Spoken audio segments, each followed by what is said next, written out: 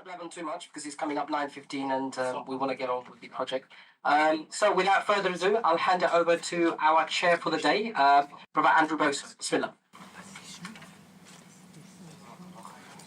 بسم الله الرحمن الرحيم الحمد لله رب العالمين وصلى الله على سيدنا محمد وعلى آله وأصحابه أجمعين. Assalamu alaikum wa rahmatullahi wa barakatuh. It's my pleasure just to emphasize Nizam's words to welcome you to this, what we hope is an interesting and unique event, not just for Britain but in general. It's hoped to be the first in a series whereby we try to match Western-style academics appropriately with classically trained expert Muslim scholars. And the two traditions have historically had something of an animosity, certainly a distinction between them. And both had positives, both had negatives. So with Western academia, you have a sort of explorer spirit, and I don't mean that with colonialist connotations necessarily, but an explorer spirit in the sense of wanting to push the boundaries, explore things, maybe not accept certain trends as absolute norms that have to be accepted. Negatives, perhaps sometimes, certainly in the field of Hadith, that explorer spirit getting them into terrain which is somewhat difficult for their capabilities. So maybe dealing with a lack of sources or jumping to too many rash conclusions. And that might be something I'm sure that's going to be discussed by our speakers today. Looking at traditional Muslim scholarship, positives of course being the depth and breadth, the many sciences which are generally studied in universities. Just recently Sheikh Mohammad was talking about how the graduates of his markaz were worth more than 52 PhDs, which is a rhetorical statement, but what he's trying to emphasize is that generally, it's a point which Ahmad al-Shamsi has recently made as well in one of his reviews, that the depth that Islamic scholars generally plunge is not something which Western academics in Islamic studies generally tend to do. So that's a positive from the Muslim tradition.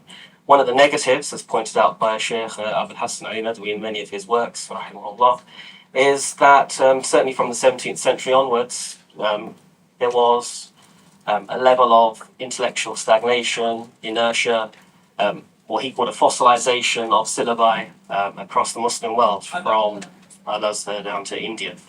So there's certainly potential for both sides to be able to interact through a dialogue to try and benefit from each other, and that's one of the reasons why we hope that we can, inshallah, match people from the various traditions so that there can at least be some sort of mutually beneficial dialogue. In terms of Hadith studies, there has been historically a great divide between the classical Muslim tradition and Western academic thought. There has been an improvement, certainly from the mid to late 20th century, whereby classically the classical Muslim presentation or methodology has been presented more in English, looking at pioneers like Muhammad Amin al-Misri, Sheikh Mustafa al-Azami, may Allah increase his life and his health, improve his health. Leading on then even to certain Western academics utilizing a more classical methodology, and perhaps the most significant recent example of that is Harold Motzki and his approach to his Isnad Matan method. However, there is still room for improvement. I mean, for instance, Ahmad al-Shamsi, when reviewing one of the books that Motzki co-wrote, did mention that it's a work in progress. And it's certainly a very important development, but it's a work in progress, and that Western academic sources could benefit from looking at 3rd to 4th Hijri century works and delving into those, into that literature. And he mentions that there are 3 examples of how that beginning work could look. And he mentions Ashraf Hatim al-Auni, who's in al-Qura in Makkah, Scott Lucas, and Jonathan Brown. And so, as Dr. Brown himself has pointed out in one of his reviews, I think on Juynboll, in his conclusion, mentioning how really the field of hadith studies is a developing field, it's not a developed field. But as Shamsi has pointed out, scholars like Dr. Brown, Dr. Lucas, etc., have made significant strides to at least presenting the classical Muslim perspective. Now, moving on to our first presenter, Dr. Jonathan Brown, undergraduate in history from Georgetown University, then Arabic studies, returning to University of Chicago for his PhD thesis. Dissertation has been published as the canonization of al-Bukhari and Muslim. And he's also authored another book, which is called Hadith, Muhammad's Legacy in the Medieval and Modern World, and he's also, even since his postgraduate studies, has been an author of numerous seminal essays on the Hadith literature. And it's true to say that his essays on Ziyadat al-Fiqh or Matan criticism amongst early scholars, the use of weak Hadith, Daraqutni's work on the Sahihain, etc., have really added to the understanding of Hadith literature in Western academia. And we hope that today we can have a good introduction to that sort of scholarship. Two main features, I would say, that stand out about his scholarship is, one, the breadth of positions that he portrays in his essays and in his writings. So he doesn't come from a strictly ideological position. You can read across the various positions from early scholars, Bukhari, Abu Zur'a, Abu Hatim al-Razi, etc., going through then to Hakim, Daraqutni, Bayhaqi, Nawawi, Asqalani, then even to modern 20th century scholars, so the Ghumari brothers, Abdul Fattah al-Ghudda, as well as Albani, and then even more contemporary with people like Luqman al-Salafi, Hamza Madi Bari. So what you get is a very good breadth of various opinions in contemporary as well as classical hadith studies. And the second aspect is his respect for presenting the tradition as it is. And so he does note in the introduction to that book, so I meant to bring it up, but he was making some corrections to it, where he does mention in the beginning how it would take a lifetime to read the works of people like Bukhari, Dhahabi, and Ibn Hajar, and 2 lifetimes to keep up. And really, one of the key aspects is his presentation of their theories, which has certainly enriched studies, and it's a respect which is welcome. So with that, I'll welcome Dr. Brown to the podium.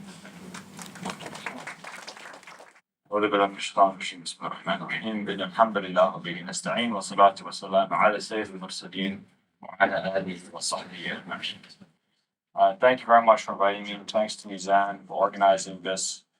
And it's kind of a long-standing ambition of mine, or hope of mine, to be invited to the UK to speak, because my mother did her PhD here in Cambridge. My grandmother did her PhD in Oxford. My aunt did her master's in Oxford. My sister did her undergraduate at St. Andrews. And my family has this long history of coming to the UK, and we have all sorts of Charles and Diana tea sets in our house and biscuits and things like that. So we kind of live in this Anglo-American immigrants to America who live in sort of cultural shade of the motherland, and yet I have only come here once or twice in my life, and I've never been to these places that where my family studied and that they respect so much. So to be invited to speak at British University is always long for this affirmation. So thank you very much for organizing everything. Dan will probably be annoyed if I mention this. I sort of disputed with him about the topic. And it's not going to be a good. I don't want you to take this as a non-endorsement of what I'm going to speak about, but I actually don't think the topic that I'm speaking about is the appropriate topic. I don't want you to take this the wrong way. What I mean to say is, when we study the way that Western scholars look at the Hadith traditions, I think that you can very easily fall into this maybe unproductive circle of looking at their methods and trying to, you say, I want to refute what they're saying about Hadith. But often, I think what you'll come up with eventually, or come to a certain realization, is that disagreements over the reliability of the Islamic tradition, Hadith being part of it, is not something that can be resolved through discussion or presentation of evidence, because it ultimately stems from different premises and assumptions, and that those assumptions cannot be reconciled without a deeper understanding of where they come from. And they may not be reconcilable ever, but the point is that you end up having a conversation which might never able to be actually taken anywhere. And so my real interest when I look at the topic of Western study of Islam is really to look at what the West is. What is the West? Where does it come from? What is the concept of, what is a Western perspective on anything? And where does that perspective come from? When Mizan and I were talking about this movie that came out about the origins of Islam, which I haven't seen because somehow these websites don't work in the United States. But looking at the images and the pictures and reading about it, where is this? Why is this person making a movie? Why is there this image of this British guy with a hat sitting and talking to Bedouins, going to the pyramids and things like that? And why is this somehow going to tell us about the origins of Islam? And why is he doing this? What is this? This is a long tradition. These images are all rooted in some discourse tradition about the West and uncovering the origins of religion and of other people's religion and of their own religion. And it's studying that universe that fascinates me. So actually, I had a whole set of slides shows about this. And then Mizan said, no, you have to talk about this issue of Orientalism and Hadith. And I said, okay, fine, I'll talk about that. But if somebody says, we really are sick of this topic, we don't want to talk about this, and we want you to do the other slides, I'll be happy. But I understand, I'm here to serve the desires and the wishes of the community here, so I won't object. I'll just say that I think that there's another conversation which is more important and more interesting, but I will be happy to do my best to answer these questions. And they are important questions. What I'm trying to say is I think that there's a bigger conversation behind them, which I'm sure we'll get into. So this is an image of Egypt from the 1920s. And I think the reason I have it up here is because this is really the time when a lot of these Orientalists, the first generation of really successful, thorough Orientalists, are writing about the Muslim tradition. And some of them are writing in Egypt. This is something that people don't know about, but in Egypt in the 1920s and 1930s, European scholars of Islam were put on when the Majma' al-Lugha al-Arabiyya, the Council of the Academy of the Arabic Language, was founded. A fourth of its seats were reserved for European scholars. This would not happen today. I mean, imagine having in Egypt, the Council of the Arabic Language or the study of Islam, and a fourth or a third or a fifth of the members are European scholars who are not Muslim. This would be very inconceivable today. But Orientalists were, at the time, in the early 20th century, and even in the late 19th century, especially in India, they were really looked to by Muslim governments, by modernizing states in Egypt, like the British imperial authority in India, as people who were going to actually tell Muslims how to understand their religion. And that Muslims were going to listen to them. And some Muslims, at least, were out there saying, yes, we would like you to tell us about our religion. Now, there was a great protest about some of the people who were on this Arabic Language Academy in the 1930s when it was founded.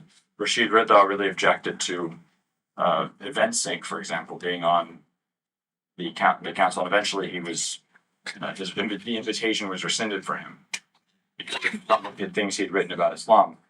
But this is interesting. I was very surprised to find out that this generation of Orientalists that we speak about sometimes very critically, we talk about people like Goldziher and Vensink and Lamens.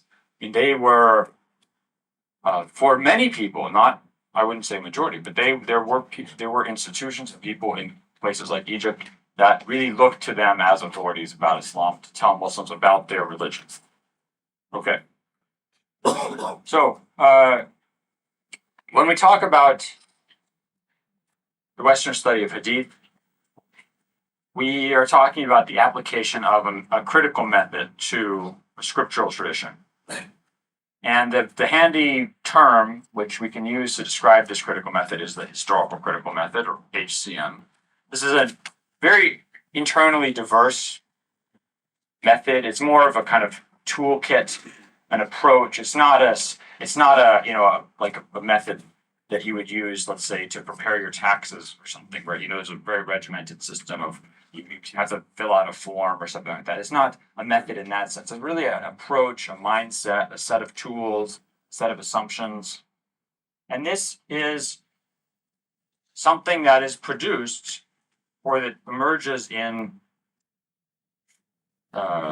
Western Europe, in Italy and France, later in Germany and Great Britain, from the 1300s until the 19th century. It's a long period of development. It's a product of the Western tradition. It's something that comes out of Western European Christian intellectual tradition from the Renaissance onward. And this, I can't stress this enough. People are not born, someone doesn't pop out of his or her mother's belly and look at a text and say, oh, I'm going to approach it from a historical critical method perspective or from another perspective. People don't just look at religion or think about religion or think about text or think about the past or think about claims about the past in any way automatically. The way they think about these is conditioned by their cultural environment. And this is very important because for many people in the West, whatever that is, and for many Muslims who are confronted by the West, there's, I think, an assumption that this is just the way that people should think about this religion or should think about history. And that there's something weird or wrong with Muslims that they think about it differently, and that Muslims have to justify why they think about history or religion in the way they do, or defend that. But it could just as easily be turned around. Why is it that this fellow who made this movie about the origins of Islam, why is it that he thinks about the religion the way he does? Why is there some origins of Islam that's different than what Muslims think it is? Why did someone come up with this assumption? Why do you have to go and talk to Bedouins and put on a hat and go into the desert to try and find what the origins of Islam are? I mean, seems to me to be a very odd assumption to start with. So it's very important we start this discussion that the playing field be level, that we not start the discussion with the assumption that the way that quote unquote Westerners think about religion is correct. Muslims have to justify why they think about their religion in a different way. These are different approaches, neither of which is necessarily correct. I mean, if you're a Martian and you're observing the Earth, there's no reason to think that the way Muslims think about religion or history, is any more or less correct than the way Westerners do. They're just different approaches. In fact, one of them, the historical critical method approach, is much newer. Now, I'm just going to go through some very important principles. I would love to spend 5 hours just talking about the history of where these things come from and why they emerged and how the weird mixture of rediscovering Greek history and Roman literature and the Protestant Reformation and Aristotelian science, how this all, and discovering the New World and then finding out that there are tribes in Brazil and we have no idea what God is, or no Western Abrahamic notion of God is, how all of these things came together to create this approach. I would love to do that. I won't have time. One of the important principles that comes out of the emergence of the historical critical method is what's called the principle of analogy. It's very, very important. What this means is, basically, human society is always the same. Human society is always the same. Whether you're in Greece, in Athens in 400 BC, or Arabia in 600 BC, or China in 1000 BC, or England in the 1800s, people are always the same. And they are the same in a negative way. They are self-interested, they're greedy, they manipulate power, they are dishonest, they pursue their own agendas, they twist ideas and beliefs to meet these agendas. It's a cynical vision of humanity that is really, I think, based in the Greco-Roman historical tradition. Historians like Herodotus, Thucydides, later Roman historians like Polybius, who died around 110, 115 BC, Roman historian. And what they say is, a historian, and here I'm quoting Polybius in his History of the Roman Empire, a historian, or the history of Rome up to his time, remember he's writing the 115, 120 BC, relatively early, is that a historian has to be ready to praise his enemies and criticize his friends, because nobody is always right and nobody is always wrong. This is very important. I know this sounds, this is so important about what Dr. Brown is saying. It's actually a very important principle. What it means is that there is no community or group of people or time that is perfect or golden or free from criticism or better than any other time. And the Greek and Greco-Roman view of history was a cyclical. There was no beginning of the world. There was no end of the world. There's no better time. There's no worse time. It's just constant circle of fate. The circle of fate, literally. Rotem fortunae, the circle of fate. Going over, rota fortunae, going over, around and around and around. Nothing changes. This is very important because when you're studying, if I decide I'm going to go and try and discover how Muslims were living or thinking in the year 700 in Damascus, I'm going to assume that their world basically works according to the same rules as my world right now. Now, there are differences. I can say, okay, when an Arab says, when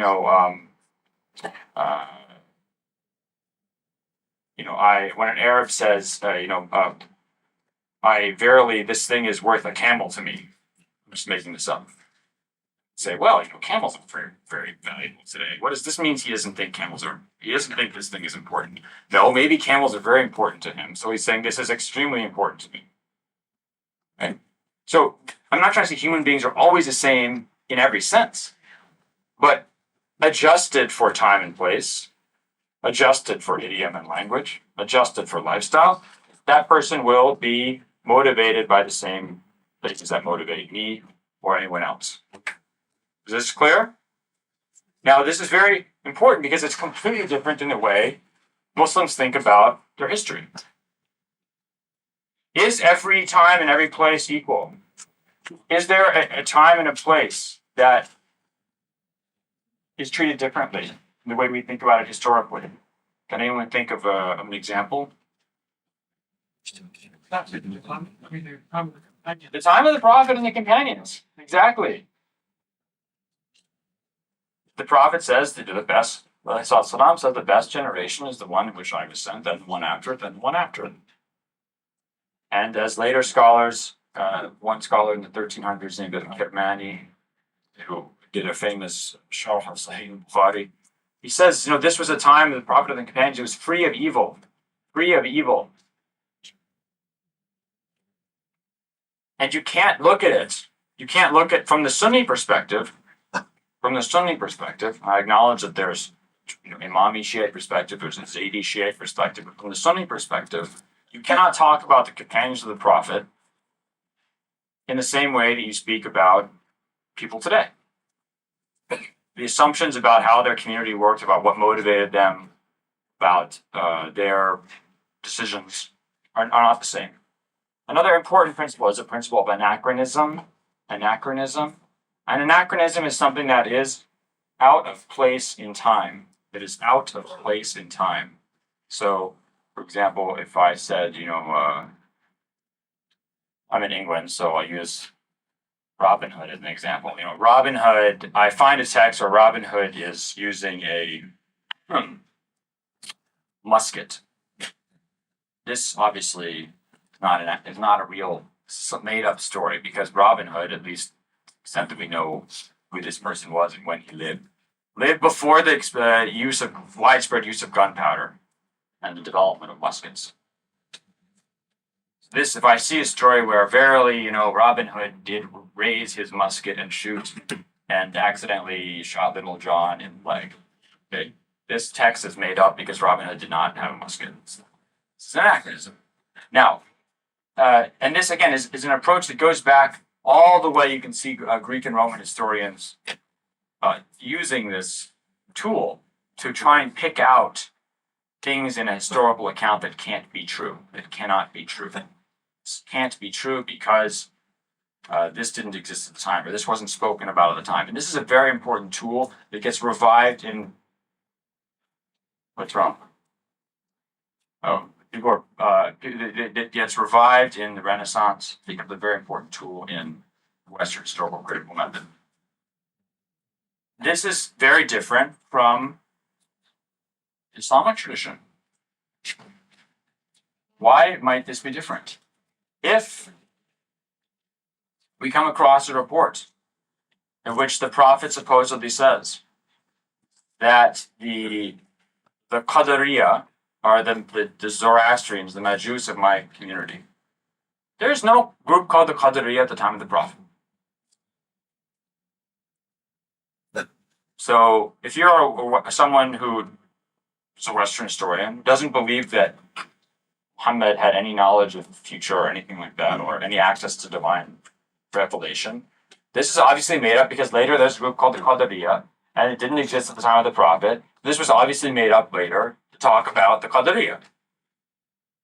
Well, if you're a Muslim and you believe that the Prophet could have access to the knowledge of the unseen, that God could inform him about something, then it's distinctly possible that he could predict the future. So this tool doesn't work. It doesn't work when you talk about the Prophet. It can work in other situations, but not when you talk about someone who has access to the ghaib. Another important principle of dissimilarity. This term, I think actually the actual person I've seen using this technical term is Bart Ehrman, University of North Carolina. But this is a principle that even when it's not discussed as a technical term, is very important. And it is the idea that when you're looking at historical source, if something appears that seems to go against the interest of the writer, or against the interest of the party to whom the historian belongs, it's probably true. So, why? Because why would the person make it up? Why would the person if the assumption is that people are sort of nasty and we're all very cynical about everybody and they're always forging history to make themselves look good and make their party look better, if they include a report that reflects badly on them, well, it's probably accurate, because why would they make it up? And this principle was discussed at length by early Enlightenment scholar named Jacob Perizonius. I think he was Dutch. As an attempt to convince skeptics at the time, scholars who were very skeptical about our ability to construct the past, to reconstruct history, that he was saying this is actually a tool we can use to determine fact in ancient historical sources, or at least to weed out fiction. Yes? How that you do that some people might create the story to with that reputation? Like you say that why would they make up something? And again, maybe to win you over that type of paper, I don't think that may lie that later. When kind of in theory. Yeah, this is something that the question is, well, maybe they're including enough bad things to make you believe they're reliable. This is a very cynical approach. And if someone's trying to do that, they may succeed. One of the things that what historical critical method tends to do is to focus on something called the principle of verisimilitude. So when Western scholars criticize hadiths, oftentimes what they say is, you have a hadith, I was sitting with the Prophet and I remember it was after this battle and we were coming back from this raid. And this is all extraneous information. This is included to give it a sense of reality. So, for example, if I'm telling a story, I said, yesterday I came into the airport and, the hallways were so long and I was walking and there was a poster of a Olympic swimmer and there was I looked out in that runway and there was all these airplanes and then I got to the immigration, to customs and they asked me questions. None of that information is important. Why did I do that? Because life is more interesting when we include details and stories. But you could also say he was including that just to create this sense of reality. When a writer describes how they feel in a fictional account or in recollection when they're writing their autobiography, when they talk about where they lived and what the room was like they lived in. Why are they doing this? They're trying to recreate something for you. So the interesting thing, this really gets into this question of what I'll talk about now, default skepticism. There's no reason why providing detail should be an indication that I'm trying to mislead you. I'm simply trying to recreate something for you. Or maybe jog my own memory to relive a moment in the past. But as a more cynical approach is, no, you're trying to, this is created to, this is included to create an image of verisimilitude. Okay, or create verisimilitude. And I think these three important critical tools in historical critical method, they are accompanied by important themes in approach. One of them is a default skepticism and doubt towards texts. This is very important. What does critical mean? What does the word critical mean? When you read historians like Lord Acton talking about what a historian does, a historian is critical means when he or she comes across a source, he does not take it at face value. He inquires as to what really happened, what's really going on behind the source. The assumption is that a report about the past needs to be investigated. Is it correct? Now, it's very important. Muslim scholars are also skeptical of reports. They're also skeptical of reports. But there's degrees of skepticism. When when Muslim scholars present hadiths, and this is something that's somewhat controversial, some people might disagree with me. In general, Muslim scholars would say that you can't attribute something to the Prophet, you cannot attribute something to the Prophet without providing some evidence for it. But actually, in reality, when you look at how hadiths are used in law, or especially in preaching, or in Sufism, or in ethics, or just in daily life, we almost never inquire as to the authenticity of these reports. And someone cites it's in Sunan Ibn Majah or Sunan Tirmidhi. Sunan Ibn Majah is full, up to a quarter of it is unreliable hadiths. Tirmidhi has many, many weak hadiths in it. The Tirmidhi himself says this is a weak hadith, this is an unreliable hadith. He himself acknowledges this. And nobody goes and looks that up.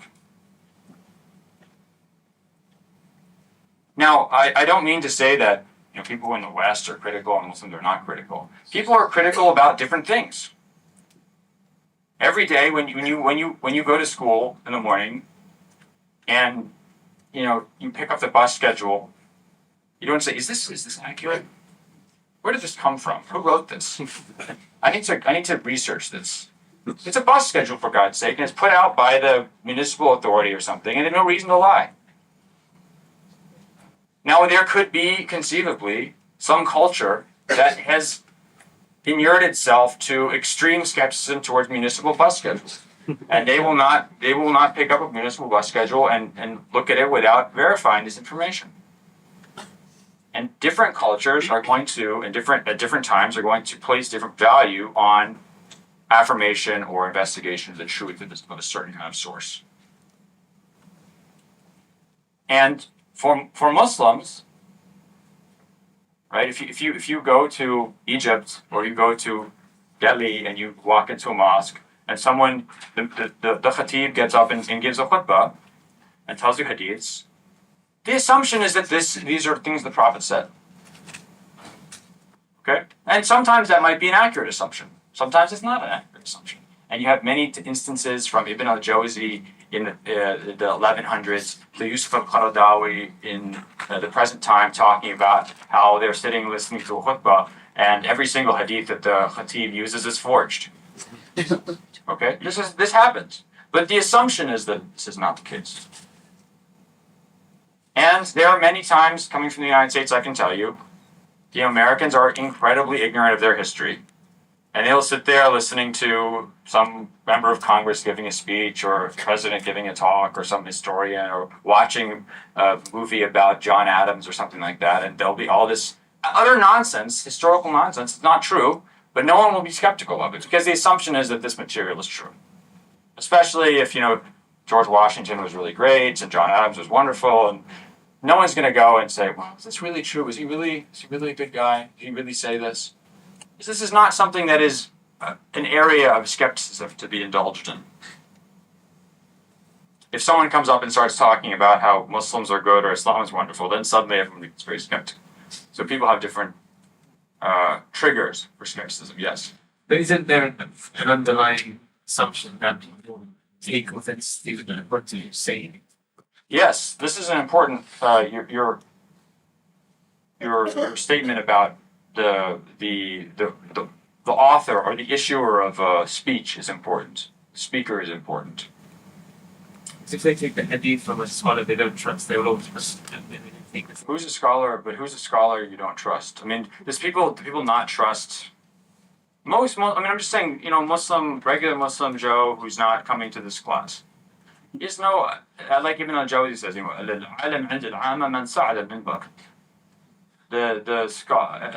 the scholar, according to the masses, is the guy who gets up on the minbar.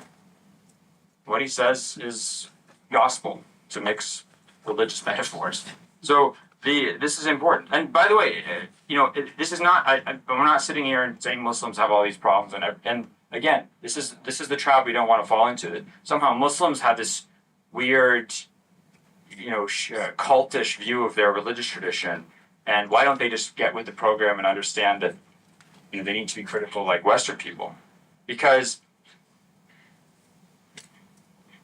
I can't tell you how many times I'm sitting there listening to the radio in the United States to good radio channels like NPR, National Public Radio, and they just say when they're talking about the Middle East, it's utter nonsense. And you can't. People will get up and no one will even correct gross errors that are made. I just remember the Muslim Brotherhood assassinated Sadat. This is one. I was sitting there listening to this, trying to call in, and but this nonsense is not accurate. Why is there 3 people on the panel who are all supposed to be experts in the Middle East? No one said this is not accurate.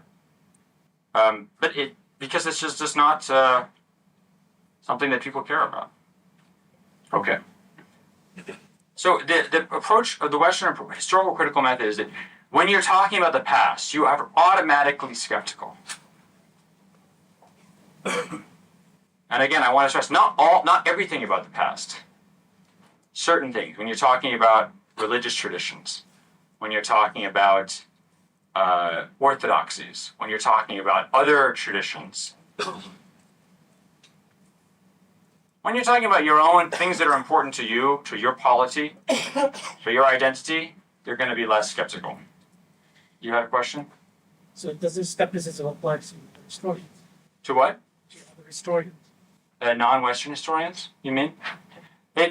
I'll get to this. This is an important difference because when you look at when a Muslim scholar is studying Hadith, for example, or studying history, I'll speak mostly about Hadith.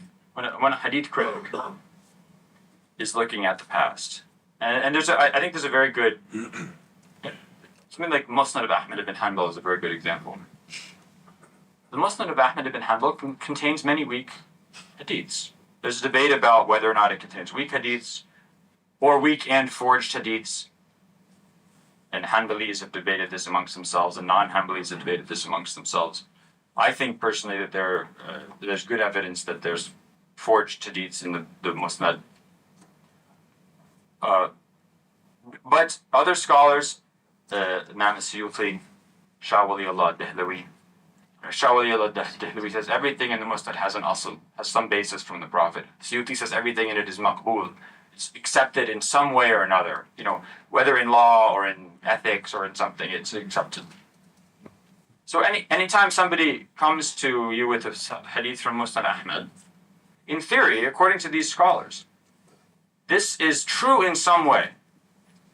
This hadith is true in some way. And you'll see, many times, I don't need to explain this to you because you're Muslims and you've come across this. How many times do you see a sign in the masjid or something where it gives you a hadith and it just says Musnad Ahmad? It doesn't explain where it comes from. And the assumption is that it's accurate.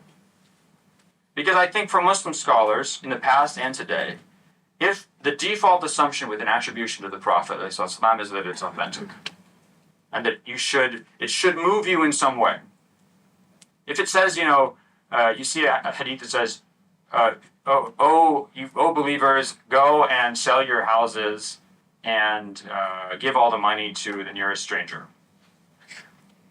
I'm probably going to investigate that before I decide to sell my house and give money to the nearest stranger. I think this would be a good approach to life.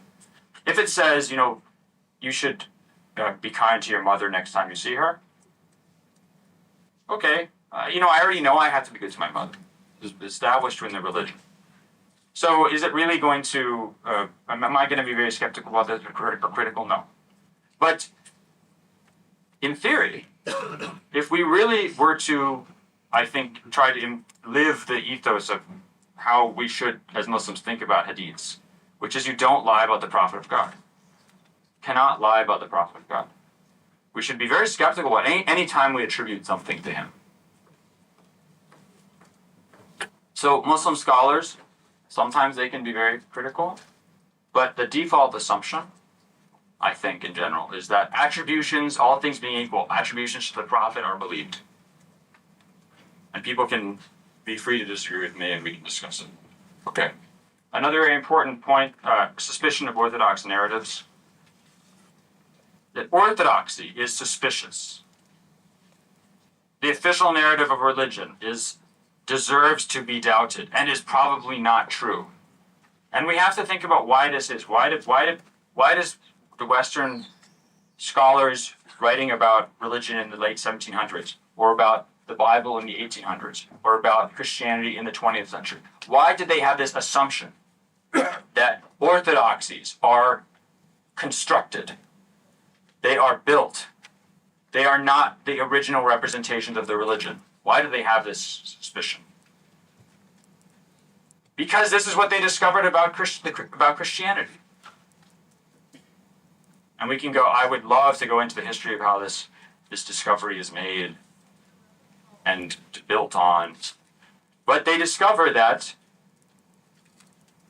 or partially through reconstruction of early text, partially through a kind of reimagination of what they think Jesus originally taught versus what the religion became, partially through the discovery of new texts, they conclude that what becomes Orthodox Christianity, either Catholic or Protestant, or sort of proto-Orthodoxy, which becomes Catholicism in the 400s and 500s of the Common Era, that this is a later development, and that there was something else before it that was different. And at least if you think about if you have this obsession with origins, if you believe that originally what people understood as the religion was the true version, as this fellow who did this movie about Islam believes, apparently, having not seen the movie, I can't be too specific or too critical. For all I know, it's a wonderful movie. The assumption that the original version is the true version. This is also not necessarily correct. I mean, this is not. There's no reason why that's true necessarily. If you believe that a religion is defined by a body like the church or by the ummah as a whole, as time goes on, it constantly speaks and defines a religion for itself, then the original version is not necessarily the correct one. If it changed, those changes are not necessarily illegitimate. But it's this belief that orthodox narratives, orthodoxies are constructed and that they are not the original, correct, true message brought by either a historical figure or a prophetic figure. This is also an important theme in historical critical method. Finally, and I've probably gone way too long about this, but the belief that scholarly investigation can uncover this true history. That by using our minds, using our critical faculties, applying this method, we can actually uncover the truth of the past. And if we can't uncover it, then we'll come and say, you know what, we can't figure this out, but we certainly know what you think, what the orthodox narrative is wrong, what you've been told is wrong. We can't necessarily tell you what's right, but we know that what you've been told is incorrect.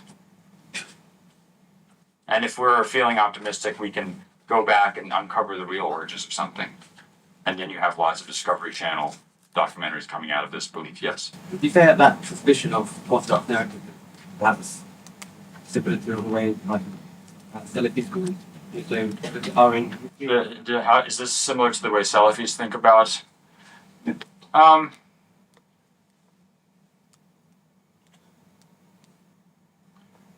I think that there is a similarity, but it's not structurally determined. It's a similarity that's just coincidence. So Salafis would look at, let's say, the way that Islam is understood in the year 1400 in Damascus, with madhabs, rigid people following certain schools of law, like a guild, Sufi practices and go visiting graves of saints. That's very important religious practice. They're engaging in speculative theology, and this is important to them too. They would say these are all constructions that are not originally part of their religion, as understood by the Prophet and the companions. But they wouldn't, I don't think that they would automatically look at any expression of religion and assume it's illegitimate or assume it's constructed and it has to be, some origin has to be determined. They're concerned only with Islamic origins, and if they didn't feel that some practice was illegitimate or was imported or lacked roots in the early period, they wouldn't be skeptical of it. And there's lots of orthodoxies, for example, that Salafis completely buy into. The idea of the rightly guided caliphs. The idea of the Salaf the idea of the Salaf is an orthodoxy. The idea that somehow the early Islamic period deserves to be followed and is more correct or rightly guided than what happens later. This is an arbitrary distinction. I'm not trying to say it's an incorrect distinction. What I'm trying to say is that you don't walk into a room and knowing nothing about Islam and understand automatically that the first 3 generations of Muslims are different than everyone else. This is something that you buy into as an orthodoxy. Does that answer your question? Okay.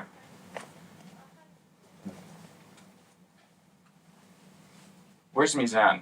Someone should just, either hit me on the head with something when I've gone on for too long, or tell me when this session ends. Otherwise, I'll just speak endlessly. So I think. Okay. So let's talk about Orientalism. Finally, at long last. Let's speak about basically Western scholars start studying Islam really seriously in the late 1600s and early 1700s. The Quran gets translated into Latin, really bad translation. in 1142 by Robert of Ketton. It's very difficult to understand. It's translated into French in the 1600s and to English in the 1700s. It's really, I think, in the 1700s that you start getting Western scholars who have a very good understanding of Islam. Before that, I mean, they really do not understand anything about the Quran. They don't understand anything about the Prophet. They don't understand anything about Islamic law. They basically, it's essentially polemics. It's just anything bad you can say about the Prophet or about Islam, you'll find it in books, and it has no relation to reality. The Prophet started out as a cardinal in Rome, and he did realize that he wasn't going to become a senior cardinal, so he goes to the desert and he starts religion. I mean, stuff that is just really distant from reality, even if you're not Muslim. What happens in the 1700s, you start getting translations of this sort of general Islamic histories like this, the Tarikh of Abu al-Fida. Gets translated into Latin, good Quran translations. And by the late 1700s, you have scholars like Edward Gibbon, the famous British historian of the Roman Empire, who died in 1794. His section in his Decline and Fall of the Roman Empire on Islam is excellent. I mean, it's better than a lot of stuff that's written today. I was reading it, I was just stunned at how much this fellow knew. He knows about, the different Hadith collections. He knows that there's Sahih al-Bukhari. He knows that there's Naskh, there's abrogation. He knows about the Prophet's wives. He knows about the different Hadiths that talk about the rewards that await people in heaven. He knows a tremendous amount. And this is a qualitative difference between his work and 100 years earlier. I mean, he's not Muslim. He doesn't believe in the Prophet's message. He believes the Prophet's ultimately an imposter. But it's really, you start seeing really an influx of good knowledge and awareness about Islam. And in the 1800s, even more. Now, Western Europeans start really learning about the Muslim world through three main routes. Two of them are directly related to colonialism. In fact, you could say four main routes, really. One is the British East India Company's attempt to understand Islamic law, Mughal court records, Indian history, because they are now ruling by 1815, 1816. The majority of the subcontinent is not actually being administered by British authorities. They are administering Sharia courts using Anglo-Mohammedan law. They have to translate books of Islamic law. By the way, they're doing exactly the same thing with non-Islamic religious traditions in India as well. Another way is the European study of the Ottoman Empire, because of the European diplomatic efforts to understand, infiltrate, deal with Ottoman power in the Mediterranean world in the 1800s especially. Another way one could say is actually the Dutch study of Islam in Southeast Asia, because Southeast Asia becomes a giant coffee plantation for the Dutch, rubber and coffee. And there's tremendous study of Islamic law as understood in what's now Malaysia and Indonesia by the Dutch. Finally, the last route, which is the one we'll be talking about specifically because it deals with things like Hadith and the Quran, early Islamic history, is an extension of biblical studies. Western study of Islamic theology and Hadith is a direct extension of this study of the Bible. The earliest figures in the Orientalist tradition in Europe are German scholars like Julius Wellhausen, who write very important books about the historical critical study of the Bible, and then they say, hey, if I really want to understand the lifestyle of the tribes of Israel, what better way than to go and look at Bedouins nowadays, late 1800s, and see how they're living? And then they start studying Arabs, and they start studying the Arabic tradition. They start studying the Islamic tradition, and their study of Hadith and the Quran is just, all it is a transposition of the historical critical study of the Bible onto the Islamic tradition. The assumption is, we did this with the Bible and the Christian tradition, now let's just take it and apply it to the Islamic tradition, which they assume will yield exactly the same results. William Muir is a great example of a Indian or a British East India Company functionary in South Asia. He was a major, actually a very important person in the East India Company in the mid 19th century. He was actually in the Agra fort during the rebellion of 1857. And he was sort of sending intelligence reports. He was a very important person in the East India Company and then in the post 1857 administration. I think he's also one of the most important historians of early Islam. He writes very influential study of the life of the Prophet. And in it you see some themes that will repeat themselves over and over again in the Western study of Hadith. That Hadiths are made up. They're made up to glorify the Prophet. They're made up to promote certain religious agendas, orthodox religious agendas. And a very important point he makes is that Muslims only look at the transmission of hadiths. They don't look at the contents of the hadiths when they're criticizing them to see if they're authentic or not. And that's why they don't see that there's all these anachronisms. They don't see that the hadiths say things that are plainly crazy and scientifically inaccurate. From his perspective. Important to say that. Another, and I think maybe the most important person in the Western study of Islam and of Hadith is Ignaz Goldziher, who's a Jewish Hungarian, or a Hungarian Jew at the time is probably the better way to identify him. And he actually goes and studies in al-Azhar. This is a picture of Azhar in the 1920s, the Azhar courtyard. He goes and studies in al-Azhar, and he knows obviously Hebrew very well. And he comes out of the German academic tradition, so very well versed in Latin and Greek and Hebrew and Syriac and everything. He knows Arabic very well. He goes and he studies in al-Azhar, and you can see this in his work actually. He's sort of the first case of a Western scholar who goes, benefits from Muslim scholars, comes back and doesn't give them credit.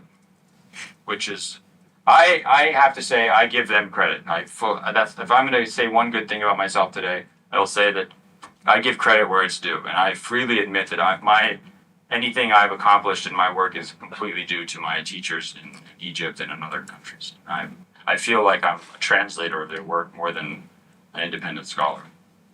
And you see things in Goldziher's work that I haven't seen written anywhere. I've not seen them in any written Islamic book, but they're like Azhar traditions.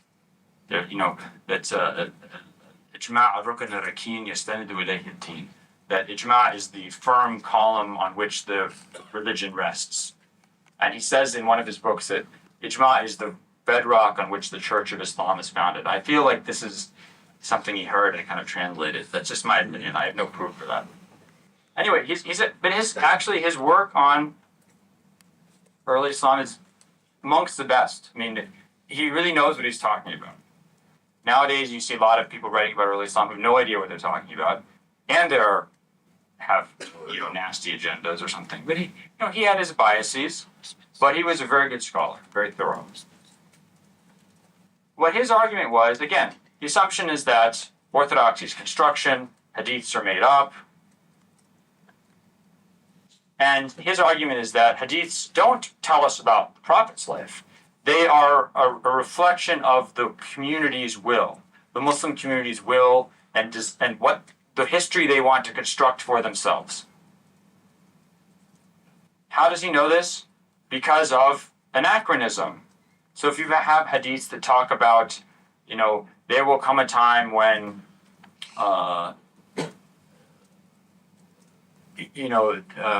there will be black banners that will come from the east, from Khorasan, and you should join this army because this is the army of the Mahdi. So, well, this is clearly made up during the Abbasid revolution because the Abbasids had black banners and they were based in Khorasan, and this they made up as propaganda to get people to join their causes. If you find a hadith that says that Sa'id manjuni bal fitan, the happy person is the one who doesn't get involved in any kind of civil strife, he doesn't get involved in politics. Well, this is clearly concocted by Muslims during the Abbasid period when they're trying to basically get everybody to calm down and not get involved in political strife anymore. Or if you find a hadith that says that Ali is Ali is to me what Aaron was to Moses, well, this was clearly made up by Shiites in their attempt to convince others that Ali should be, and the family of the Prophet should lead. And another hadith that says that, Muawiyah it's as if he was, or another example, that the Prophet inquired after Muawiyah and he wasn't there, and then he came later and he said, I was sitting beneath the throne of God. Okay, this is clearly made up by pro-Umayyad forces to legitimize the figure of Muawiyah. So he looks at, if you, in theory, the Prophet could have said all these things. If you believe the Prophet knows the future, he could have said all this, and this could all be completely accurate. But because the assumption is that he doesn't know, because the assumption is that people are making this up to construct an orthodoxy, determining what interest these various hadiths serve tells you when they were made up and by whom. Is that clear? This is Goldziher's argument. So there's hadiths that are made up to shore up Umayyad legitimacy, and that's where you get a lot of the political hadiths. Law, hadiths of law, Goldziher says, were made up during the Abbasid period, from the mid-700s to the mid-800s, because the Abbasids decided that they wanted to rule sort of with this position of Islamic legitimacy as people who were going to bring back the Sunnah of the Prophet. And they have to figure out how to provide some Islam for people to follow.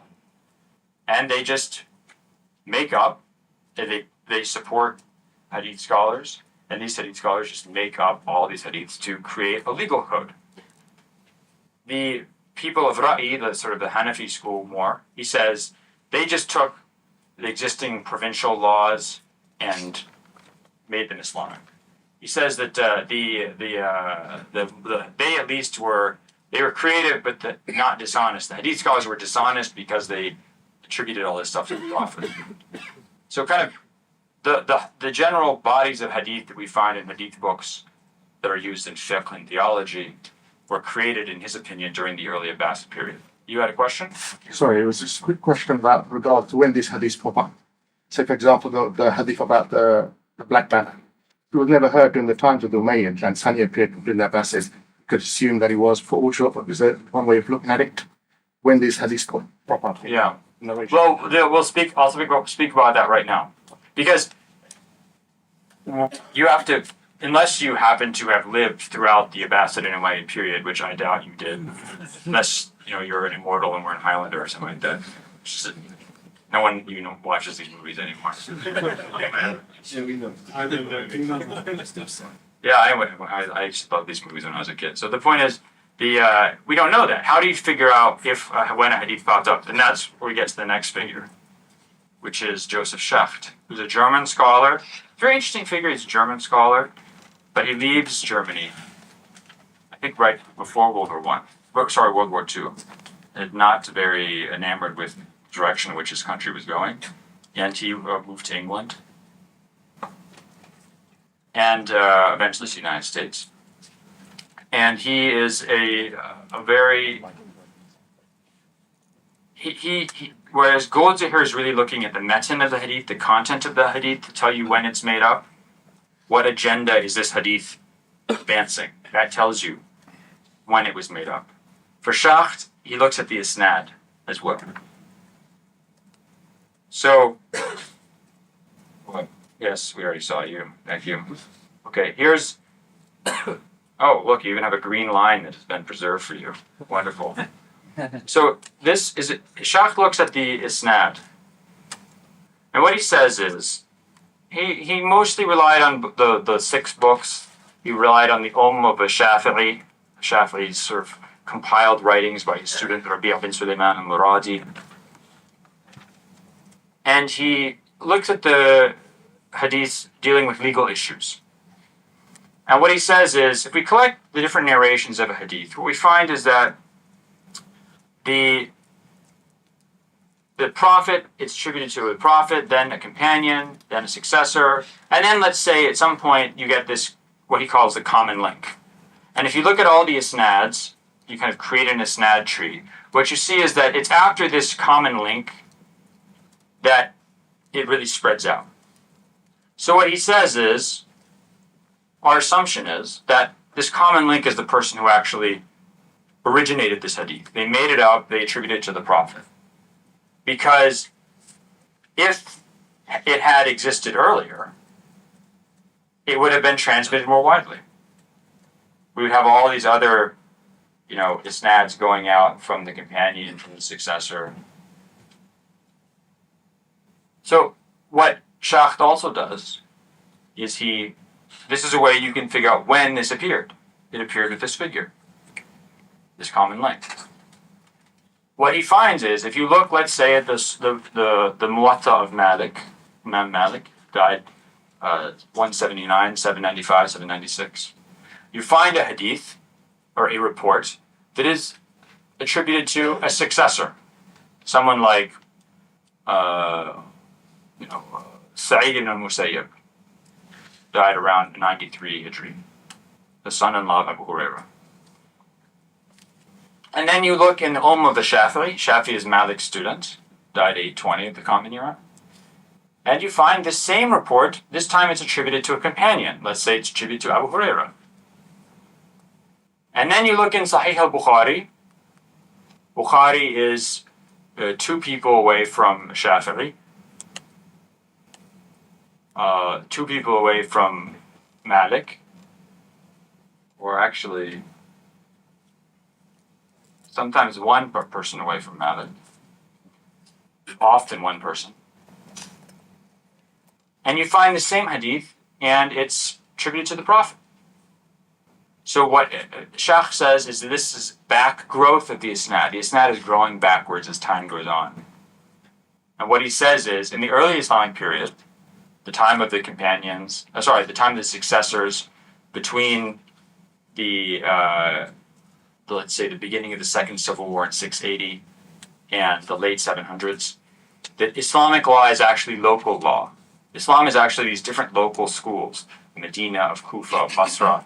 Everybody has there's no notion that Sunnah of the Prophet is something that unifies them all. They just have their local schools, the Kufans and the Basrans and the Medinans. Now what happens is, they're all competing with each other. The Kufan says, I think the correct position on drinking Nabid is this. And the Basran says, I think it's that. How do they beat each other over the head with evidence? What evidence do they can find? Well, successor says this. Sa'id al-Musayyib says this. Support me. And then the Basran says, oh yeah? Well, look what I have. It's actually a companion in my book who says this. And then eventually, his argument is that Imam Shafi'i comes along in the late 700s and makes the Prophet Muhammad the source that everybody has to go to. He's sort of the ultimate trump card, is the Prophet. And his argument is that since, if you look at the 6 books, these are the vast majority of their contents are hadiths from the Prophet that go back to the Prophet. They must originate after the time of the Shafi'i in the late 700s. So it's really in the late 700s to the early 800s that the world of hadith that Sunni Muslims know and love is created. It's created as a back projection of what was originally actually local schools of law, opinions of successors, that gets pushed back first to the companions and then to the Prophet. So his argument is that if you come across if you see something attributed to a successor, it is more historically accurate and earlier then something that's attributed to a companion, and more historically accurate and earlier than something attributed to the Prophet. Is this clear? Have I lost anybody? Yes. Looking at early Islam, we understand that Islam spread quite rapidly around the world. It went to India, it went to North Africa, etc., etc. And therefore, many of the companions in the world, as fast as example, Cyprus. Isn't it perfectly conceivable? Also, sometimes certain companions had ijazah and ijazah. So for certain hadiths, it was transmitted to them, but it wouldn't be for the native.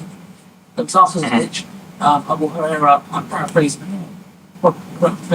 is I have two pots of knowledge. If I was to reveal one pot, I reveal one pot, another pot if I reveal the top of my head. That's just a paraphrasing. So isn't it conceivable that hadiths that came centuries later were probably around at the time of the Prophet ﷺ, they were given to certain people? That's a very good point. That these are they're locally limited. Okay, that's an important point, which will be brought to bear on Schacht. Because Schacht's an important assumption here, is very important, is the idea of an argument e silentio, or out of silence. I think I wrote that down somewhere. It's not on this slide. It should be. E silentio. Sometimes you can get a little pen, and I will write in terrible handwriting.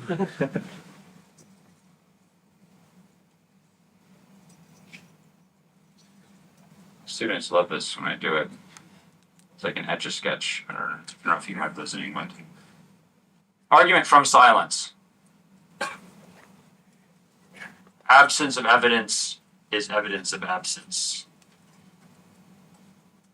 Or as former U.S. Secretary of Defense Donald Rumsfeld said, absence of evidence is not evidence of absence, which is actually correct from an Islamic perspective. Donald Rumsfeld, not good ideas, but sometimes pearls of wisdom.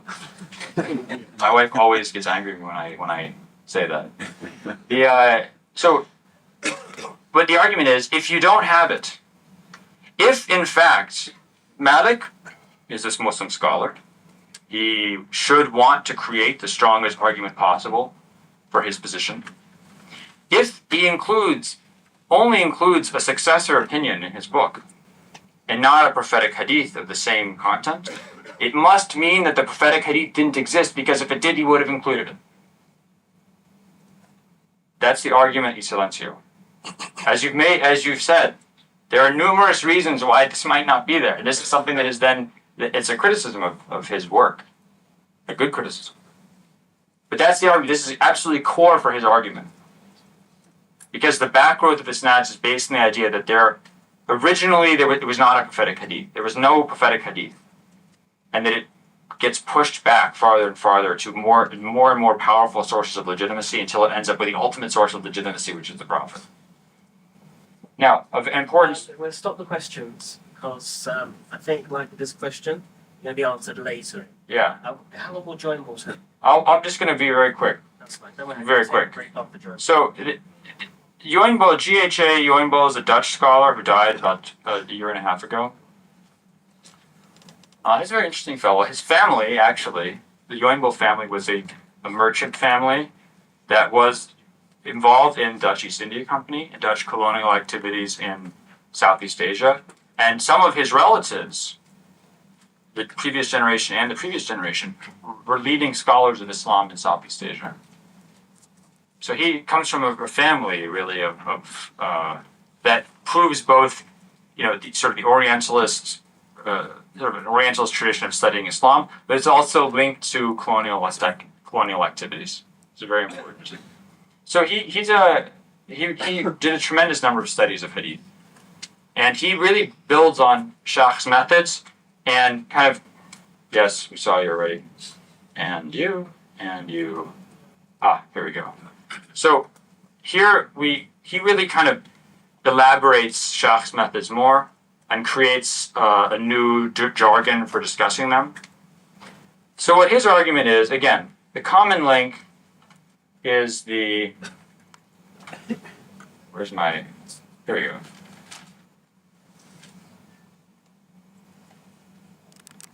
The common link is the person who makes up the hadith. His argument is Muslims love hadith. They're always talking about hadiths. They're always talking about how you should listen to the Prophet. They're always talking about how many gazillions of people went and attended the hadith circles of Sufyan ibn Uyayna or Shu'b ibn al-Hajjaj in Basra. Hundreds, thousands of people there attending these lessons, hearing hadiths. If really this was happening, you'd have dozens of people transmitting these hadiths. If you don't have them, then means these hadiths must not have been transmitted.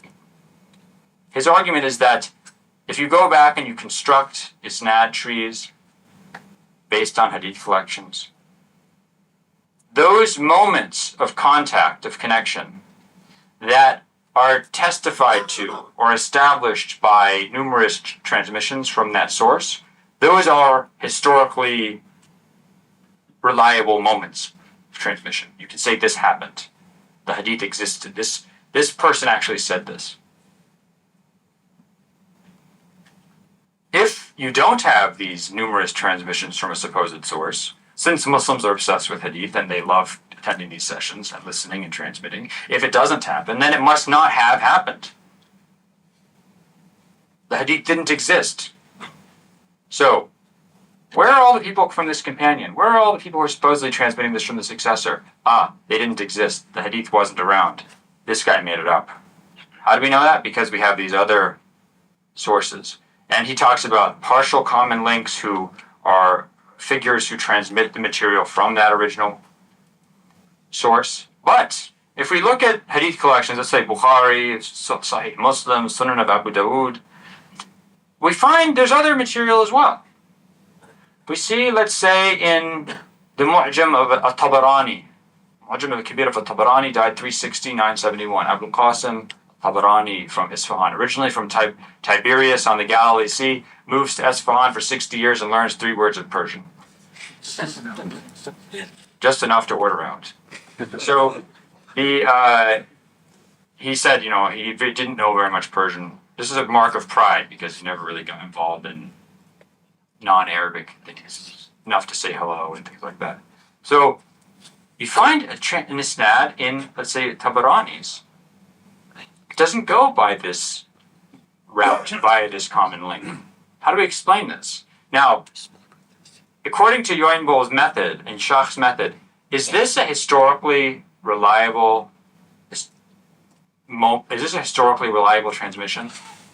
Does anyone have an answer for that? No. Why not? You don't have the numerous transmissions. Exactly. This is just made up because if it were real, you'd have all these people coming out of this transmitter and this transmitter. So this guy made it up. Why did he make it up? He wants his own isnad. He wants a shorter isnad. Or he wants to help in this great conspiracy to make this hadith seem more reliable. He calls this a dive isnad. It kind of dives in around the side. And sometimes you'll have a hadith that doesn't have a common link. It's just a bunch of single strands. He calls those spiders. And those for him are not, you can't establish them as existing at any time, basically, until the collection in which they're found. Now, a very important position of Juynboll. Okay. Is that, and it's implicit in Schacht, it's explicit in Juynboll, is that in effect, all hadiths are made up. You can, if this is your criteria, if these are your criteria for determining when a hadith enters circulation, that it happens with a common link. And if the common link is always someone who's, let's say, a successor or beyond, for Juynboll, he says that these people usually exist in the early, 700 to 720, 700 to 730 of the Common Era. This is when hadiths are made up. There are no reliably authentic hadiths of the Prophet. And he has an article on the famous hadith of man kadaba alayhi muza'amidan falyatabawa maqadahu min an-nar. Whoever lies about me, right, misrepresents me intentionally, let him prepare for himself a seat in hellfire. He has an article on this in which he shows, according to his methodology, that it cannot be established as going back to the Prophet. So if this hadith, which is for Muslims the most authentic hadith, between 60 and 100 companions transmitted, Tabarani has a whole book on the people who transmit this hadith. If this is not reliable, then nothing is. There is no reliably establishable hadith of the Prophet. So what you have, what the hadith tradition is a gigantic conspiracy. Muir had been critical. He says, he looks at Bukhari and he says a third to a half of this book is nonsense. But the rest is, the Prophet had to say something. And it's generally reliable. With Goldziher, you have skepticism. You have a hadith, if it seems to support some agenda, you take it out. That's something made up later. But this idea implicit in Schacht, explicit in Juynboll, is that nothing in the hadith tradition is really representative of something the Prophet actually said. Okay, I will end there. We'll start next time. Yeah, we'll just make it short. I was unable to bring you to order.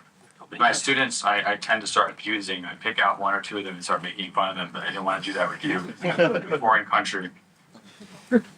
So we will continue the study of Orientalism. Now, I told Mizan this. I said, I think I'm not giving you your whatever equivalent metaphorical equivalent of money's worth, because this is all in my book.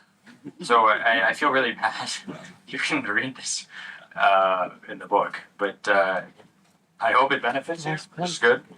So this study of the Hadith tradition by scholars like Goldziher, Muir, Schacht, does not go uncontested. It doesn't go uncontested in the Western Academy. It doesn't go uncontested by Muslim scholars writing in English or writing against some of these critics. And what you see is that there's, in the second half of the 20th century, you find a number of scholars, some of them of Middle Eastern origin, some of them Muslim, some of them Christians. People like Nabia Abbott. I've been told her original name was Nabiha Aboud. I don't know if this is accurate. The person who told me this is generally reliable, but sometimes is not. Like all of us, like myself included. So Nabia Abbott was originally, she's an Iraqi Christian, and she moved to the United States, and she eventually became a professor at the University of Chicago. And the University of Chicago Oriental Institute has a collection of early Arabic papyri, and also not just papyri, but paper copies of segments of the Musnad of Ahmad ibn Hanbal from the 800s of the Common Era. It's very important, by the way, and I'm going to be jumping ahead of myself. It's a second item here. I will shut up and follow my own instruction. Abbott, and I think I don't want to sort of assign intentions to her that she might not have had, but I get the sense from her work that she was standing up for a tradition that she felt was not being given its due credit, it was not being taken seriously enough.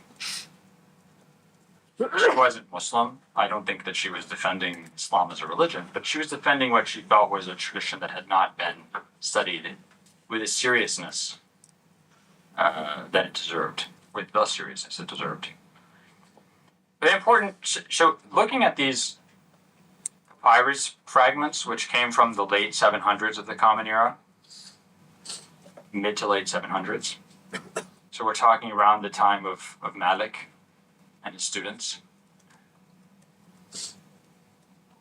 She came to a few conclusions. And I'll just give you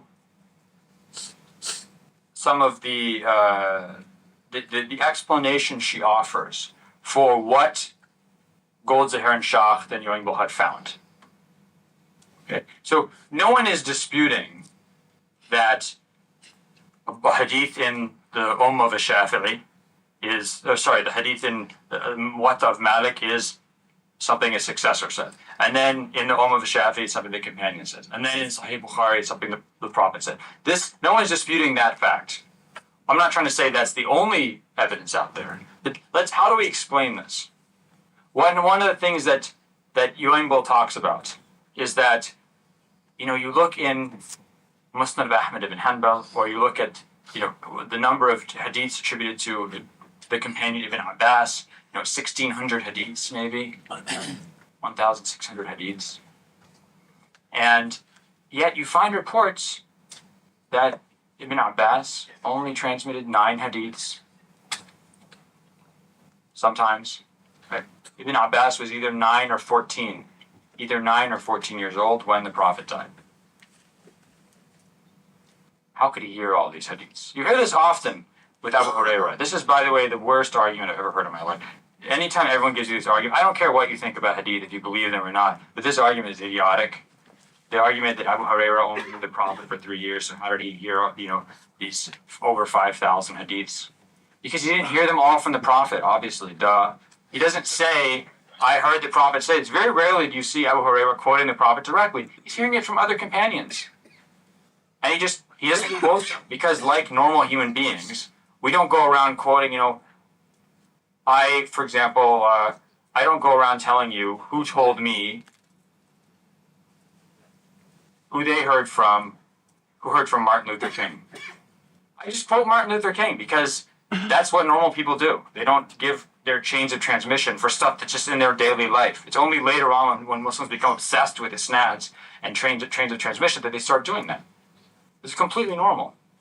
So this is I kind of got off topic, but this is important. When you see these, how do you explain the fact that someone says Ibn Abbas only transmits, a small number of hadiths, but then there's thousands of narrations of this hadith that are attributed to him? One of the things that Abbott says is that this is a very important point. Early scholars, and actually Muslim scholars till this day, use the word hadith to indicate 2 different things. And this is an example. People love to say how Arabic is this perfect language that can communicate. Actually, sometimes Arabic is not the best language, or at least the way it's used is not the best way. And sometimes English can be more useful, because there's a difference between traditions and what I say traditions and narrations, between hadith and riwayah. Hadith and riwayah. A hadith or tradition we can think about being a general idea of something the Prophet said. To give this earlier example, whoever lies about me intentionally, let him prepare for himself a seat in hell. This is something the Prophet said. Now, there's lots of different versions of this. There's some versions that lack certain words, that add certain words. Because there's all these narrations of this one tradition. From 60 companions, 70 companions, 80 companions. Other hadiths maybe from 2 companions, 4 companions. You have lots of different narrations of one tradition.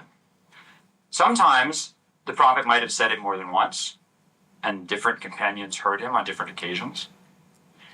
Muslim scholars, when they speak of hadiths, will generally associate them with a companion. A hadith is something that a specific companion heard the Prophet say. So you'll have instances in which they're talking about the hadith of Ibn Umar, the hadith of Ibn Abbas, and you're saying to yourself, wait a second, this is the same hadith. I mean, it's the same general thing the Prophet said. Why are there different hadiths here? Because hadith is being used to indicate the transmissions of these different companions of one tradition. When someone says that Ahmad ibn Hanbal selected the Musnad from 750,000 hadiths, that doesn't mean that there's 750,000 different things the Prophet said. These are 750,000 different narrations. And if you imagine how these narrations ramify as people sit and study, and transmit, and spread knowledge, This is not difficult to believe. When they say, how could there, how could the very fact that all these things spread in this number means that so much is being made up, obviously. If companions are transmitting 5,000 hadiths at the most, how can you have 750,000 hadiths later on? Some obviously are made up, and Muslim scholars, by the way, had no problem admitting that. That's why they started the science of hadith criticism. They didn't start it because they had free time and didn't have anything to do. They had a problem, which is people were making up hadiths. Shu'bah ibn al-Hajjaj, who died in 160, the famous Basran hadith critic, he said 3/4 of the hadiths I find are made up. The ones that I come across, 3/4 of them are made up. But this multiplication is because you have to remember that they might be talking about narrations of hadiths, not just the actual tradition that the Prophet said. So this is an important distinction that Abid highlights. Second, technology. You all have paper. You're writing on paper. Isn't that wonderful? Well, some of you are writing on electronic devices, which is even more wonderful. Unless there's an electromagnetic pulse weapon that goes off, in which case you're all toast.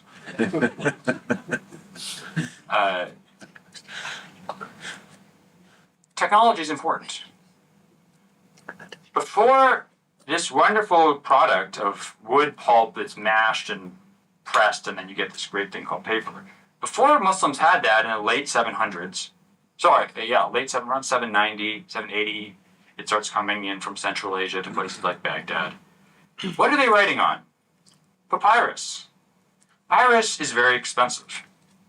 You take this reed from the Nile River and a few other places, and you cut it into little sheets, and you paste them together. It's kind of sticky, and you put some solution on it to stick it together, and you get a sheet that's big, yay wide maybe, and as long as the reed is, and you paste these together, and you get a long scroll, and that's how you write books until around 200, 300 of the Common Era. Book is actually a scroll.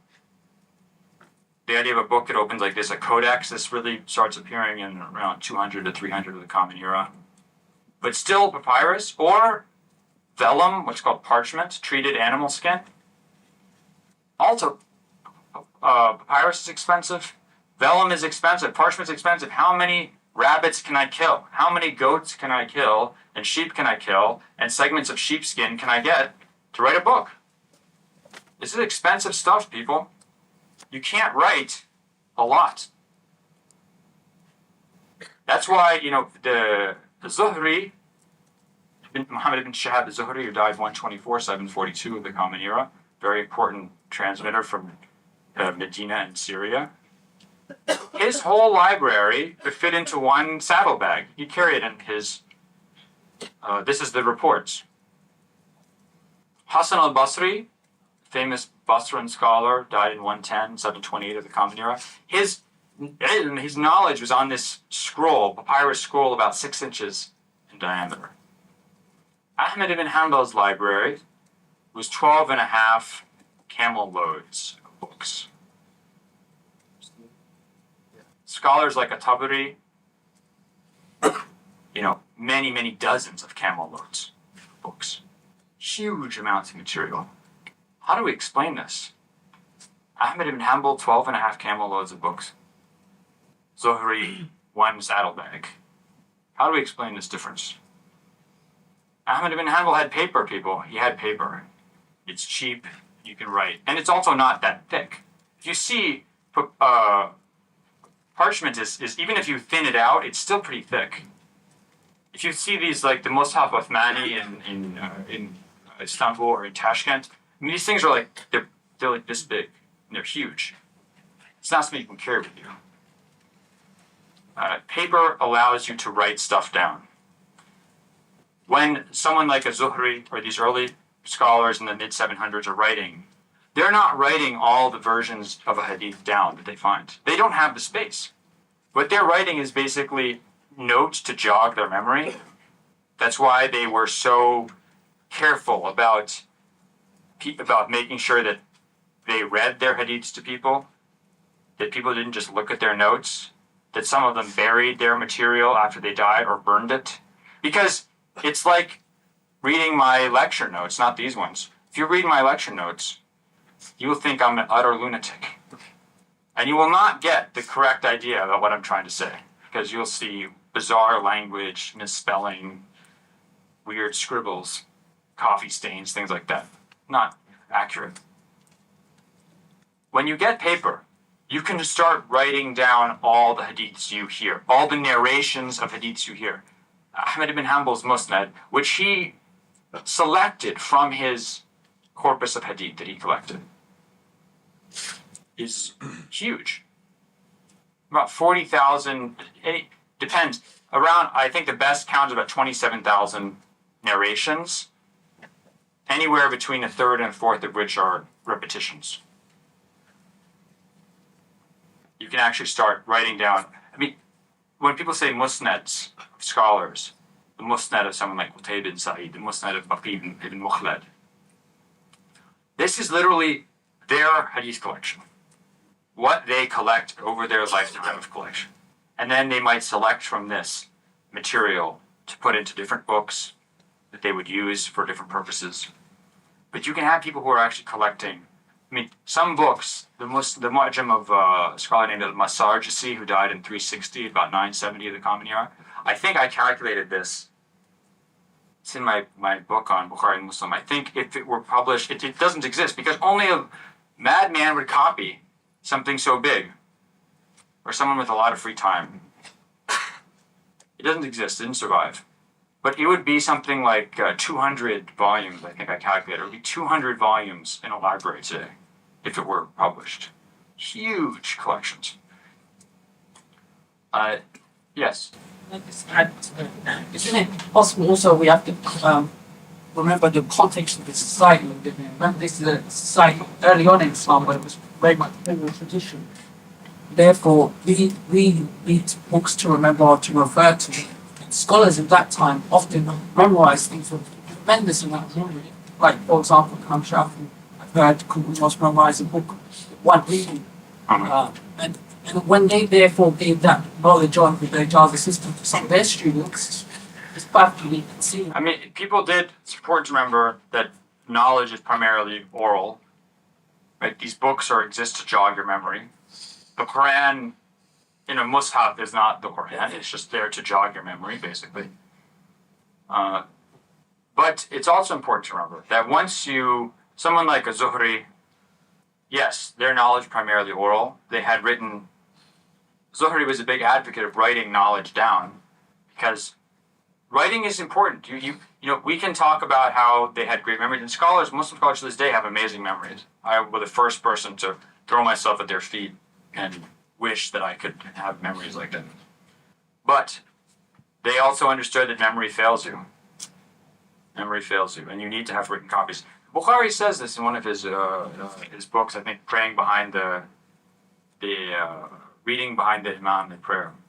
He favors written, if someone has written material, he favors us over someone who doesn't have written material. So you can check that. It's very important. So Ahmad ibn Hanbal, you can't memorize the Musnad. I would be surprised if someone memorized the Musnad word for word. This would surprise me. You can't do that. You have to write it down. And if you do it, you certainly are not going to be able to be reliable. So how could someone possibly know you're being accurate? Maybe later. I think we're not give Okay. my last question. So another important distinction point made by Abbott is that this is something that I've ended up studying a lot. Muslim scholars treated different subjects of hadith differently. They say this very clearly. You have this attributed to Ahmad ibn Hanbal, Abdurrahman ibn Mahdi, his teacher, to other figures from his generation, from the late 700s to the early 800s.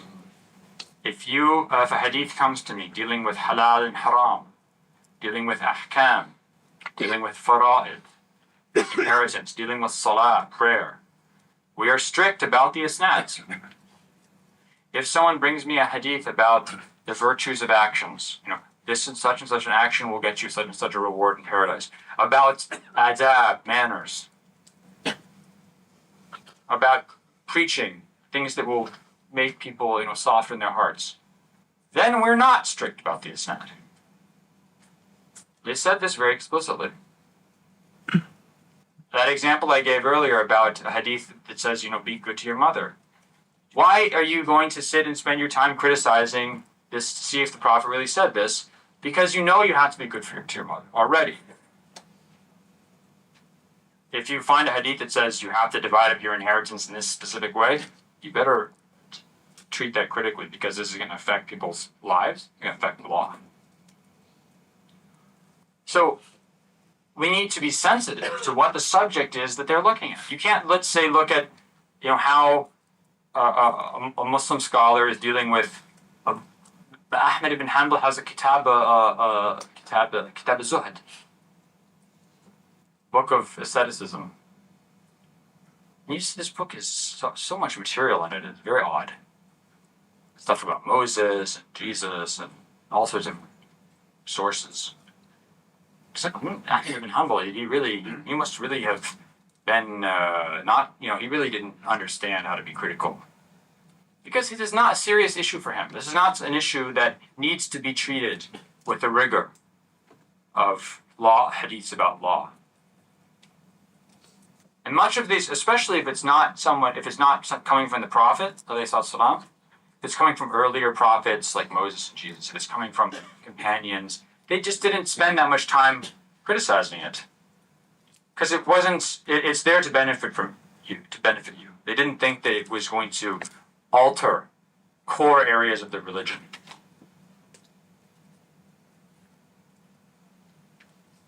Other scholars. Andrew mentioned Professor al-Azami. I'm going to reveal my biases. Actually, I would say I'm going to reveal maybe the latent racism that is part of life in the West, and the way that people think about Muslim scholars. When his book on Schacht, his criticism of Schacht, I saw this book and I did not read it. I didn't read it because I thought there's going to be some Muslim scholar who's saying stupid stuff that isn't going to convince anybody, and it's just going to be a pietistic attempt to rebut a Western scholar, and it's not going to convince anybody. I'm not going to waste my time. So when I was writing my book on Hadith, I said, I actually have to look at the book. I have to be there. I have to say something about it. Yeah, maybe a few lines I'll put in. You reading this book? This is an excellent book. These are really good arguments. And I ended up including, I think maybe a whole page, which is a book, a relatively small book, it's a lot. It was an excellent book. I was extremely impressed. And I immediately took this lesson into consideration and rebuked myself for my prejudices and for my assumptions. So it's important that maybe it isn't important, but I will confess my initial approach and I will confess my error. And if Professor al-Azami ever sees this lecture, he can take this as my praise for his book. He makes a number of important corrections to Schacht's work. One of them is, and this is an excellent point, he doesn't say it in as many words, but it's certainly in the book, which is this hadith tradition is vast. The hadith tradition is vast. Just the 6 books, you're talking about this much book. You add Musnad Ahmad ibn Hanbal, you're talking this much book. You add a few other books, you're talking about the whole wall lined with books. You add just the printed hadith books of the Sunni tradition, this whole wall easily. Then the whole other wall, then the whole other wall, then the whole room fills up. This is a massive amount of material. All these judgments, all these criticisms are by definition based on a small sampling of that material. So whatever we say about this material, however we look at it, I could come into the room and I could say, I'm going to assume that these things attributed to the Prophet are authentic until proven otherwise. That's one approach. I could come in and say, this is all made up. maybe there's some accurate stuff in there, but the assumption is this is all made up. Or I could say, I honestly have no idea. I just have no position. The position of the Orientalist tradition really had been, with Schacht and Juynboll, had been, this is all made up. But based on what? Based on a small amount of information that had been studied, a very tiny, tiny fragment. Is that really an accurate way to judge? I mean, this is a very good question. Is that really an accurate way to judge things? You might look at a few traditions and decide that they're made up. But what if they're the exception, not the rule? As I said before, the prophet existed. We know that. And assuming that he was like other prophets, that he said things, and that people cared about what he said. It's not inconceivable that somebody wrote this down or transmitted it. It's not inconceivable that he said something over the 23 years of his life. So, and it's also, if people really cared about his words and deeds, it's not inconceivable that there is quite a bit of material that was recorded from him, transmitted from him. And why should we doubt that there's several books full of material that the prophet said somewhere? I mean, why should we doubt them? Not everything that's attributed to him should simply be dismissed as automatically made up. Because something out there, he said something out there. The question is, how do we identify it?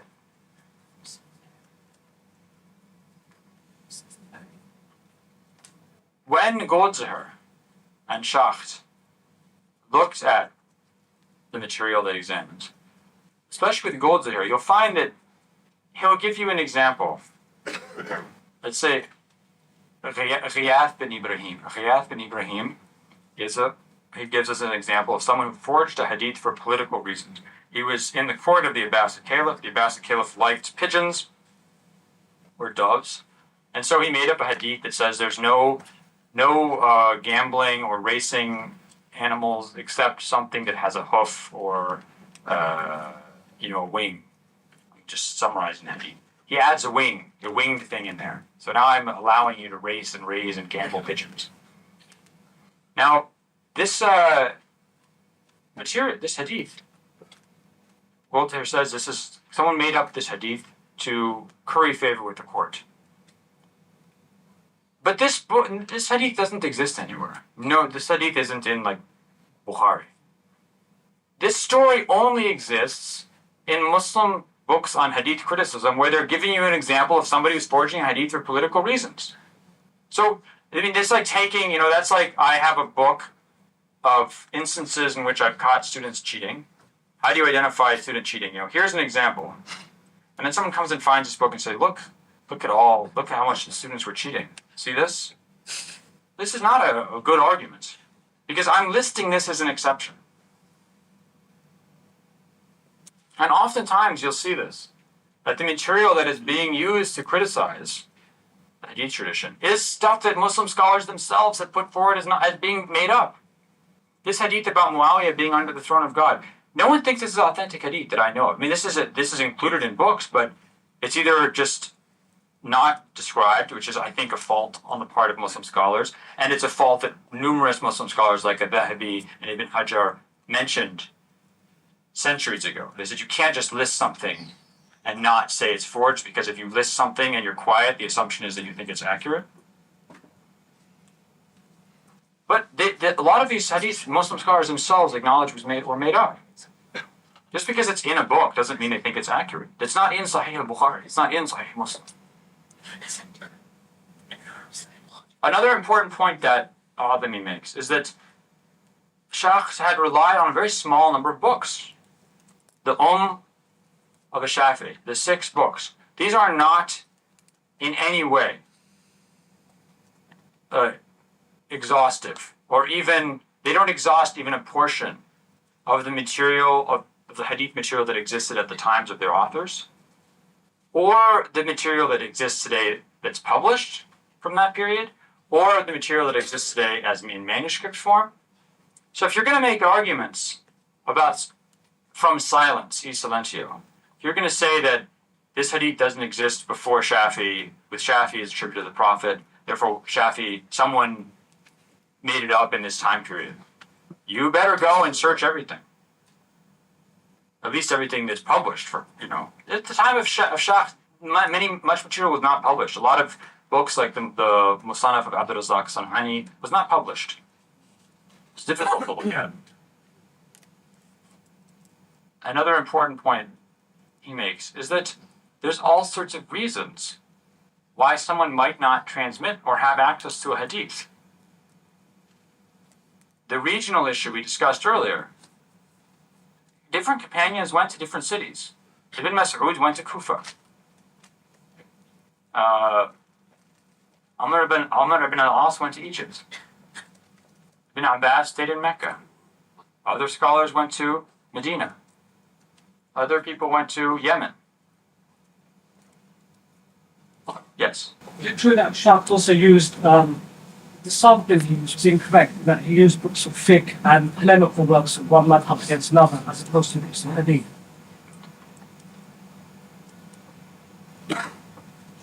Well, it depends, because the contains polemical works. I mean, the contains books like Ikhtilaf, Malik, and things like that.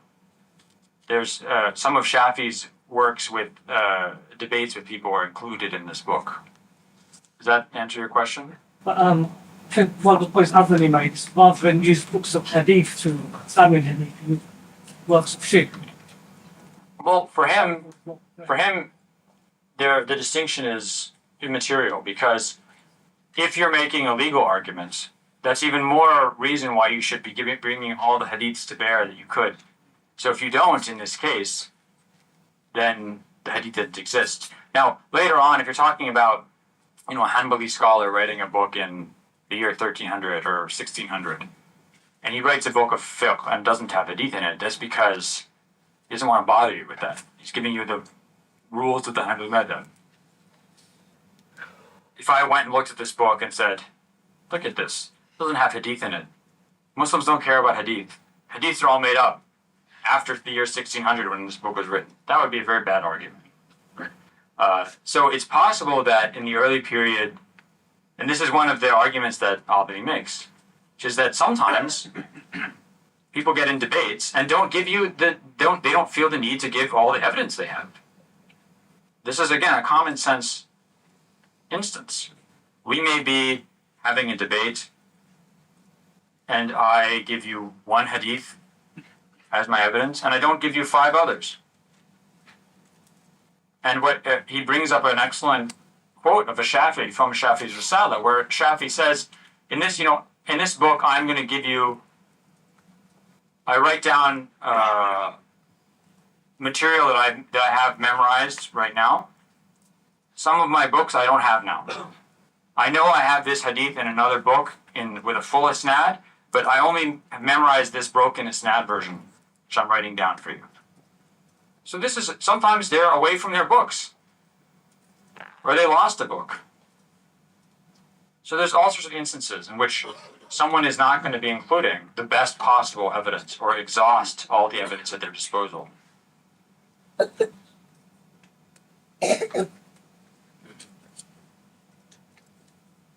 Now, yes. Just very quickly on the exception versus the rule. When you mentioned that Shu'bah said that 3/4 of the hadith that I come across are forged or not true, how does that reconcile with what Mr. Al-Azami was saying about it being the exception rather than the rule? I'm not trying to say that forgery was the exception. Remember, when you're talking about forgery, this is a society-wide issue. So the stuff that's forged completely doesn't even make it into, let's say, the Musnad of Ahmad ibn Hanbal. To be in the Musnad of Ahmad ibn Hanbal, you have to have an isnad. That was the first step in criticizing material. Imagine someone like Shu'bah sitting in Basra, and someone comes up to him and says, I heard the Prophet said that, the best women are women from Basra. Shulba says, who told you this? It's like, the prophet said it, I heard. Okay, it's a waste of my time. Leave me alone. It's utter nonsense. You don't even know where this material comes from. That doesn't even get into the discussion. That's the stuff he's talking about. 3/4 of the material. Now he's collected, let's say, a book of hadiths with isnads. I don't think he means that 3/4 of this book are forged. I think he means 3/4 of the stuff floating around in the universe. Not sure, but the Orientalists will use that kind of statement of saying, look, 3/4 of the stuff. Yeah. Say, oh, there you are. Exactly. So if it's not put in context, it's easy to overestimate or overinterpret what that means. So when someone's saying, no, no one is doubting. Muslim scholars are not doubting that people made up hadiths for political purposes. Sometimes they include these hadiths in their books. And either they tell you it's made up or they don't say anything, and that's irresponsible. But it doesn't mean that that instance can be taken as representative of Muslims overall, especially because it's being identified as a case in which a scholar forged a hadith and was caught doing it. Well, Shu'bah was in Basra as well, which is... Yeah, but I'm talking about the Ghiyath ibn Ibrahim hadith in the Abbasid court. I mean, this is an instance where this person was caught doing it. Okay. Let's look now at revisionism. What is revisionism? We'll say this is historical revisionism. Revisionism in history is the idea that study of history is the idea that you are reevaluating what has come to be received opinion. You're reevaluating what has come to be received opinion on a topic. It's not in and of itself bad. Maybe the received opinion is nonsense or wrong, and you're revisiting it. The term is often used negatively. This is just historical revisionism. But that's, I think, an inaccurate use of the term, because maybe it's correct to do this. But we'll use the term because it's useful, but we have to remember, I think, not to automatically assume that it's negative. What we're simply talking about is a movement amongst certain scholars to challenge the received opinion amongst Orientalists or amongst Western scholars of Islam about the origins of the religion. So, what this was a call for is its most well-known proponents are scholars like Patricia Crone, Michael Cook, Princeton, who's revised some of his ideas on this issue. People like Martin Hines, yes? Alan Cook retracted from his position. Yeah, he doesn't. His position on the Hagerism, he doesn't. As far as I know, I've not heard him say this, but I've heard his students say that he doesn't subscribe to the position he held in the Hagerism book. That it was more like an experiment, thought experiment. There's a recent study on one of the Quranic palimpsest manuscripts, which asserts that Cook has even now gone further to assert that the Hadith tradition is plausible, historically plausible. I don't know about I've read the article, the Find article by Behnam Sadiqi. That's the one. Yeah, that's the Yeah, I don't remember that detail from the article, but the article's very good. What is the argument? The argument is, if you're going to apply the historical critical method, apply it all the way. Because what you'd seen with people like Muir or Goldziher, Schacht, is they are critical of individual hadiths or a genre of hadiths, but they don't question the framework in which this drama is playing out. If the idea, and this goes back to the historical critical method, one of the principles is principle of dissimilarity. You don't take someone's history from that person. You don't take Islamic history from Muslims, because Muslims are biased. Muslims are going to create a history that shows the religion as they want it to be. When do you accept things? When it makes them look bad. Because why would they write it? It must be true. But the whole framework We don't have, there's not, a Christian monk sitting in Medina at the time of the Prophet who's writing his memoirs about, this really interesting time, and there's this guy Mohammad, he's come, and he's got this religion, and today he said this and that. We don't have this. Everything we know about the Prophet, in terms of details, specifics, is from Muslims. Why should we believe anything they say? If the earliest books of Sirah and Hadith were written in the early years of the 2nd century, 110, 100 Hijri, so, 730, 740. If our earliest surviving books come from the late 700s, then this is, over a century and a half, in which people could have completely made up the whole history of Islam. So let's if we're gonna follow the rules of the historical critical method, we're gonna take material from people who aren't biased. Let's do that. The argument by people like Crone is that there is nothing that can be reliably attributed to the Prophet. She takes as an example the case what's called the Constitution of Medina, or the Wathiqat al-Medina, which is the agreement, in things like the Sirah of Ibn Ishaq, the agreement between the Muslims and the Prophet and the Muslims and the non-Muslim tribes of Medina and the Jewish clans of Medina about being one polity, one ummah. Why had the majority of Western scholars accepted this as authentic? Because it uses the word ummah to talk about Muslims and non-Muslims together. Why would Muslims write that? Because Muslims are always talking about their ummah and how it's only Muslims, the believers. But look, early on, they used the word ummah to mean Christians and Jews together, and pagan Arabs.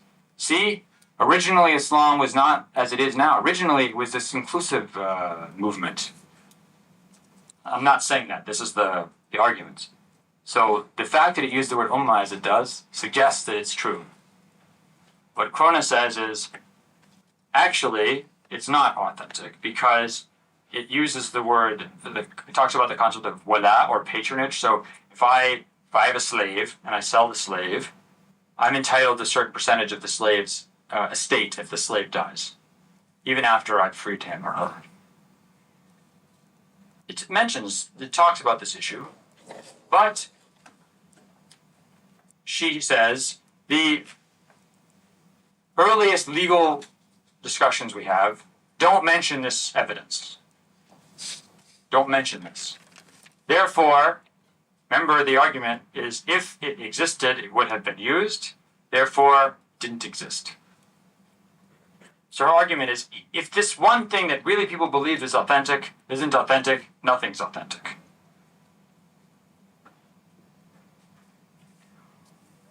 Cook even goes so far as to say that if we use the common link method,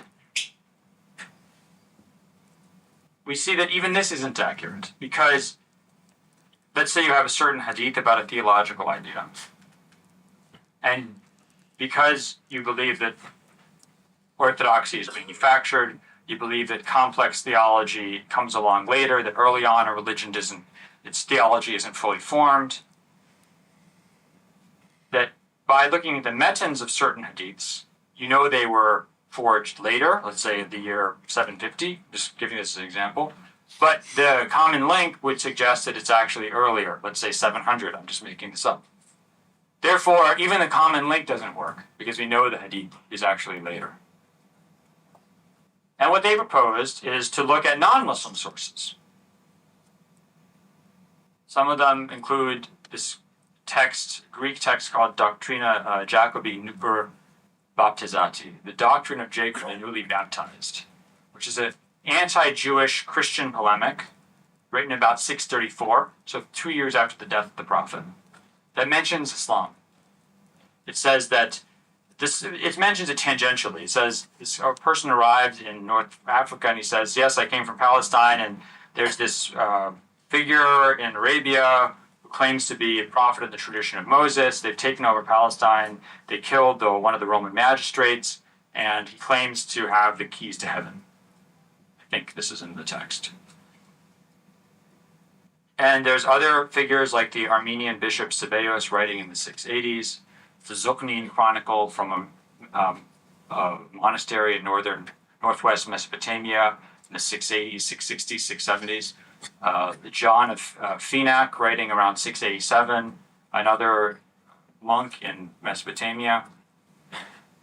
These are non-Muslims writing about the early Islamic period. So they come up with this argument based on this material that Islam actually was an apocalyptic a dispensation of Judaism in which these Arabs in Hijaz kind of rediscover their Abrahamic heritage, and they have this idea of this apocalyptic movement where they'll go with the Jews and recapture the Abrahamic homeland of Palestine. And that the idea of Muhammad as a leader, as a prophet, and all this stuff is later development. That's just a very, very basic summary of some of the general revisionist view of early Islamic history. There's many people who have ideas that are even more divergent from the received opinion of early Islamic history than that. Some people saying that the Quran itself, all of Islamic history is really made up after the year 800 of the Common Era, that it's an Abbasid creation. So there's a large menu of options or of choices for different revisionist visions of the early Islamic period. Some of them more extreme than others.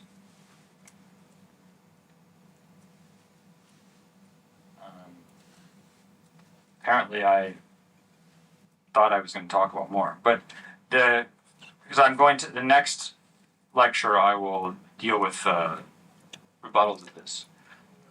How much more time do we have in this session? At least half an hour. At least half an hour. How did I think? I must have thought that I was going to take longer to talk about this. Let me just look at what I had to say.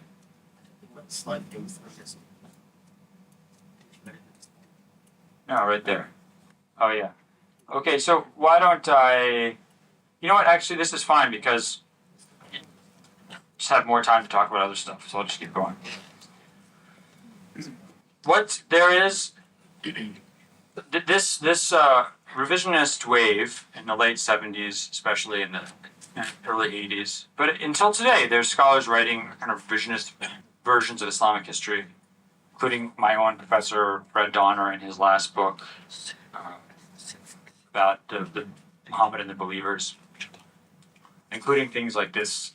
Apparently, this movie that was made, this documentary, which I haven't seen again, but from what I've read, seems to be fairly revisionist, including scholars like this anonymous or pseudonymous Luxembourg and his writings about the Quran.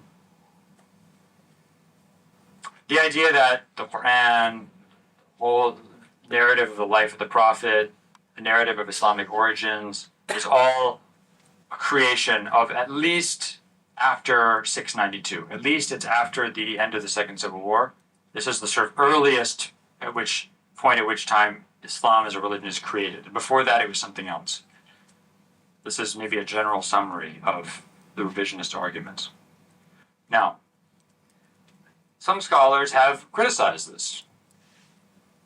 Western scholars, non-Muslim scholars, and some of their arguments, actually one of their main critics is Fred Donner, who himself has a slightly revisionist version, but he's also very critical of people like Crone. And one of the arguments is who runs this conspiracy. I mean, you have basically a Muslim community that after 660 is racked by civil war. Several civil wars. Between 660 and 750 is the number of conflicts, internecine conflicts, is very large. Defies listing right now. It's spread from West Africa to Sindh, from Central Asia to Yemen, in a time period in which communication, any kind of central state control is very difficult. How can you possibly have a conspiracy that creates the person of Muhammad. I mean, you have evidence in hadith collections, in history books. You have evidence of people promoting pro-Shiite agenda, pro-Sunni agenda, pro-Kharijite agenda, pro-Umayyad agenda, pro-Abbasid agenda, pro-Kufan agenda, pro-Basran agenda, pro-Persian agenda, pro-Arab agenda. All this material is evident. Yet they all agree that there was this Prophet Muhammad, that he lived at a certain time, that he was very important, that his precedent is authoritative in some way or the other. So they're able to, they can't agree on anything. They're fighting with each other, literally. But somehow they all agree to have this conspiracy where they invent the story of the Prophet in the Quran and things like that. And by the way, the Quran doesn't have any evidence of this. There's no, Ali isn't mentioned in the Quran. Abu Bakr is not mentioned in the Quran by name. The Umayyads aren't mentioned in the Quran. The Abbasids aren't mentioned in the Quran. The Basrans aren't mentioned in the Quran. The Kufans aren't mentioned in the Quran. So somehow this document is preserved without, they come together and they decide, we're going to make something up that doesn't have any evidence of being scarred by our conflicts. They get together in a big conference, and although they can't agree on anything, they agree to do this project. This is not utter nonsense. It's impossible. I think it's plainly impossible. In fact, the whole argument of people like Fred Donner for the fact that the Quran is a very early document, it comes from before 692 in his opinion, is that it doesn't bear any of the evidence of these civil wars. The Hadith collections do. Hadith collections, if you look at them, there's plenty of evidence that you would say, this was made up during the civil wars to support one side or the other. The Quran doesn't have that.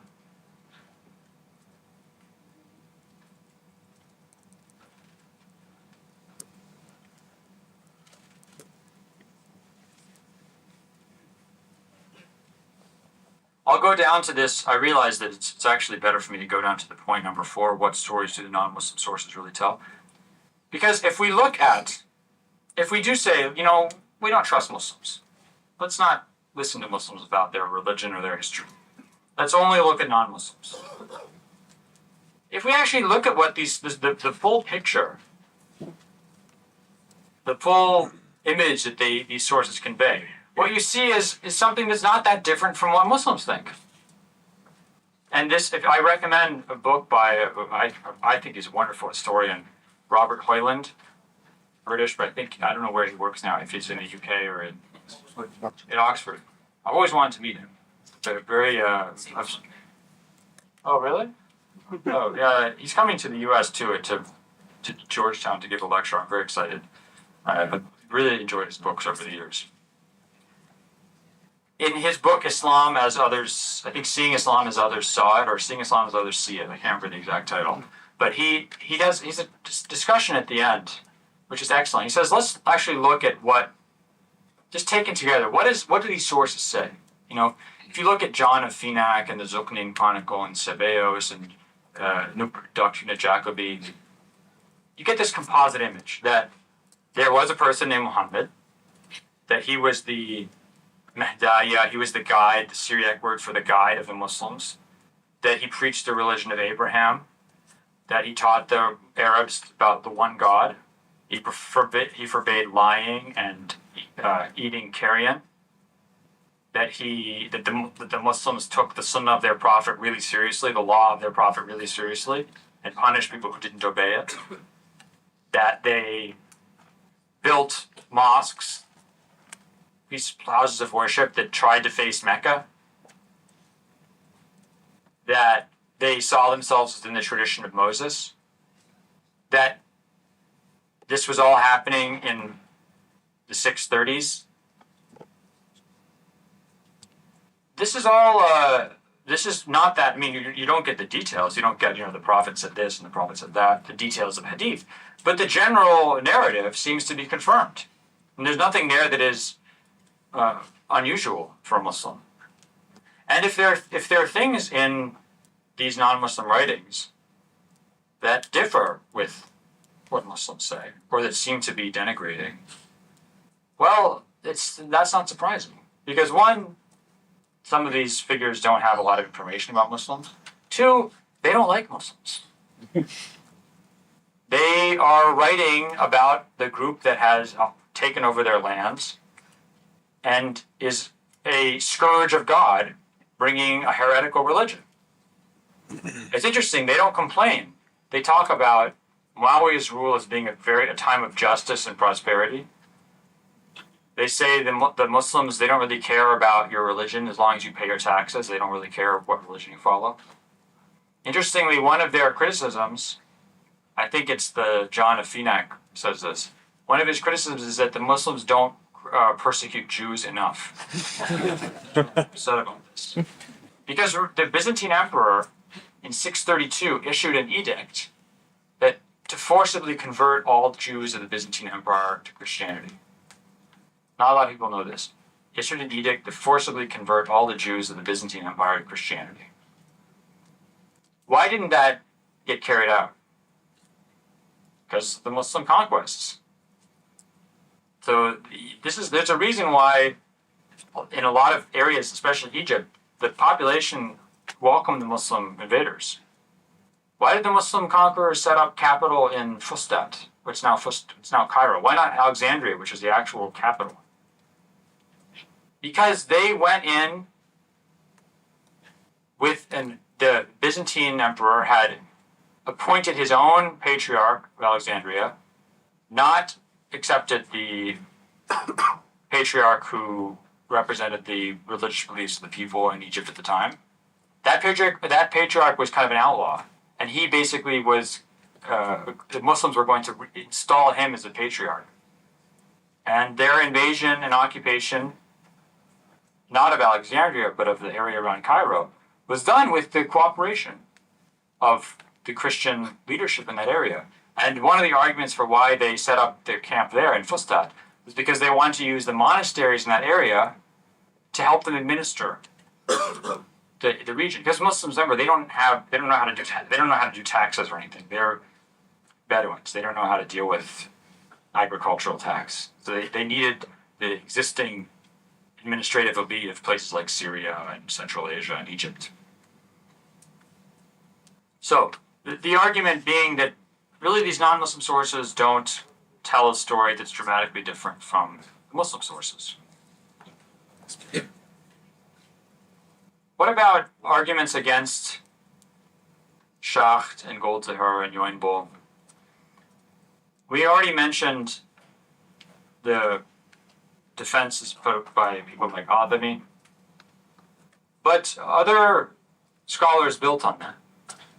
Harold Motzki, for example, a German scholar who's now retired, he's not Muslim.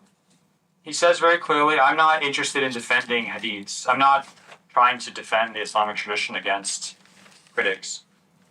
But what I'm trying to do is to actually take the evidence seriously and not just judge it without real scholarly investigation. We may conclude that a certain hadith is made up or that a certain set of hadiths are forged. But we shouldn't conclude this without analyzing the evidence closely.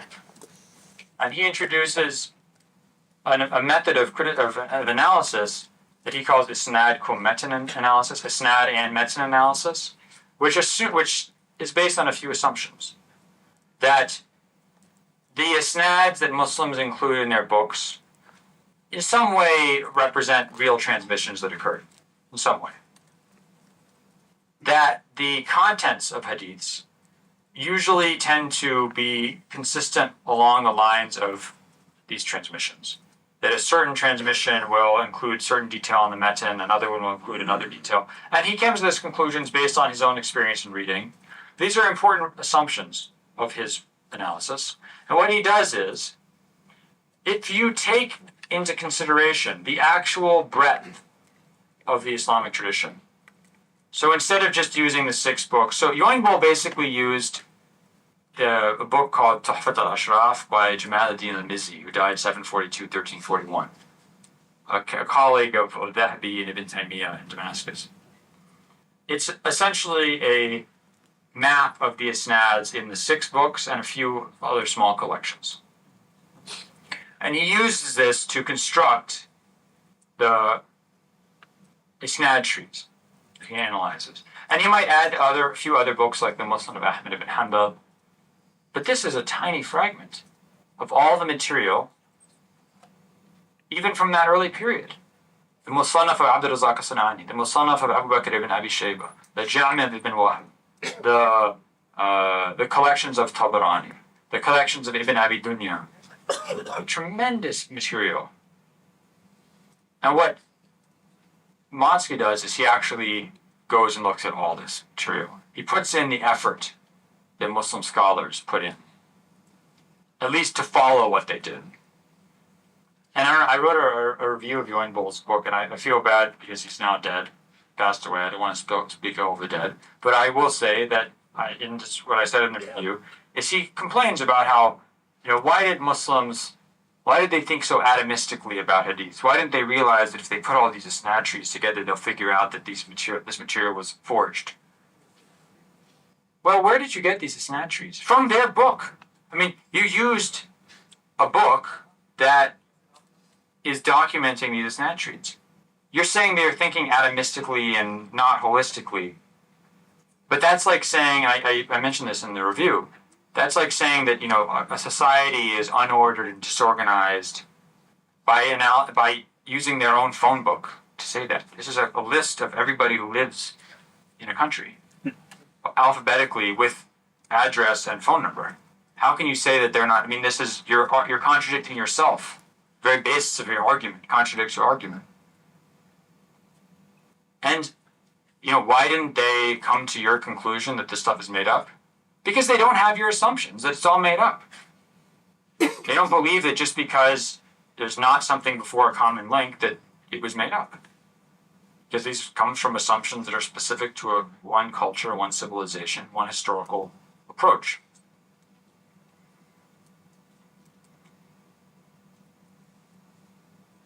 Is that okay? All right. So when he looks at his articles and book chapters really focus on specific hadiths, and he especially used the Musannaf of Abd al-Razzaq as-San'ani. So Abd al-Razzaq as-San'ani died 217, I think 211 or 217. I can't remember exactly. 211. And what is that in Miladi? Like 826. Okay. Yeah. Okay. So he looks at this material, and what he says is, if you actually look at this huge breadth, you find that the common link is earlier than that someone like Juynboll would have thought. It's not a successor or one of the next generation. Sometimes the common links are companions. So you're pushing back a hadith to the late 600s, the time of people who knew the Prophet. And if the argument is that if there's a common link, then the hadith really existed at that time, what you're saying is it existed at the time of the companions of the Prophet, which is not that different than it's not far stretch of the imagination to say that it comes from the Prophet. I mean, you're basically getting back into the era of what Muslims would say. Now, he doesn't say this for all hadiths. He looks at specific ones. What he says is, look, this material, some of it really seems to go back to the late 600s of the Common Era. Another thing he does is he looks at the transmissions of specific sources in Abd al-Razzaq as-San'ani's Musannaf. He looks at Ibn Jurayj, who died 150. He looks at Ma'mar ibn Rashid, who died 153 of the Common Era. He looks at the transmissions of al-Zuhri. And what he sees is that there seems to be real consistency in what Ibn Jurayj transmits, in what Ma'mar ibn Rashid transmits. And that they will sometimes transmit material that they don't agree with, that contradicts their opinions on law. So if they're making this stuff up, why are they making stuff up that contradicts them? There's no reason for that. That they'll sometimes transmit things and say, I don't know what this means. It makes no sense to me. I don't know what this word means. I don't know what this movie means. Why would they make stuff up and then say, I don't know what it means? What he concludes is that people like Ibn Jurayj, Muhammad ibn Rashid, so we're talking about, the generation, 2 generations from the companions, but they were really seem to be reliably transmitting material, which gets you back to their sources in the early 100s Hijri, so the early 700s or late 600s. And this is, again, you're getting to the time of the companions. Not so different than what a Muslim would say. Now, a Muslim might say that this comes from the Prophet, but you're really pushing back the date of when this material can be established as existing historically from the early 700s to the late 600s, time of the companions. Jonathan, I have a question for you. Yes. By the way, I went to Chicago the year you left. Oh, you went to Chicago to the university? Yeah. Mohsen spoke about you to me a lot. Mohsen? Mohsen. Yeah, Mohsen from Nedwa. Mohsen. Anyway, I actually did meet Fred Donner last year. But nevertheless, my question for you is that something that I'm working on myself as well. But I want to share this question to you just to see how you think about it. Certainly, the principles that we carry influence the judgment calls that we make. Right? So a capitalist judgment call would be very different from a communist judgment. Mm-hmm. What principle, essentially, do you think the West has got right or wrong that's causing it to make the judgment calls that they're making in relation to the East tradition? And I say this because I actually did point this out with Patricia in front of Fred Donner, and I made her apologize for this. Because she came and it was an interesting, although Islamic science was not, I'm more into philosophy. But I just want to say. Well, I'm curious, what was the thing you got her to apologize for? There was a number of things. There was about 3 or 4 issues that me and Patricia sort of, she got so upset with me afterwards. She goes, how dare you do this to me in front of everyone? But, nevertheless, and Fred Donner came up. But what was I'm curious, what was the point? No, I'll talk about that afterwards because that's very much related to the question that I've just posed to you. Okay, I mean, the question is, what principles do you think that... Yes. Can we leave that question for Sheikh Akram here? I think it'd be a good panel discussion. Yeah. And good answer. So if we can preserve that till later. Fine with me. Both of your views on it. Is that okay? I'm sorry, you have to repeat the question. The reason I asked this question. Were you here last time for the last session at the beginning? No, I just. Well, I talked a lot about where the origins of principles are, and what the origins of principles of historical critical method are, and which of them are right or wrong is another issue you talk about later. But the principles come out of. I mean, they come out of to be very brief, they come out of a rediscovery of Greco-Roman tradition, which is cynical, historically cyclical. There's not with this idea, the principle of analogy, societies are always functioning the same way. That is secular. In effect, Okay, let me ask it doesn't acknowledge Please. Let me answer the question and we'll leave it for later on. No, I'm not answering the question. I'm asking another question. Well, you can only ask one question at a time. You want to know the principles, or do you not want to know the principles? Otherwise, I won't tell them because I already told them. Right? The secular vision. If you read Herodotus's histories, he died around 420 BC. He doesn't buy the interference of gods in reality. Sometimes he does, sometimes. But when he talks about the Trojan War, he doubts the whole premise of the Trojan War. People don't fight over women like this.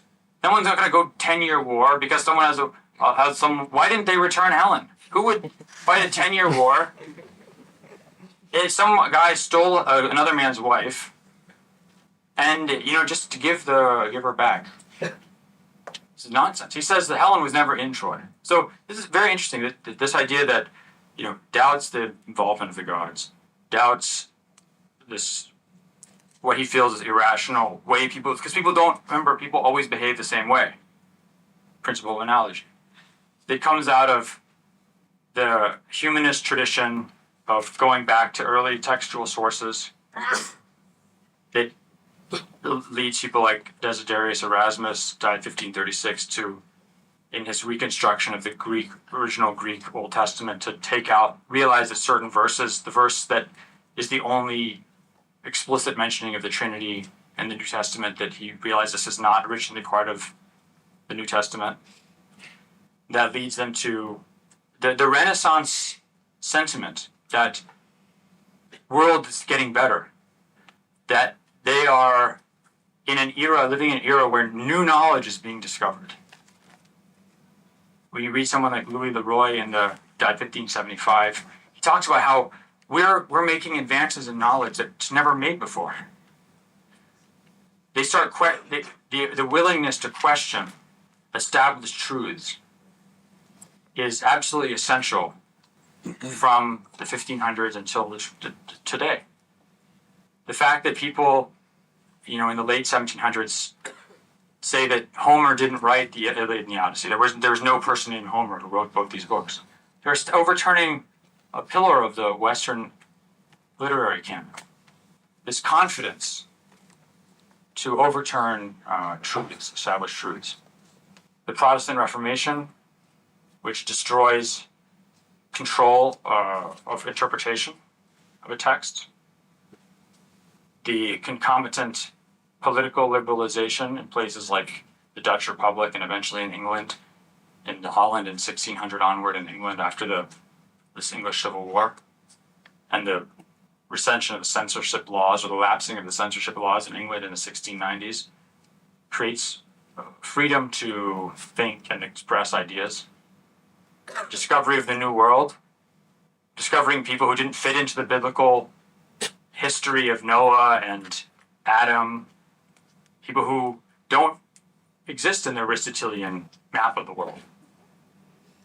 It completely overturns what many of the assumptions that intellectuals in the European tradition had. And you can see this very clearly if you read books like the Essays of Montaigne, died in 1592. It was a very good example. So these things all go into the basic principles of historical critical method. To continue this Western revaluation sort of stage in the study of Hadith, they're not announcements about when these stages begin. So I wouldn't say, okay, Orientalism is over, Western evaluation time. That's not, these are just the periods, schools of thought that I'm talking about, names that I've given them. So it's important to remember that. One of the most fascinating articles I've read recently was in a recent issue of Dar Islam by Behnam Sazikli and another author, whose name escapes me right now, about this Sana'a find. So in 1979, the Great Mosque in Sana'a, someone was fishing around in a crawl space, and there's all these manuscripts because Muslims, like medieval Jews, didn't think you could throw away. You don't throw paper with writing onto a garbage dump, which is where garbage went. Garbage went to a dump. You can't just throw paper there. You have to do something else with it. You burn it or something. And sometimes they would just stuff it in crawl spaces. And they found this stash of manuscripts, and apparently some of them were very early, fragments of the Quran from the early 700s. And one page was interesting because it's a palimpsest. What that means is something was written and then erased or obscured, and then something else was written on top of it. Because remember, parchment is expensive, and so you reuse it. You can wipe off the ink and reuse it. So there was a palimpsest of Quran writing of the Quran, and using different infrared lights and things like that. A group of German scholars, and this was really since the late 90s, had been announcing this, that they had discovered evidence that suggested that the Quranic text had developed over time.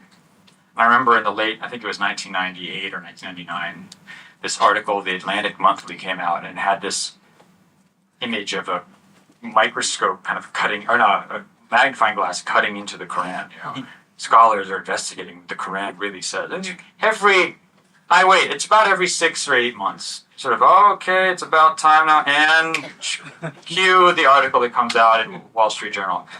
Group of scholars have come across a new manuscript find suggests, that Islam might not have always been the way it is. Oh, here we go again. Just like this movie, you're just like, another discovery made. And nothing ever came out. These German scholars weren't ever producing this evidence. And eventually, this two professors did do a study of this. They dated this piece of paper actually to a very early period, between 640, 670 probably. So that's most Uthmanic Quran period and before. And then they looked at the texts that had been reconstructed using this ultraviolet light or whatever is used to read these things. And surprise, surprise, it's pretty much the same as other Quranic texts. There are some differences, but the differences are the same as the differences between the different 7 or 10 readings. The differences, and if you read this book by Professor al-Azami, you'll find, and there's a newer edition too, which is very interesting. It's an excellent book. I really recommend it. He talks about the differences between the Uthmanic copies of the Quran. There's slight differences. There's a wow, there's a and or not an and do this or just do this. Not a big deal. So the differences are the same as between Uthmanic Masahif, between the existing readings of the Quran, the 7 or 10 widespread and widely accepted versions. And basically that this was all a bunch of, much to do about nothing in a sense. And what's interesting is that they argue that this page, this palimpsest page, is actually a non-Uthmanic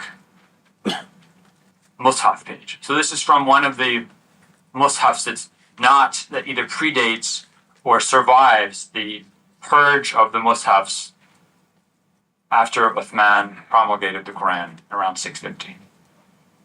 And even this version is not different, really. So it's a bunch of drama and there's no reason. That's the conclusion. All a bunch of noise with no basis. Yes? There was the undertext, which is based on it. The overtext was superior text of Islam with Panis. Yeah, but the undertext is what we're talking about. The stuff that has to be reconstructed through various lights. Okay, I'm pretty much done talking. That was the crux, sadly. But the crux will be in my enlightening comments, inshallah. Yes. Actually, that question about the Motzki approach, in your opinion, does he cover any genuinely new ground with this analysis not covered by the previous Hadith? Or is he really the previous who? The Hadith, the Hadith scholars from Islamic history? Or is he just basically retracing their steps in selected examples? Or has he in any way gone? Because some of his writing seems to be saying that this is the basis on which we can reconstruct, this and that. Yeah. Is he, in your study, does he bring anything new to the table in terms of technique? Well, the problem is that you're talking about two different tables. Okay. Does he bring anything new that the Muslim scholars didn't do? No, but that's not the point. The whole point of this is that if we could just say what Muslim scholars said, then we wouldn't have to have these debates or discussions and all this stuff would be moot. The point is that you can't trust Muslim scholars. You can't trust the Islamic tradition of Hadith authentication. If you could, then this issue would be resolved. So what he's doing is proposing a method because it's so painstaking, because it's so difficult, it really works. You have to do things one Hadith at a time.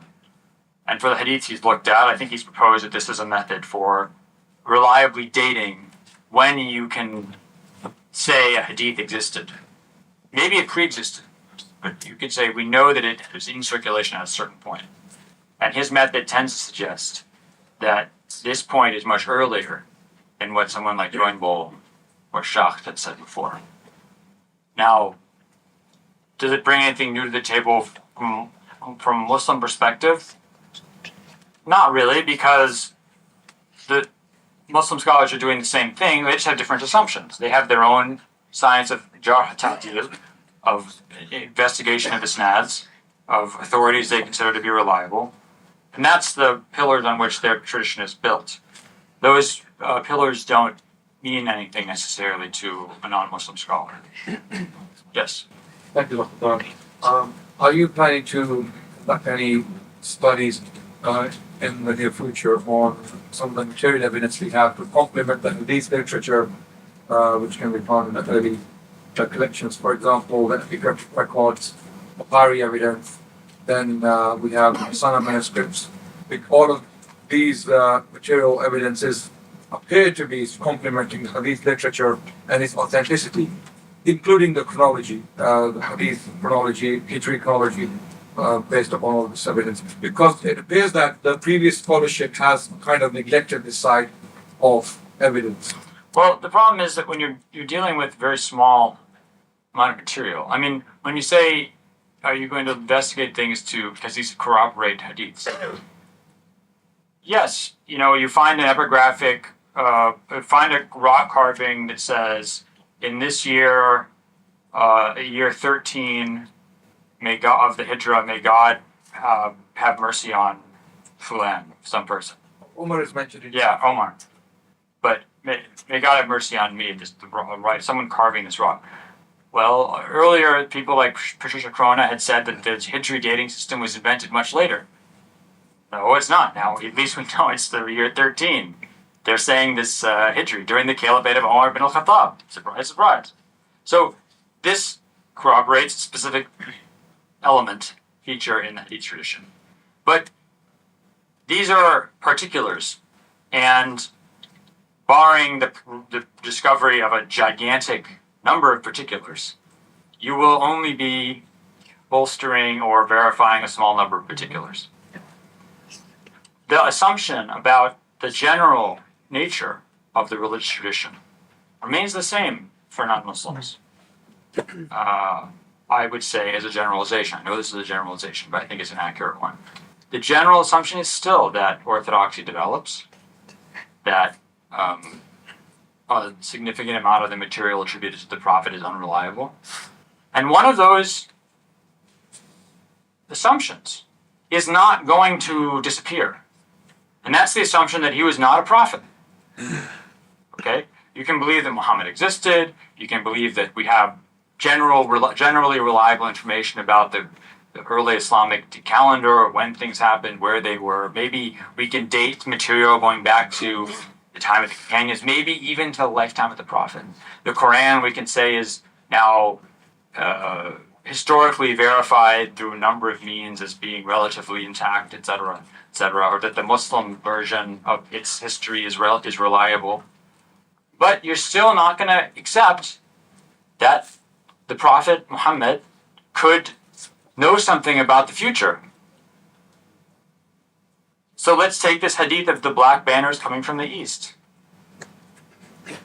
You still think the Prophet, let's have our imaginary non-Muslim Western scholar. He or she is still going to think that this hadith was made up during the Abbasid revolution to support the Abbasids. Because people don't know the future. Now, I've talked about this in one of my books, but I think this is an interesting possibility, which is that let's say the prophet is not a prophet. Let's say he's some kind of deluded person, but he thinks he's a prophet. Prophets prophesy. It's one of the things they do. So let's say he starts saying things about the future. In time, there will be this army that will come from Khorasan. They'll have black banners, etc. If you are the Abbasids and you're based in Khorasan,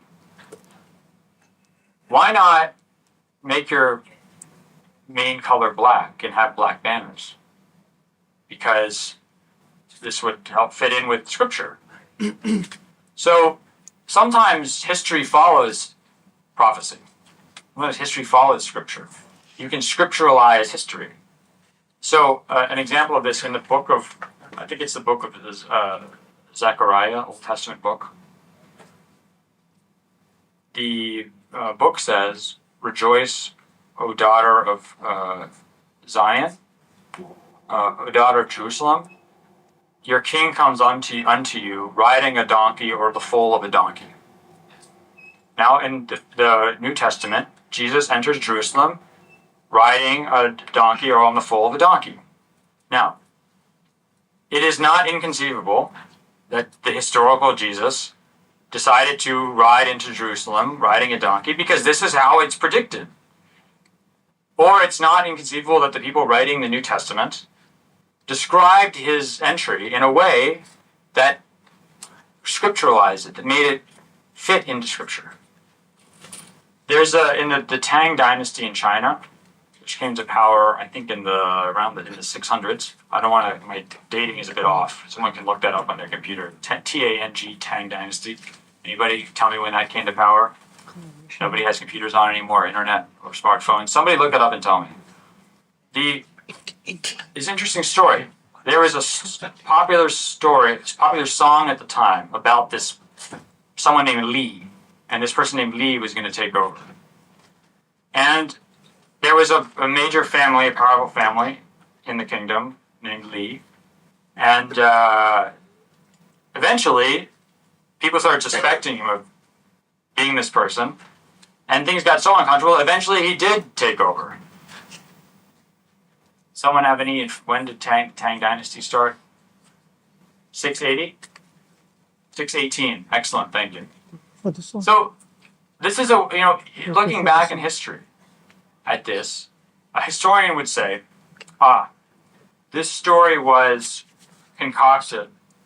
This popular song, was concocted later on to try by the Tang Dynasty to argue that people had been calling for them to take power. But that's actually the opposite. So sometimes people follow prophecy or popular songs. History can be inverted. This is an important thing to consider. So this might be a way in which sometimes someone who acts like a prophet might accurately know the future because the future follows what he said. Yes. Firstly, to start with the presentation, I wanted to ask some more specific. Recently, there's been a discussion about the image of Aisha. And I wanted to ask the question: given the acceptance of the Hadith being authentic, can a Muslim adequately believe that the age of Aisha was 9 when she married without contradiction, or does? What do you mean without contradiction? To say that there may be another hadith from a different source that may contradict the age, or does the study of the hadith entirety lead to sort of an agnostic position on her age? You seem agitated about this. Yeah. What is your agitation? Why are you so uncomfortable? I'm not so uncomfortable about it, but some people are. What makes you uncomfortable? I'm not uncomfortable about it. What makes The age of Aisha, the married sultan. why? What makes you uncomfortable? In the context of now, said that if you marry a young girl, If I was to look at my view,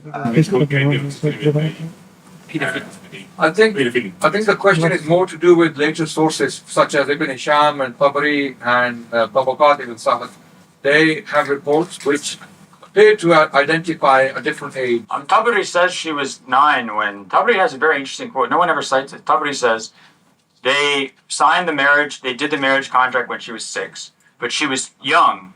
كانت صغيرة على الجماع. She was too young to have sex. And so they waited, and then they consummated the marriage later. So this is I've looked at all the evidence on these other arguments of how she was older. I don't find it convincing at all. I mean, it's really, I understand people why they're making that argument, but I think their arguments are very weak. You know, that she shahadat Badr, and that she witnessed the Battle of Badr, and that Ibn Omar wasn't allowed to go to participate in battle until he was 15. So she must be at least 15. But that's like saying that in order to go to a Manchester United game, that's a soccer team here, correct?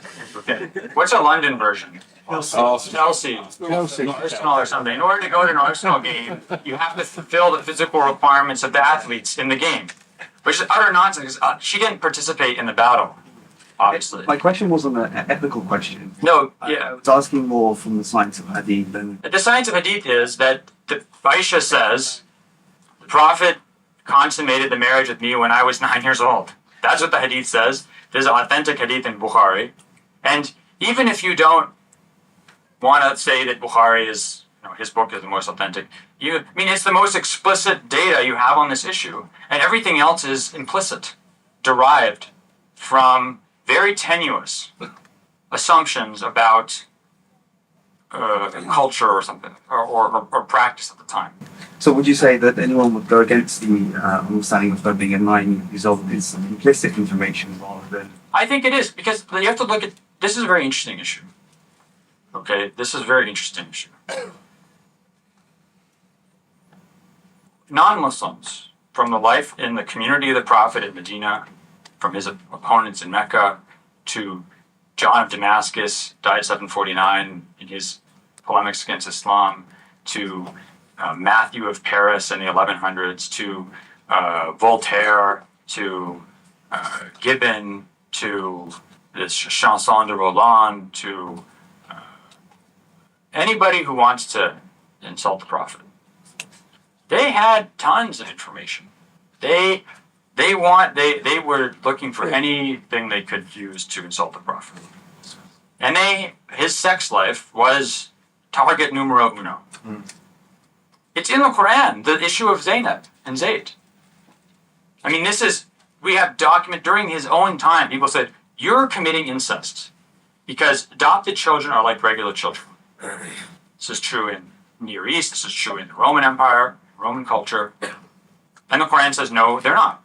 This was the biggest, if you look at the instances in which the Zayd-Zainab affair is mentioned by critics of the Prophet from his lifetime until 1900, you will run out of, check marks on the paper before you count the number of times this story is used by opponents of Islam. They also insult him for marrying Aisha. Why? Because he was so obsessed, he's so lustful. He's such an id-driven creature. I don't believe this, just in case someone is recording this. That's not what I'm saying. I'm just quoting the opinion of others. He's such an id-driven creature that he has this fantasy of Aisha, a dream about her, and he wants to marry her. No one ever mentions her age, ever, that I've found, until 1905. The British historian David Margoliouth has a book on the rise of Islam, the Prophet in Islam. And he mentions this, and he says it's an ill-advised union. For how else should we characterize the marriage between a man of 53 and a girl of 9? This is the first I've ever seen that anyone mentions this. Why is that? Why is that until the early 20th century, no one talks about this? When they are making stuff up about the Prophet to insult him. And they don't bring this up. Because they were all marrying underage girls too. You have to understand that pre-modern, in fact, even today, peasant societies, to use the Marxist term, societies where you have the vast majority of people live in small agricultural communities, and agricultural work is the predominant form of livelihood. Marriage is very early, especially for women, generally right after puberty. And as I tell my students, Gandhi got married very young. Because you have to remember, and I've said this before in other lectures, and I think it's very important, our notions of what you're supposed to do in life are based on our lifestyle. If you don't have high school and college or whatever, college and university and medical school, and you have to go get a job, if you're just living in the desert and you're tending goats all day, and you're a boy and you go through puberty, and being a boy, male who's gone through puberty, I can tell you, speak for the rest of the men out there, basically 99.9% of your brain at that point is occupied with sex. And I don't know what the percentage is with women, but I assume that women at some point start getting interested in sex too. And you're sitting out there with goats, and you've got nothing to do. You have no hope in your life of ever doing anything except tending goats. Why in God's name would you not get married? It makes no sense. Of course you should. And they're like, oh, you're not emotionally mature. What? What is that emotional mature? What does that mean, emotionally mature? This guy doesn't know what emotionally mature is. He doesn't, people don't think about that. Well, what about, power dynamic in the relationship? What? Power dynamic in the relationship? This is all nonsense. This is all completely anachronistic concepts we're imposing on the past or on societies that justifiably maybe don't care about this. So the argument, no one mentioned this because it wasn't a concern. And England, interestingly enough, historically has relatively high marriage ages, even in the Middle Ages, in the mid-20s.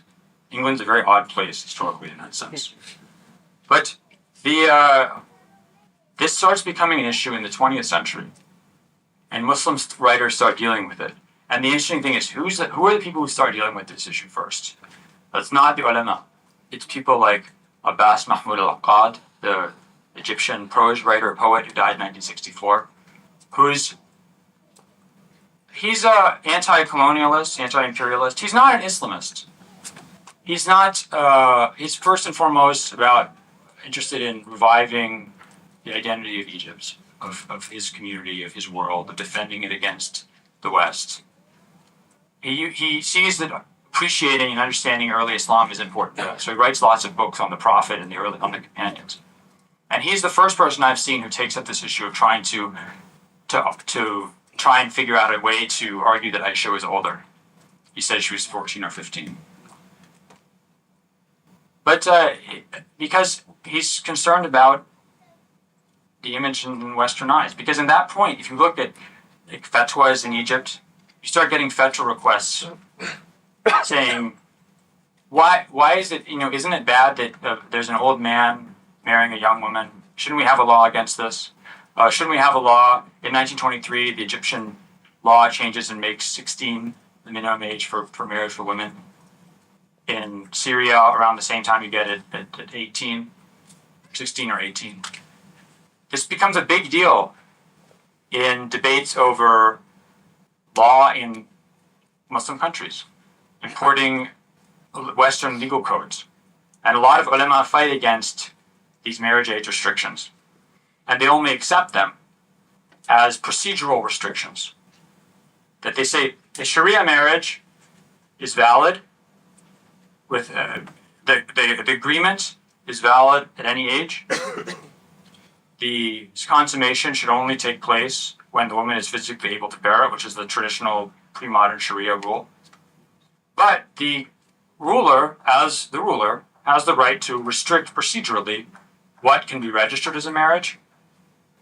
And you see scholars like Ali Tantawi in Syria, like Abdul Halim Mahmoud in Egypt, who defend the idea of making marriage age 16 or 18 because they feel this is actually a good way to promote social welfare. But you can't say, from a Sharia perspective, you cannot say that what the Prophet did was wrong, because the Prophet can't commit sins. That wasn't so much of an ethical question, but what about hadith that are deemed to be sahih, authentic, which do sometimes go against some ethical precepts that we hold? For example, what about the hadith that talks about the woman's deficiency in her thinking? My difficulty is, when do we start to say, hold on, this may be problematic, even though it's actually authentic? That's a good question. This is the big question. This is the ultimate question, right? Which is, there's a hadith that seems to contradict what I think is reasonable, possible, or right. How do I deal with that? There's a couple of approaches. The sort of traditional Sunni approach would be that God and the Prophet know better on a moral issue. Another approach is also legitimately Islamic and Sunni and Shia. It would be, there are instances, for example, there's a hadith that says, Shahra Eid la yanqusan, in Sunan of Abu Dawud, that 2 months of festival are never short. But Eid and Dhul Hijjah, Ramadan and Dhul Hijjah. But we know that Ramadan and Dhul Hijjah is frequently not 30 days, sometimes they're 29 days. This hadith is on its face false. So what do people like Ibn Hanbal or Bukhari say? They say, well, it's not literal then. It means either the barakah you get in these months will always be complete, or Ibn Hanbal said they're never both short in the same year, which is wrong. So if you see something that contradicts empirical reality, you just realize that it's figurative.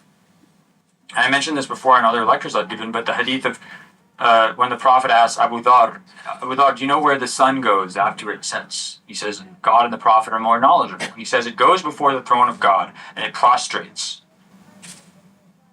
Seeks permission to rise again. People in the early 20th century, Muslims who are pious Muslims, they want to believe in their religion. They flip out over this hadith. It makes them, it panics them. There are writers who reject the whole hadith tradition because of hadiths like this. It contradicts clear scientific reality that these early Muslims didn't know. How much more subject to historical contingency can a hadith be? Are we really going to base our religion on ideas that are clearly wrong, that someone believed based on scientific ideas that later turned out to be false? Medieval Muslims, but my response is, medieval Muslims also got confused by this hadith because it doesn't make any sense. If you look in Nawawi talks about it, how does the sun prostrate? It doesn't have it's like a wall. What is it? I don't understand how this works. So they say it's figurative. It means it prostrates to God's, that shajaru wa najmu yasjudan. Sun and trees prostrate to God. Like meditation. So people have to. You asked the biggest question in the history of Islamic interpretation, and then you want me to not answer it. So what is it you're trying to say? So I've got sort of the gist of your answer. So given what you said to the second question, is it not reasonable then to question the first question on that basis, ethical precepts? But I didn't answer the full question. No, I'm just saying that you see it as an option. I'm just saying, not that I believe that it is a question ethically, but I'm saying there are individuals that do see that as an ethical question, and there is a contentious issue there. But given the answer to your second question, that it's actually an option to revisit hadith in this life, because it clearly goes against empirical evidence, then why not apply the same type of reasoning for the first scenario about Aisha's age? But I haven't. You need to spend more time on Muslim scholars because they're never going to give you a short answer to a question. And I'm giving you the menu options. You can't ask me to answer the question before I finish answering the question. I'm giving you different options, right? There's possibility. One possibility is you simply say, "Sami'na wa ata'na." God said, "We hear, we obey." The sun prostrates. Okay, the sun prostrates. Fine, it prostrates. I admit it. Or you can say, okay, I understand, but it doesn't make sense to me. How does this work? Literally, it doesn't work. It contradicts. That's why the 2 months in everyone's short hadith is a great example, because this is something you can't deny. No one is going to debate whether or not the month of Ramadan is 29 or 30 days that year. You can get an astronomical calendar and figure this out. It's not subject to interpretation. The hadith is false on its face. Therefore, it's either not true, the Prophet didn't know what he was talking about, or we interpret it figuratively. The first two options, a Muslim would like to rule out because they'd like to think that the Prophet speaks the truth. They'd like to think that their science of hadith authentication works. So the third option is taken. You interpret it figuratively, which is totally reasonable because figurative use of language, according to some scholars like Giambattista Vico in the 1700s, figurative language is the real nature of language. Really figurative metaphor is how we speak. Literal language is not, literal understanding is a secondary feature. So, there's the problem, however, when you get to ethical issues. Because there's no objective standard to measure ethics. There's no objective standard to measure right and wrong. Because right and wrong are different for different people. There's no, what? I find that. You don't agree? No. I think Really? You're not an Ashari. You're not, what is, so, who came up with this crazy idea that there's no such thing as universal right and wrong? Which crazy lunatic came up with this idea? This is, Protagoras. This is one of Plato's, opponents in Plato's mind, Protagoras. This is what the sophists are accused of not believing in universal rights and wrong. They said right and wrong are relative to what city you're in. Right and wrong are based on convention. They're based on culture, which is exactly what Sunni Muslims say. I don't know about 12 or Shia. I'm not saying I just don't know the answer to that. Is that right and wrong are conventional. They're based on place and time. And if you want to make universal arguments for that, you better come up with some way to justify that. The Muslim answer is that the universal answers can be provided by scripture, by revelation from God. Other arguments for universal rights and wrong now are based on things like human rights, universal human rights. The problem with that argument is that they keep adding more human rights, and you sit and wonder that 1 year something's right, and the next 10 years later it's wrong, or vice versa. And so one wonders how truly universal this can be, or to what extent I should be sacrificing my religious values for a system of values that seems to change every decade. Right? And this is... I think, after you finish on your answers to that question, I think we're wrapping up. Sorry, I don't mean to go beyond. He asked this gigantic question. So the issue then, I'll be done, I'll finish presently. So one more question. So the issue, the question is, how do you determine what's right and wrong? Yeah, and one has to... I wasn't arguing for a position. I was just saying, is it reasonable and should be accepted as an opinion, a valid opinion?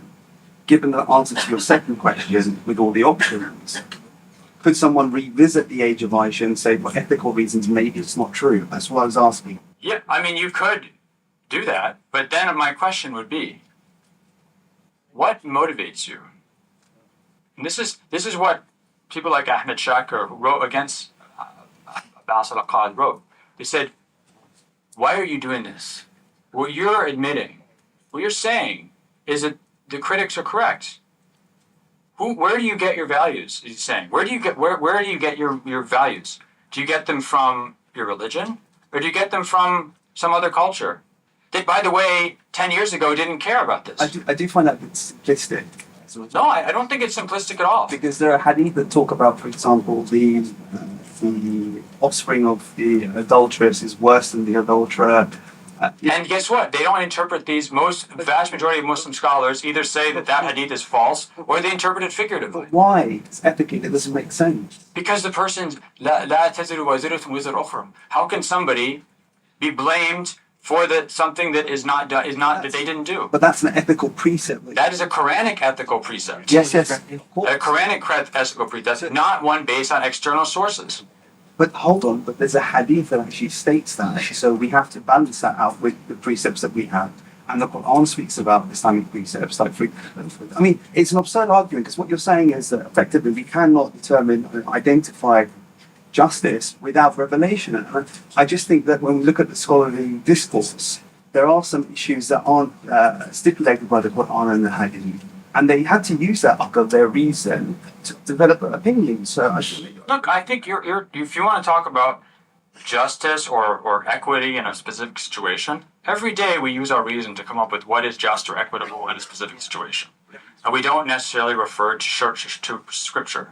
However, no one is going to argue that my decision in this specific situation should be universally applied to all human beings in all places and all times, retroactively applied to people in the past and used to judge them. That's nonsense. yeah, that's So there's a difference between using reason to come up with justice or equity in a specific situation and saying that it can derive universal principles that should be applied to all.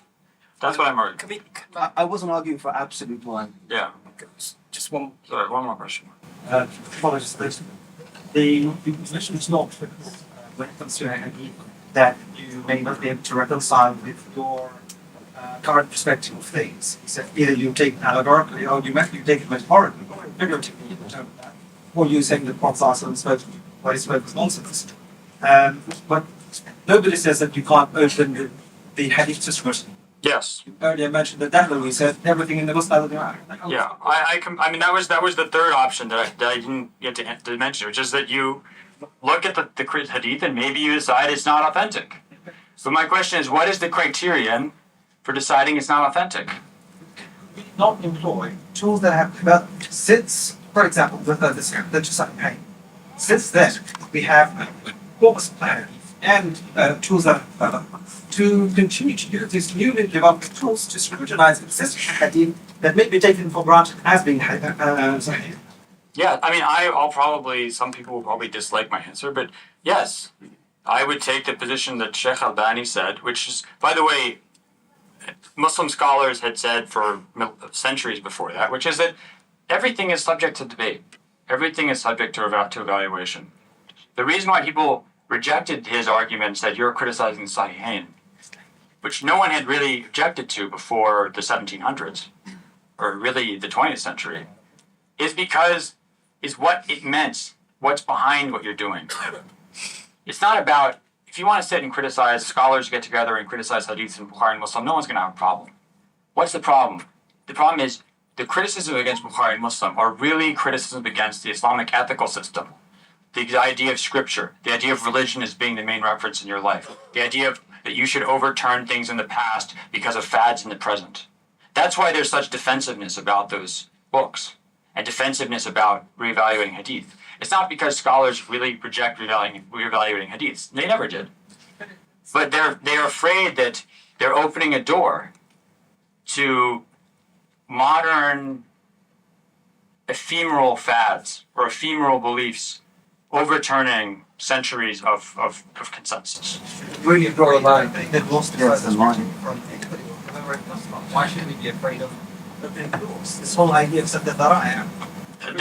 the reason why you're afraid of opening the doors is because opening the doors causes conflict. And when you open the doors without any kind of control, but people are always saying, there's like the Muslim Martin Luther of the week, like there's the Quran discovery article. Every 6 months there's a new Muslim Martin Luther. Does anyone, I'm not from, I live in the United States. I don't live in Europe. People remember what the Protestant Reformation caused. Utter complete chaos, politically and theologically and socially, until people realized that no, you can't just have everybody revalue. You have to have some kind of interpretive control, otherwise the world becomes unmanageable. But the people around that group, for example, they would have taken what he said as personal threat. That what he said about the Muslim Ahmad was, it was acceptable one way or another in Sahih.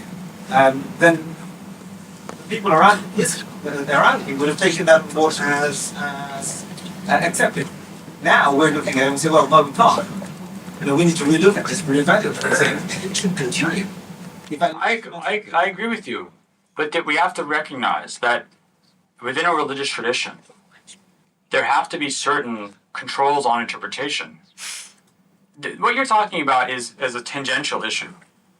When you're talking about the details, yeah, people can reevaluate till their heart's content.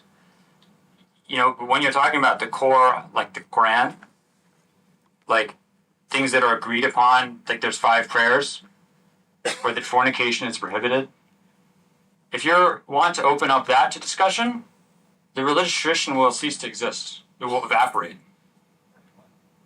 Well, I think it will. I mean, look at look at religion in many European countries or in urban America.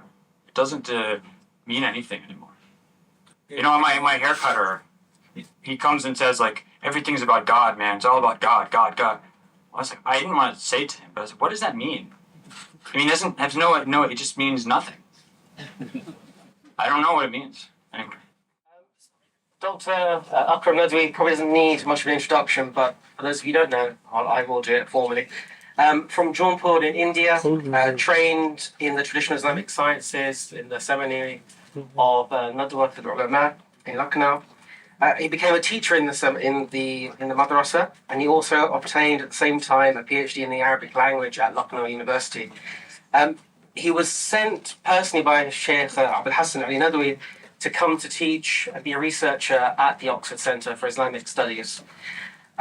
He's authored numerous works in Arabic, Urdu and English, as well as translations from those languages and Persian. His specialities are tafsir, hadith and fiqh. He's most well known now perhaps for his research on his biographical dictionary of the female hadith narrators, which is multi-volumed. His defining characteristic as a teacher is his expertise and open-mindedness. Although a true classical scholar and traditionalist in the most conservative sense, he's also critical to what perhaps some people like Dr. Brown might call the late Sunni traditionalism. So he's open-minded and expert enough to critically weigh up things. So without any further ado, Sheikh. بسم الله الرحمن الرحيم الحمد لله رب العالمين والصلاة والسلام على رسوله محمد وعلى آله وصحابه أجمعين أما بعد أعوذ بالله من الشيطان الرجيم بسم الله الرحمن الرحيم واتقوا الله ويعلمكم الله وقال تعالى إنما يخشى الله من عباده العلماء وقال النبي صلى الله عليه وسلم أنا أعلمكم بالله وأخشاكم لله.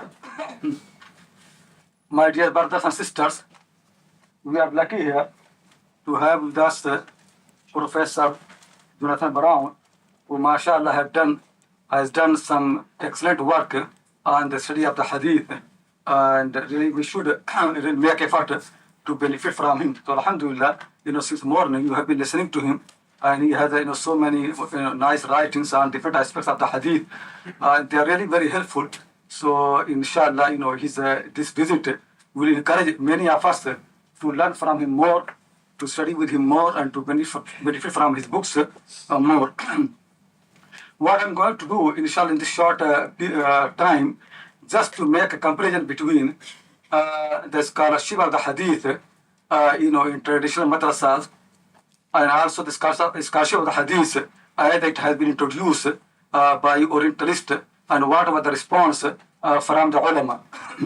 As you know, the Sunnah of the Prophet ﷺ basically for the companions meant only one thing: to follow him with the love. To whatever they saw him, they used to follow him. That was the Sunnah for them basically. So I think you must have got, I wrote actually a few pages, just summarize really my ideas. If you have read them, it will make things easier, inshallah. The Sunnah for them basically was that how to follow the Prophet ﷺ. They used to follow him. So whatever the Prophet ﷺ did actually, and whatever he said, it became part of the lives of the companions. So they basically became insiders. The Sunnah become actually part of them inside. When the new generation comes, they are outsiders. They come, they learn from them, and they follow their way of life. So they see the piety there. They see how they memorize the Hadith. They see how they basically are, they defend the Sunnah of the Prophet ﷺ. So the newcomers, outsiders, they don't only learn from them the Hadith and the report of the Sunnah. They learn actually how to follow that and how to implement that and how to make the sunnah part of their life with sincerity, with the love, with everything. So similarly, every new generation, they basically come to the teachers, they are outsiders. When they come there, they have questions, they want to understand the authenticity of the hadith, they want to understand this thing, they want to understand how people can memorize them, want to understand this thing. And they, every new generation, they see their teachers, how pious they are, how good they are in memory, and how they basically have been teaching the hadith. So, this is, after a while, these new people, they also become actually part of the same tradition, and sunnah becomes actually something of their own house. And for them actually, many of those things which for outsiders, they look like strange, they look like sometimes miracle, sometimes amazing. For the people who spend some time with those people, they are no more amazing. Because they seek the piety that is taught in the sunnah, they have seen their teachers, having the same piety. The stories that they memorizing the hadith, which they have been actually hearing and reading in the books of Tabaqat, they can see their own teachers, many of them, they know sunnah by heart, hadith by heart, with the chains of narration, and all those things. So after a while, really, for them, these things no more really something just they hear, they can see this. To every newcomers, they become actually basically part of that tradition. That's how it actually continued until a long period. And I just, tell a few stories which actually can tell you, which really looks amazing for the people like our time. But when you really are with those people, you can yourself actually test and examine those stories. I'm not going to talk about the piety, because the piety, their stories of the piety, they are well known and they are well recorded everywhere, and even the Quran actually is proof of that. But the stories of their memorization, their knowledge, their understanding of the hadith, and how they used to compare each one with the other, they are really amazing. For the memory, just a small thing really. One of the secretary of Marwan ibn Hakam. Marwan ibn Hakam was governor of Muawiyah in Medina. And sometime Muawiyah used to change the governor. So sometime governorship used to go to Abu Hurairah and sometime with Marwan ibn Hakam. The both used to change. When Marwan was a governor, he had a secretary whose name was Abu Zu'ayzi'an. Abu Zu'ayzi'an narrates that once Marwan asked me to call Abu Hurairah. And Marwan had instructed me to sit behind the door. When Abu Hurairah came, I sat behind the door. Abu Hurairah can't see me. And then Marwan kept asking him different hadiths. And Abu Hurairah, from his memory, kept narrating one after the other. And the secretary, Abu Zu'ayzi'ah, he basically wrote every single thing down. And then after 1 year, next year, Marwan again called Abu Hurairah. When he came, Abu Zu'ayzi'ah is behind the door. Abu Zu'ayzi'ah said, then again Marwan asked him all those hadiths. And Abu Hurairah repeated them. And then Abu Zu'ayzi'ah said, by Allah, ma naqasa shay'an wa la zada. He did not decrease anything and did not increase anything. Wa la qaddama shay'an wa la akhara. Did not make anything, become, a change in the order. Nothing, no change happened. This is not the story of what Abu Hurairah. Similar stories you find with Zuhri, similar stories you find many other people really. I narrate one more story, just tell actually that how it continues throughout generation. One story is one of the great scholars of the Hadith, Ali ibn Khashram. He narrates that I was with Schacht ibn Rahway. And I said to Schacht ibn Rahway that Muhammad al-Fadail had narrated to me, Faraq ibn Furama, the Qadi of Kufa, who narrates from his teacher Amir al-Shabi. Amir al-Shabi said, Ma katabtu sawda fi bayda illa wa ana ahfaduhu. I never wrote down anything on my white paper, but I know that by heart. And then Amir al-Shabi said, I never asked my teacher to repeat any hadith. Ishaq ibn Rahawayh said to the student, to Ali ibn Khashram, O Abu al-Hasan, are you surprised? Are you surprised from this story? Look at me, I'm not talking about anybody else, about myself. I can read to you more than 70,000 of my hadiths as if I'm reading from a book. Then the story was told to Imam Bukhari rahimahullah ta'ala. And Imam Bukhari said to his students, are you surprised with that? Don't you know in your time there are some people who can read 200,000 hadiths of their own as if they are reading from the book. So, it looks very strange. But the thing actually, the people who are in the field and the people who have been testing each other, you can see. And then, the testing and checking and coming to the shuyukh different time and asking them questions about their hadith, and sometimes actually mixing their hadith with other people's hadith to find out whether the teacher knows the hadith or not. Some of those stories, maybe inshallah later on I narrate to you. This thing became actually part of the tradition. People know the sunnah by heart because they love it. They love the Prophet ﷺ, they love his sunnah. They know by heart they act upon it, they practice, and they can see the barakah of this, and they know actually that this piety never can come from false tradition. The tradition basically tested with the practice, with the amal, and then they continue the tradition throughout the time. Actually, if you look actually the literature of that time, even those people who are not actually part of the hadith circle, they are not muhaddithin. Even then, actually, because the things were so common, they basically were amazed. They basically became part of the whole system tradition because everybody knows. I tell you one story which actually tells you that even how those people who are not muhaddithin, how they know the science of hadith, how they know exactly to test the matan of the hadith, and how they know how to test the isnad of the hadith. People who are not in the field of hadith. I mentioned to you this story, a very amazing story. The story is from one of the great scholars of Basra, Nasr ibn Ali al-Jahdami. Nasr ibn Ali al-Jahdami, he is one of those 9 people who are teachers of all the 6 authors. Means that there are 9 people who are teachers of the hadith for Bukhari, for Muslim, Abu Dawud, Tirmidhi, Nasai, Ibn Majah, like Muhammad Bashar, Muhammad Musanna, Amr ibn Ali al-Fallas. All these people, they are teachers of all those people. One of them is who? Nasr ibn Ali al-Jahdami from Basra. He narrates his story that I got a neighbor. He was a Tufaili. Many of you don't know what Tufaili means. Tufaili was actually part of that culture in Abbasid period especially. Tufaili basically what it used to be, that sometime, there is party, a wedding party or something like that. There are people who are not invited, but they have got nice clothes.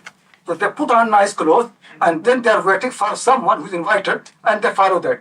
So when they come there, the person who is followed, he thinks he must be invited.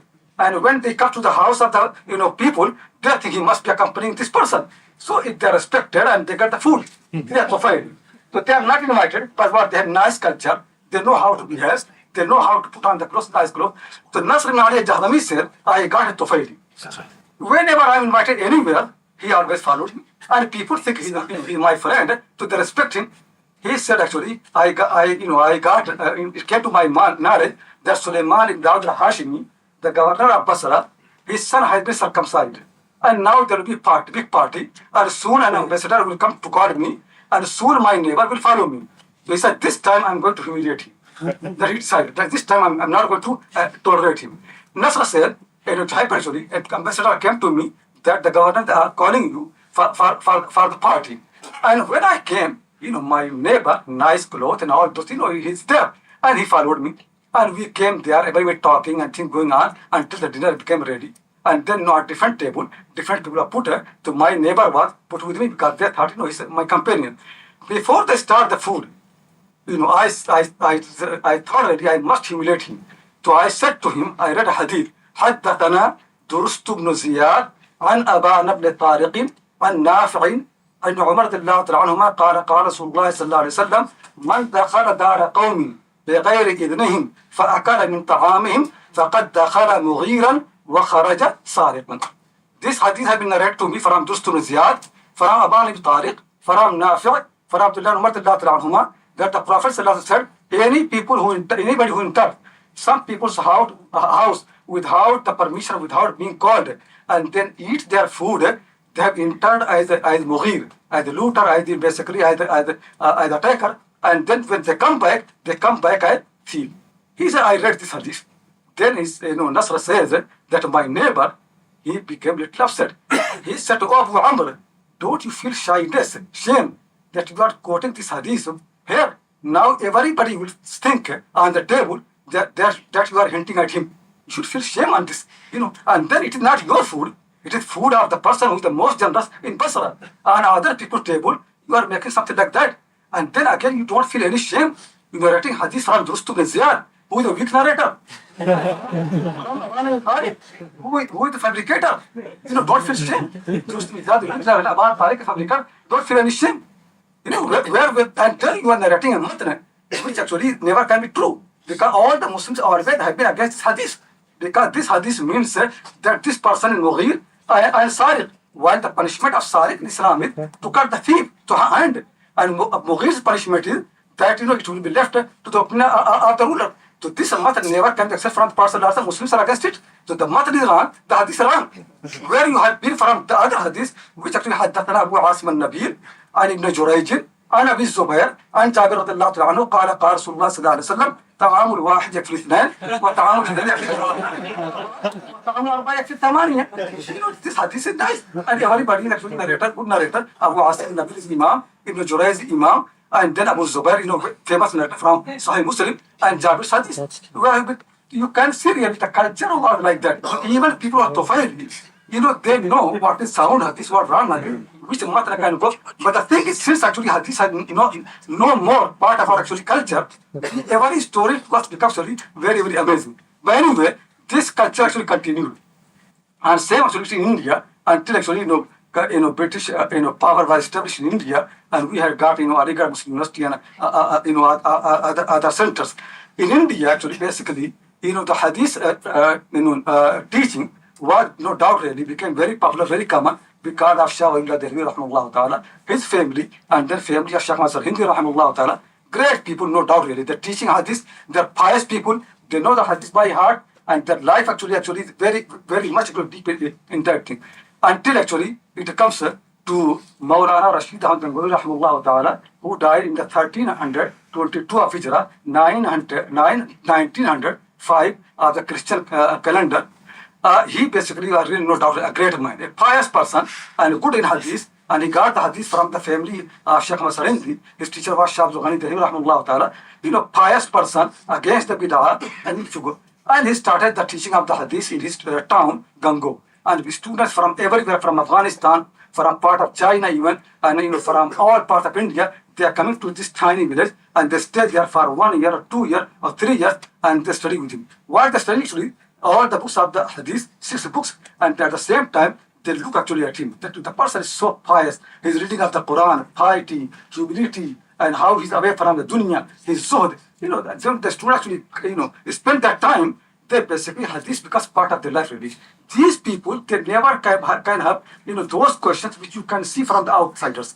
When they spend 1 year, 2 years with Maulana Gangohi rahimahullah ta'ala, then they become part of, actually they become insiders. So though actually in India, already there are Orientalists in other places, they cannot have influence over these people. Once you spend time with Maulana Gangohi, or later on actually his madrasa, Deoband, when Maulana Masha Kashmiri and people like that, then basically after 1 year, 2 years, you become insider and all those questions they never can influence you. But at the same time in India, people actually were in Aligarh, like Maulana Shibli Nu'mani and Maulana Ahmad al-Farai rahimahullah, many other ulama, they spent time in Aligarh. What they realize actually is that, there are many, many students, Muslim students, who are studying in these actually modern centers of learning. They have no time to spend time in Gango or in Lucknow or somewhere else.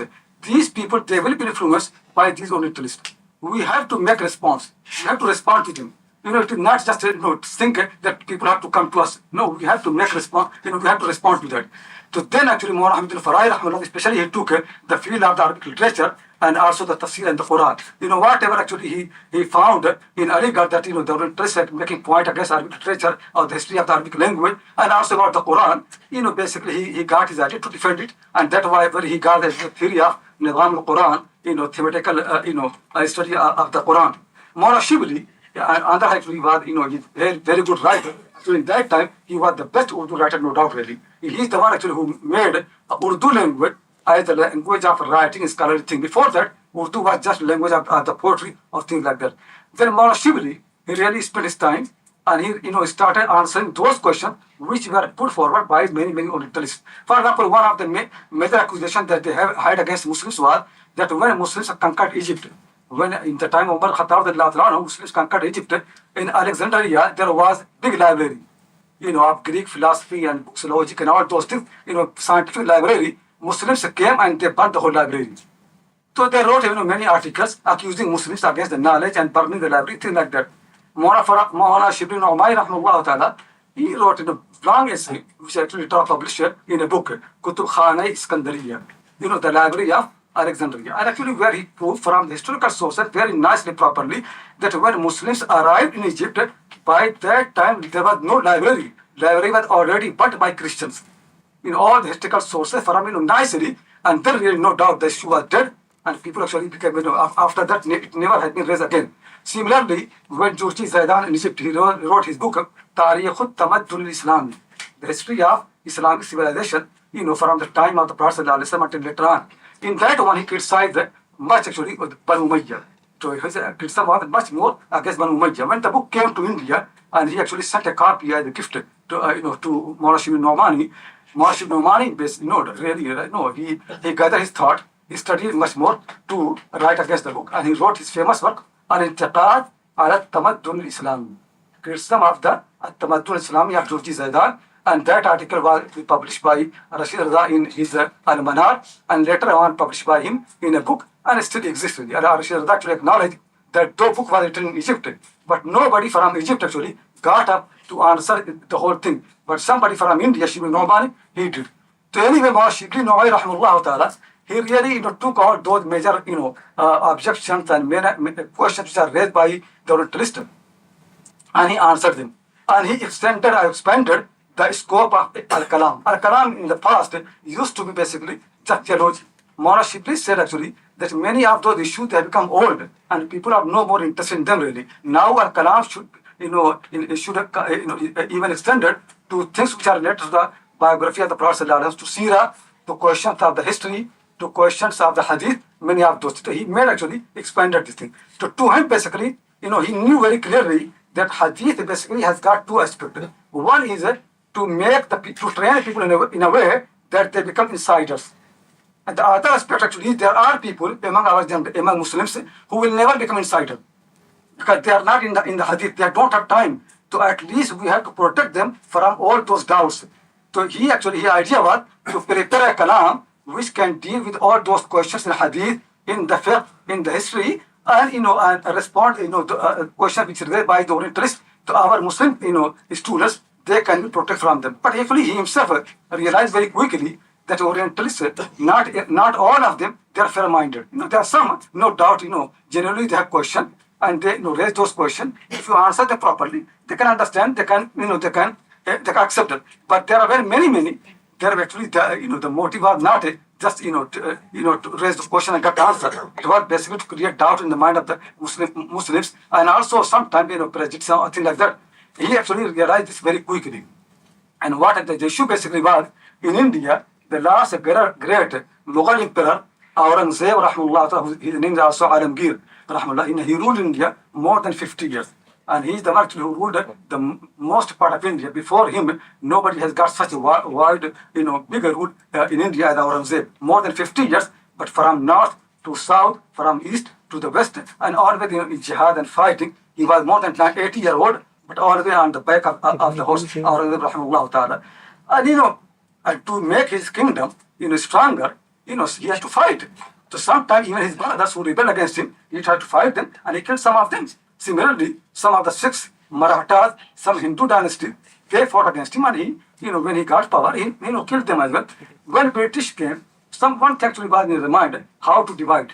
So some of them actually wrote, a lot actually about Aurangzeb to show that Aurangzeb basically was just killer of Hindus. He had this to divide the Hindus and Muslims.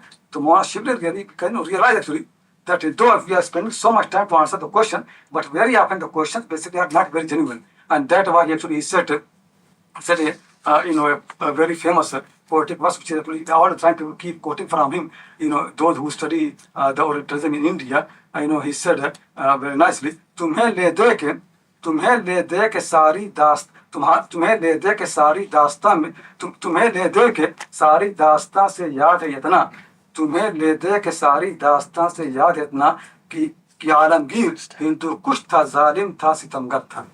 You don't remember from the whole story, from the whole history of India, nothing except one thing, that Aurangzeb Alamgir was killer of Hindus, he was tyrant, and he was unjust. You don't remember anything from our history except this one point. He really became one, and that became one point of the reference people always used to quote. But anyway, Mawlana Shibli established Darul Musannifin for that purpose. So, and training people to respond to the questions which are raised by Orientalists in Hadith, in Tafsir, in the fiqh, in the history, all those things. And many books are produced by his disciples, like Maulana Sulman Nadwi, Maulana Abdul Bari Nadwi, in Maulana Abdul Salam Nadwi, Maulana Abdul Bari Abdul Majid Jabadi, and actually even Maulana Akram Azad was influenced by him. Actually, even Maulana Maududi, somehow actually belonged to the same school. that school developed, and then Nazar ulama, no doubt really got from that. And actually, I'm coming from that, but we know really that how students from very early are trained in about Orientalism and to study that and to respond to that. And I remember when I was a student really in Fadila, in the first year of my, the specialization of the Hadith. So my topic basically was that how to respond to the questions which are raised by Marguerite and the Hussein about the originality of the Arabic language. They're criticizing about Schacht Jahili, Jahili poetry. So I wrote it in around 100 pages, at that time. You can see that students are trained for that purpose. So that was actually more Shibli's way, and no doubt Dar Musannifin since then until now continue doing that. And in 1982, they did the biggest conference on the Orientalist for 3 years, international conference. The people came from our part of Muslim world, and they were there, and all those proceedings were published in 2 or 3 volumes. Very nicely, people can get them. And really, it is a big field of research that what Dar Musannifin has actually done in the field of Oriental studies. But anyway, so that actually brief history of that. So this basically no doubt Imam Shibli way is helpful for those people who cannot go to Nadwa, they cannot go to Deoband, they cannot go to Saharanpur.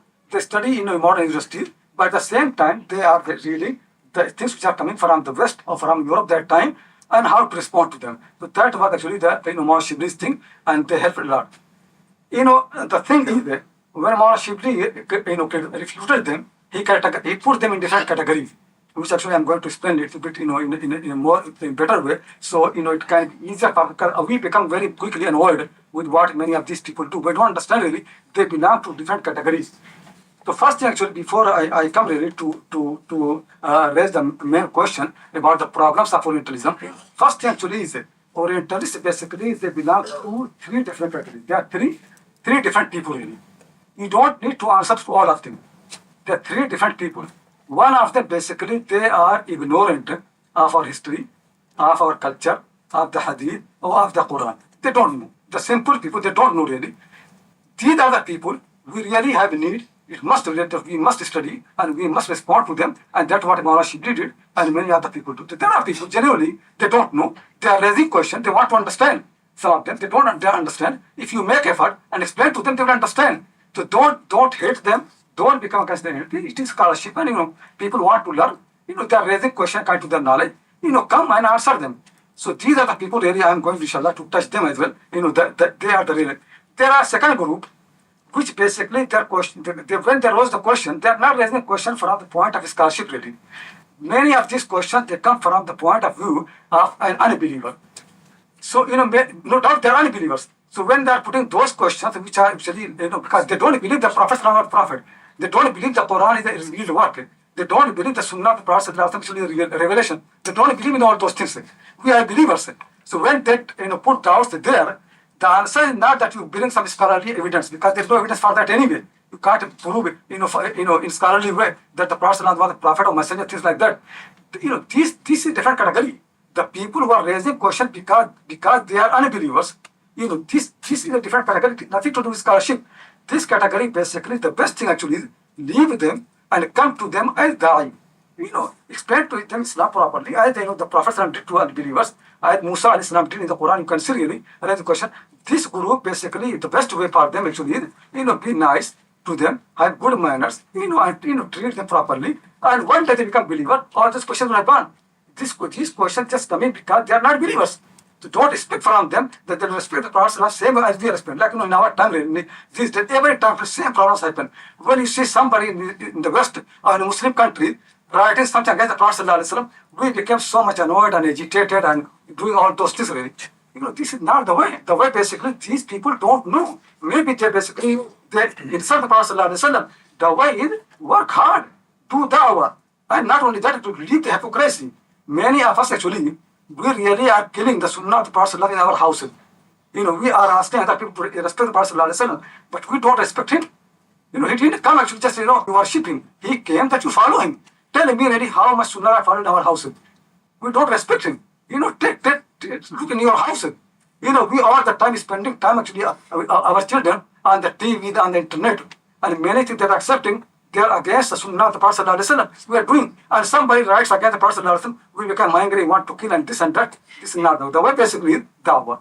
Act upon the Islam, leave the hypocrisy, become good believer, and then invite to Islam. Do something. Don't become angry and then anger is gone. No, it is something for the lifetime really. You have to work hard for that. It is something planned for that. So anyway, second, no, it is not a speech for dawah. The second category, the category basically, you don't need to write something. You basically need to be nice to those people, explain to them well, inshallah, they will accept. The third category of these people actually is, that actually most difficult one, no doubt really. The third category is, of these people are those really who are very much proud and arrogant. They basically believe that they're superior to you. They think their culture, their civilization, their way of life is better than you. No doubt really, something like that never can be cured. If people think that you are better than you, they're arrogant, it is very difficult to convince. Whatever you bring, they always will think that their study is better than you, their way of thinking is better, their scholarship is better than you. I know actually in Oxford, there was a scholar from United States, and he was doing some work with me, and he was working something on Central Asia. So I said to him, you don't know the language of the people, you don't know even the culture of the people, first you have to learn those things. He said, no, we Americans know about people more than them. And he said, that was something. When I was there in Central Asia, some people said to me that you have learned our language. I said, no, we have all the information of our language. We don't need to learn your language. So this arrogance really, there's no treatment for that. So anyway, these three types of the people really. One, the simply ignorant people.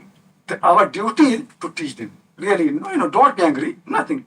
Calmly, and explain it properly. Inshallah, they love. Secondly, those groups who are not, the people, their questions are because they are not believers. So the answer is not that, you are, right something. No, the answer is simple work of da'wah. And third people actually are, arrogant people. Arrogant people are the most difficult one, no doubt really. And you really have to think how to, how to work with those people really. Because unless arrogance is gone, they never can be guided. Arrogant people, they never can be guided. The Quran makes very clearly that, the people who are arrogant, they cannot be guided unless actually, the camel enters into the eye of the needle. Like Isa Islam actually has said, same thing, that a rich person never can enter into the paradise of my father unless that, camel enters into the eye of the needle. It is same thing. To arrogant people actually, they have, no cure in that word. But anyway, I'm coming to most of these Orientalists and those actually who we think they basically don't know. What actually I've been looking actually, because I'm also reading many of those things, and I've been reviewing many articles and some of the books, and in that way we also have this training really. One thing actually I found actually very much common to all those people really, that it basically they lack the basic methodology of the research. Basically they don't fulfill the basic requirements of the research. The two basic requirements for the research, you go to any university, anywhere, everybody knows really. First thing is that you collect all the relevant information. Whenever you want to write on something, first thing is to gather all the information possible. And the second thing is, anybody knows, you have to evaluate that information. So first thing is, collect all the information, all the relevant things, and the second thing is, evaluate them. The problem actually is for many of these Orientalists that basically they don't collect the data. They don't collect all the information. They only get some information. They never make effort to find all the information.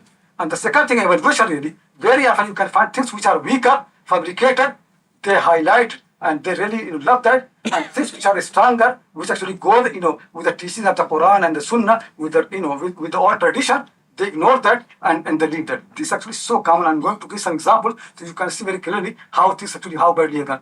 Before actually coming to collecting the data and information properly, the basic thing actually one has to understand really, that all the information about hadith, all tafsir, all the fiqh, they basically are in Arabic language. The first thing actually you have to learn that language. Learn that language properly. Or if you are writing something about Iran, about Persia, about Mathnawi of Rum, or about Diwan Hafid, or you're writing about something, you learn Persian language. If you're writing something on India, you have to know that language. First, before collecting data really, most of them actually are very really, they don't know language properly. Very often what actually happens, I discuss some of them, they say, we know the language is so much that we can help the thing with the help of dictionary. No, you cannot do that. Language, not dictionary. Language is more than that. It's the culture of the people. It is generation and gender. You cannot do that. And that is why they do it with mistakes. So much I'm going to say some example. You can see really, these are the people who, on one hand, they're proud and arrogant that they know our culture more than us. On the other hand, their ignorance is so clearly, you can see really. One of them, he has done it, very nice. I'm not going to mention any name. So, but the thing is, I got all the references. If anybody wants to check it, can check, because I always feel problem when I mention the name. So it is not good. I'm not going to mention the name, but things are well known. One of them actually wrote a book, which actually well published, in one volume in English language, and about certain, period of the history of India. In that one, he said he claimed that in India, Muslims used to celebrate Nowruz for 5 days. How many days? 5. Nowruz? Nowruz basically is the first day of the New Year. The day of the New Year in Iran, so they celebrate Nowruz. Even actually when Islam came, the celebration continued. First thing is, India is not a Shia country. Okay, maybe in the influence of Mughal, so they have to celebrate Nowruz one. Why 5 days? When I was reading that book, I was given for review. It struck my mind. I thought, well, let me check it. Maybe there's something wrong. I went to check the original source in Persian language. What was that? It was written there that 5 days ago, when it was Nowruz. Tell me what it means. 5 days ago, when it was Nowruz. Now Nowruz will come 5 days. Another person, one of the famous Orientalists, he had written something on Indian history. In the Indian name, he writes in the name, it's spelled like that, Shaykhul Hidya. Shaykhul Hidya. And then he writes in footnote, unusual name. It's not unusual. You have to go to an Indian, find out what the name is.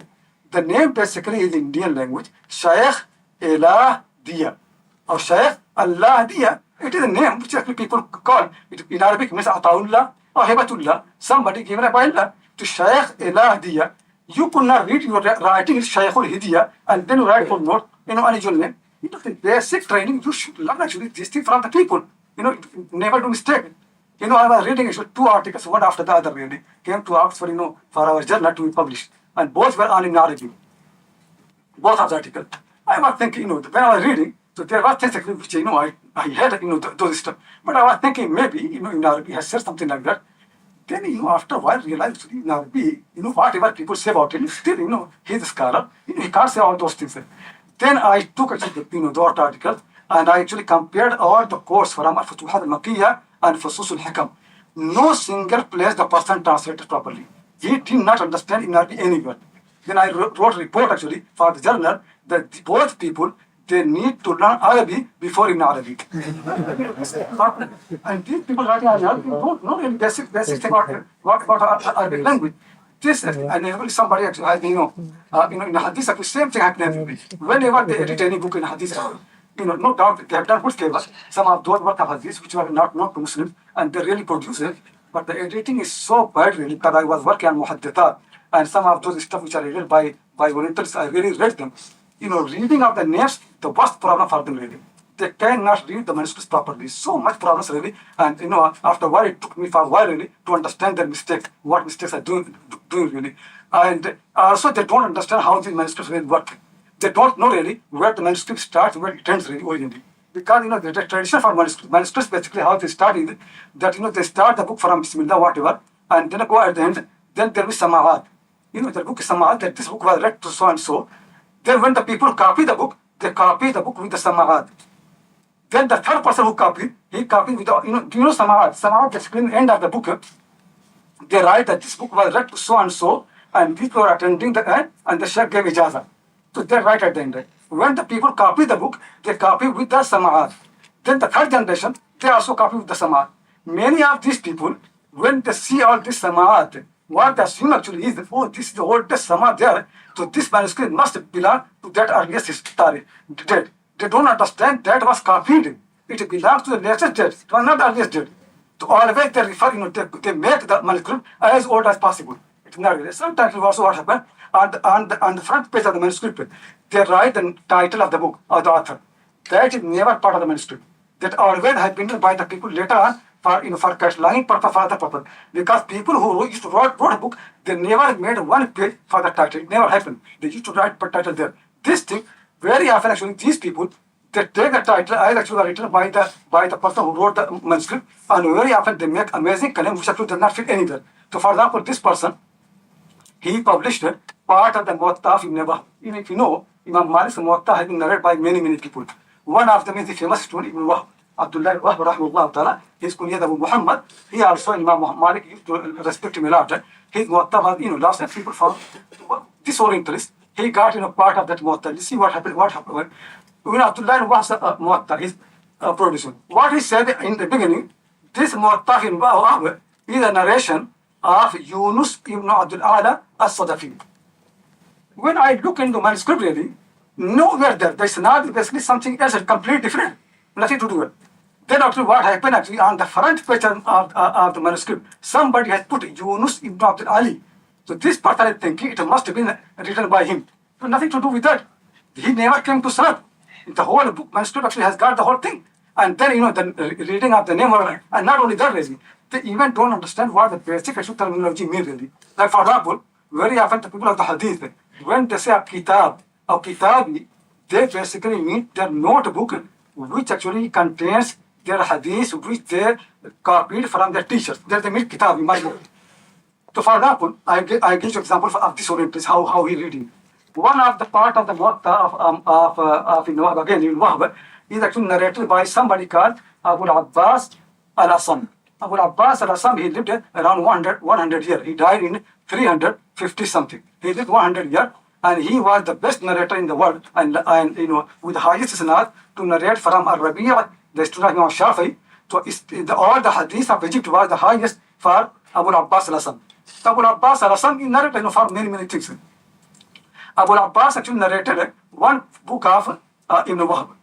And when he commenting on that book, then Abu Abbas said what that he write about one of the name that fi kitabi Zaydun was Sawabu Yazid. In my book it is written Zayd, but the correct is Yazid.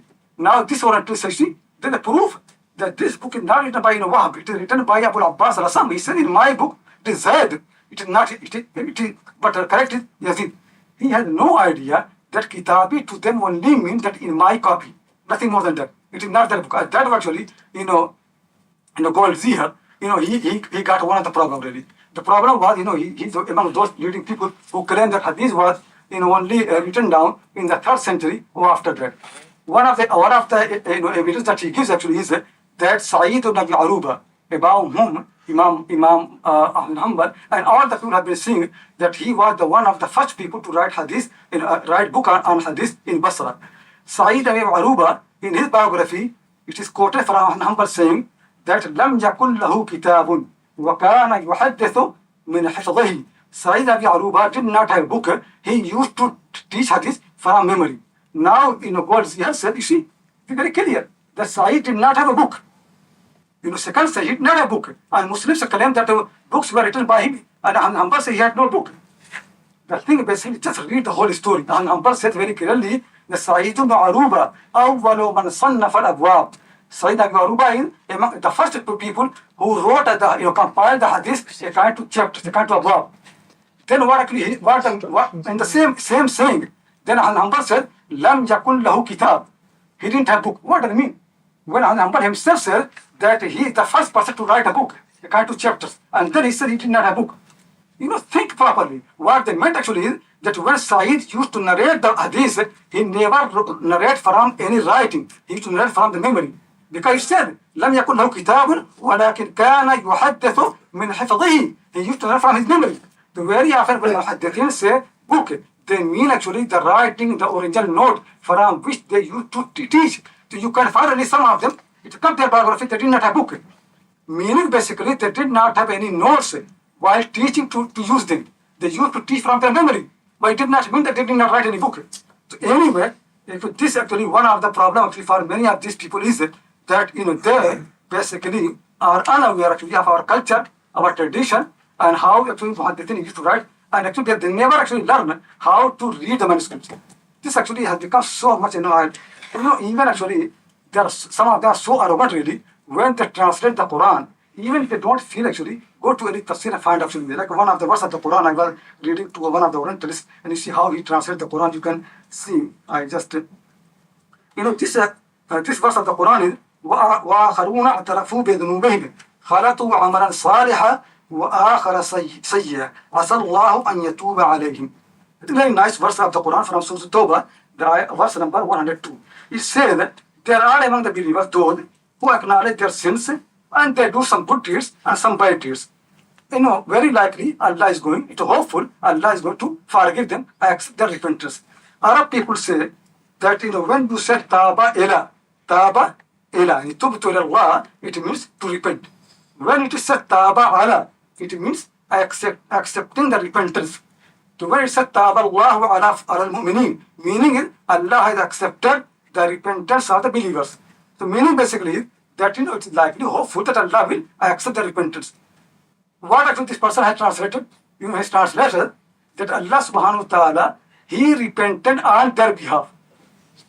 He loved them so much because they could not repent properly, so he repented on their behalf. It is not something that happening, a church where you can carry the sins of other people. It's a different tradition. Just understand the tradition, the culture. We Muslims never had anything like that where Allah repents on people's behalf. It never happened. Muslims never believed that anybody can be kafara for anybody else's sins. No, we don't have something like that. So anyway, the first thing basically, as I mentioned really, first thing is that they basically never made effort really to correct the data, correct all information. One example I give really, and it's also coming from Goldziher, and many of the examples I give really coming from him. Because he is the one who can say anything about our early history, and he said everything was actually compiled later on. One thing he claims that Muslims in the early century, they did not know anything about the Quran or Sunnah. They did not know even their own history. And he said that it is written in Kitab al-Haywan of Dimyari that Abu Hanifa rahimahullah ta'ala did not know whether the battle of Badr was before Uhud or after Uhud. He didn't know that. First thing actually, let us actually, why to know about Abu Hanifa, you need to go Kitab al-Haywan. Why not? Is it the way of scholarship? If you want to know about Hanifa rahimahullah ta'ala, you have to go to the Muhaddithin. You have to go to the books of his own students. Why you have to go to Kitab al-Haywan? Because many of these books, they are not books of, especially they are not for the Hadith and Fiqh. So this is actually one of the major of the, for research methodology. And second thing is, okay, you got this information, now think really, Abu Hanifa, who is so much respected, if he did not know this simple thing really, how his students could accept him? Okay, leave that. Now you have got his students, they are writing books. Abu Yusuf Qaradawi, he wrote a book, Refutation of the Siyar of al-Azami. Then Abu Hanifa, the student Muhammad himself wrote two Siyar, As-Siyar al-Kabir, As-Siyar al-Saghir. They actually mention all those battles, Uhud and Badr. And they know in order, could either tell their teacher, just actually correct. You get one information from a source, which actually not relevant, and then generalize that. Similarly, again, Goldziher actually has written this thing, that what he said actually is that this famous hadith of Zuhri from Sahih Musayyab, from Abu Hurairah, which is in Bukhari, Muslim, in all the various sources. The hadith is, the Prophet said, لا تشد الرحال إلا إلى ثلاث مساجد. People should not travel except to three mosques, and Masjid al-Haram, then the mosque of the Prophet ﷺ, and then mosque of Baitul Maqdis and Masjid al-Aqsa. What is their theory is that this hadith was only invented in the time of Abdul Malik Marwan, when he made Damascus as his own capital, as the capital of the Umayyad.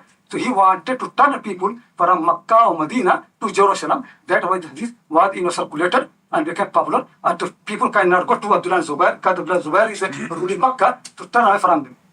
First thing actually is just, if you really are a researcher, why don't you collect all those hadiths? And finally, is there a believer Zuhri? And then assumption is Zuhri works for Banu Umayyah. So Banu Umayyah must have commanded him. So Zuhri is the one who did all this fabrication. Just look really that first find actually how many companions have narrated the same hadith. There are more than 50 to look for the same hadith. More than one companion have narrated the same hadith. Then the second thing actually is Zuhri alone to narrate from Musayyab? No. There are 15 people who narrate the same hadith from Sayyid Musayyab. And then look carefully really. Sayyid Musayyab is one of the famous enemy of Banu Umayyah. Always used to fight them. When Abdul Malik Marwan came to Madinah Munawwara, he was tired during the daytime. He asked one of his people, go and find in the mosque of Prophet somebody with whom I can talk. The person comes to the mosque and there's Sayyid Musayyib Rahmanullah Ta'ala sitting there. So the person, because he thinks he's from the court of Abdul Malik Marwan, so he points and hinting, come here. So Musayyib became annoyed, he bowed his head, didn't look at him. Then the person came to him and said, are you mad? Abdul Malik Marwan wants you to talk with you. So Sayyid said, go and tell him, I'm not the one to talk with him. No, I'm not his companion. And then he comes and said to Abdul Malik Marwan, Abdul Malik Marwan said, okay, leave Sayyid is different. Sayyid Musajjab actually, and they wanted to marry Sayyid Musajjab. And then in Zuhri narrates a hadith of Sayyid Bihar to please Banu Umayyah. Sayyid alive because Abdul Malik Marwan died in the year 85, and Sayyid died in the year 94. If Zuhri does something like that, Sayyid will be the first person to reject him if he found out. And then look actually the whole story how strange thing is because what the sexually is that Zubair was ruling Makkah al-Mukarramah. So Zuhri invented a hadith to turn the people from Makkah. Ibn Zubair was killed in the year 72 of Hijrah. 72 of Hijrah. That time Zuhri was just a small boy. He was not even adult really by that time. That was not his time. He was still studying, genealogy of his people or some hadith. Zuhri only came to Marwan to Damascus when he got married, he got the family, and sometimes he used to borrow money from the people to marry the young people of his own family. So he got a lot of debt. And that was basically around 80 years after the 80. That he comes. By that time, Abdullah Zubair already had been killed. And the whole actually empire belonged to Abdul Malik Marwan. When he comes to Damascus, by that time, rule is only rule of Hijaz, all Hijaz belong to Abdul Malik Marwan. Zuhri was not there. There are so many things the story make very clearly that thing never can be fabricated. But the thing is, their whole way is never to collect information properly, never collect data. Well, anyway, I got so many more examples, but I don't think I've got enough time to go to all examples. But to emphasize really, and ask many of the Orientalists really, one thing very clearly, you are claiming to follow the tradition of the people of the Hadith. Why just, look at them really, how they were really. They used to learn the language properly. They used to spend time on that. And how they used to collect data. I just give some examples. You can see really how they used to emphasize this thing. And how they, they were like, one of the, narrator of the Hadith is Muhammad ibn Ismail. Right. Muhammad ibn Ismail, he's a famous teacher of Hadith, the student of Sufyan Thawri and Shu'bah. And when they used to write these people their books and writing, sometimes they used to not have dots and anything like that. One of the students come to his class from Egypt, and he's the way basically was that when you come to teacher, you will say that so and so had narrated to you, and then you read Hadith, and the teacher will say yes. So the student said, حدثكم 77. حدثكم 77. So the teacher, laughed at what happening. Then he realized it. So he said to the student, where are you from? Minayn al-Fata. Where are you the young man? So he said, from Egypt. The Sheikh said, okay, write down properly. حدثنا شعبة بن حجاج وسفيان بن سعيد بن مسروق الثوري. Made very clear. Basically, what they are in rush. They don't want to write everything clear. People know this thing. كان 77. It is basically Shu'bah too. They didn't put down, Sufyan. They don't write alif. It is basically what حدثنا شعبة وسفيان. But he's reading what? حدثنا 77. The teacher said, let's make it. Then he said to write down properly, حدثنا شعبة بن حجاج وسفيان بن سعيد بن مسروق الثوري. And actually similarly you can see all the time. That way, Waqim Jarrah said, I came to Amash to study Hadith. And when I did mistakes, Amash said to me that, oh, Abu Sufyan, there is something for you better than Hadith. So Waqi said, I said to him, why are you shying afdal min al-Hadith? How can anything can be better than the Hadith? He said, yeah, learn the Nahu, Arabic grammar, that's better for you than the Hadith. And then he taught me the grammar, and then after that he taught me the Hadith. First thing basically to learn the language. These Muhaddithin, they did not waste their time. You are following the tradition. Learn the language properly with the grammar and everything. And sometimes they used to hit actually people if they don't know the grammar. But anyway, some of the examples of the Orientalists which I have given, and then I got more examples. I don't have time, but I want really to make a comparison. This is how they have been doing.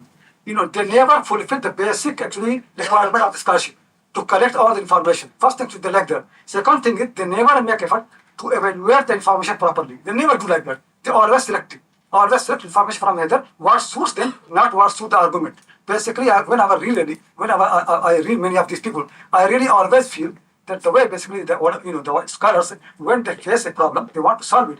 But many of these people, when they see any problem in our history and our hadith, what they enjoy the problem. These people, they really enjoy they become happy that we got a problem.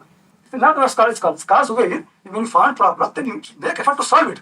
But they become happy and pleased that they've got, they got a problem.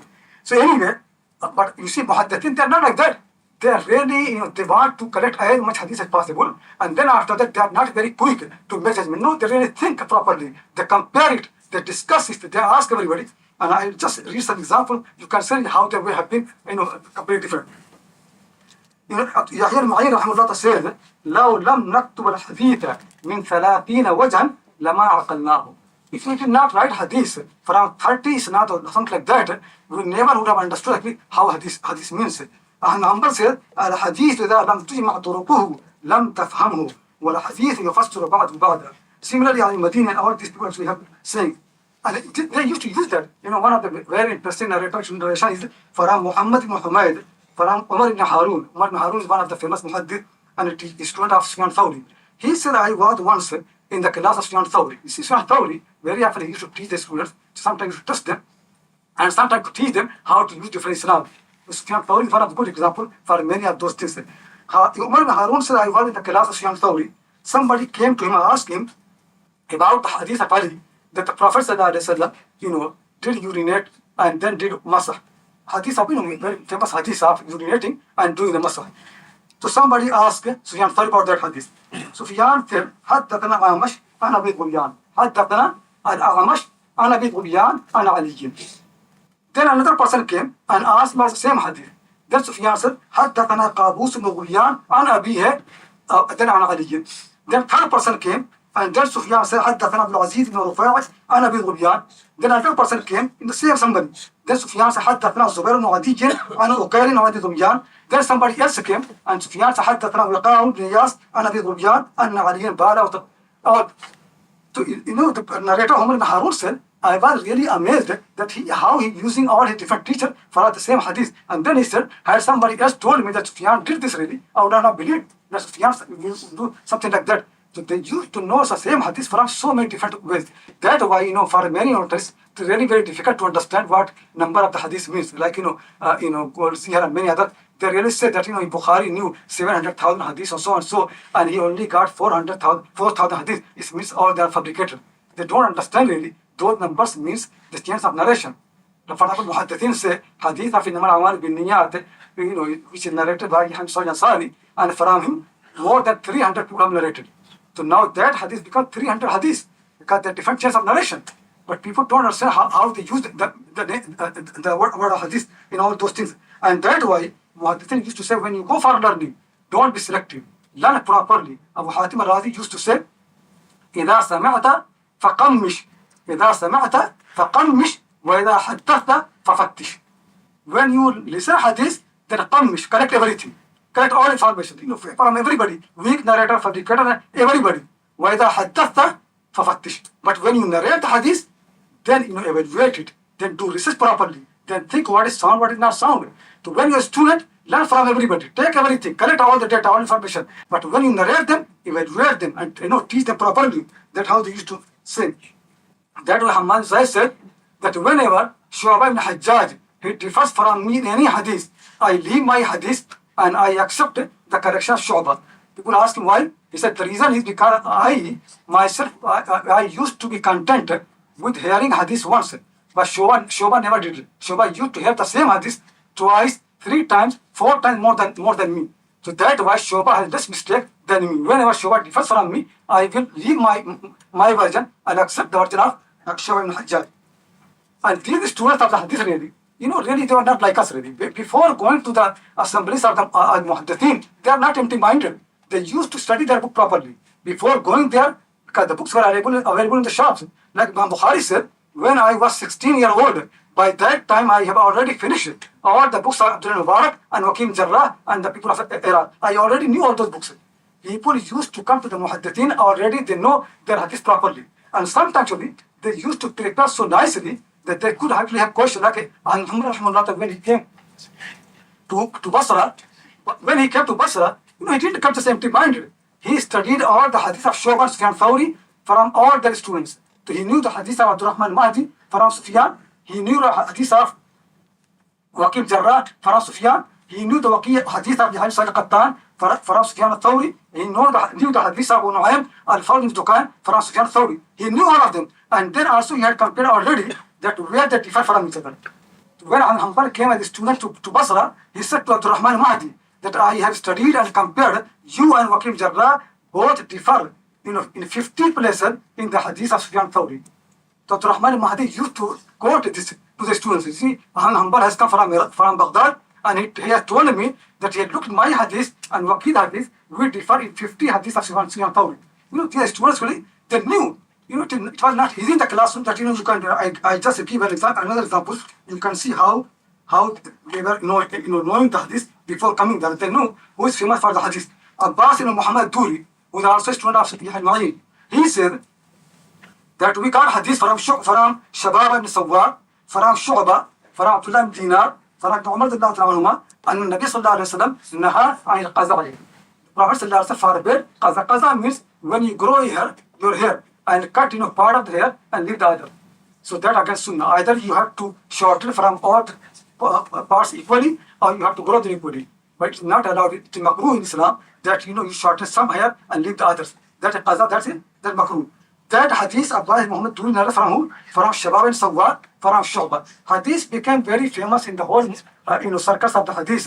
That hadith of Shu'bah, but only one narrated from Shababa. Shababa narrates from Shu'bah. Shu'bah had got many students like Muhammad Ja'far, Gundar, Abu Dawud al-Tayalisi, and Abdurrahman al-Mahdi, Yahya al-Qattan. All they are famous students of Shu'bah.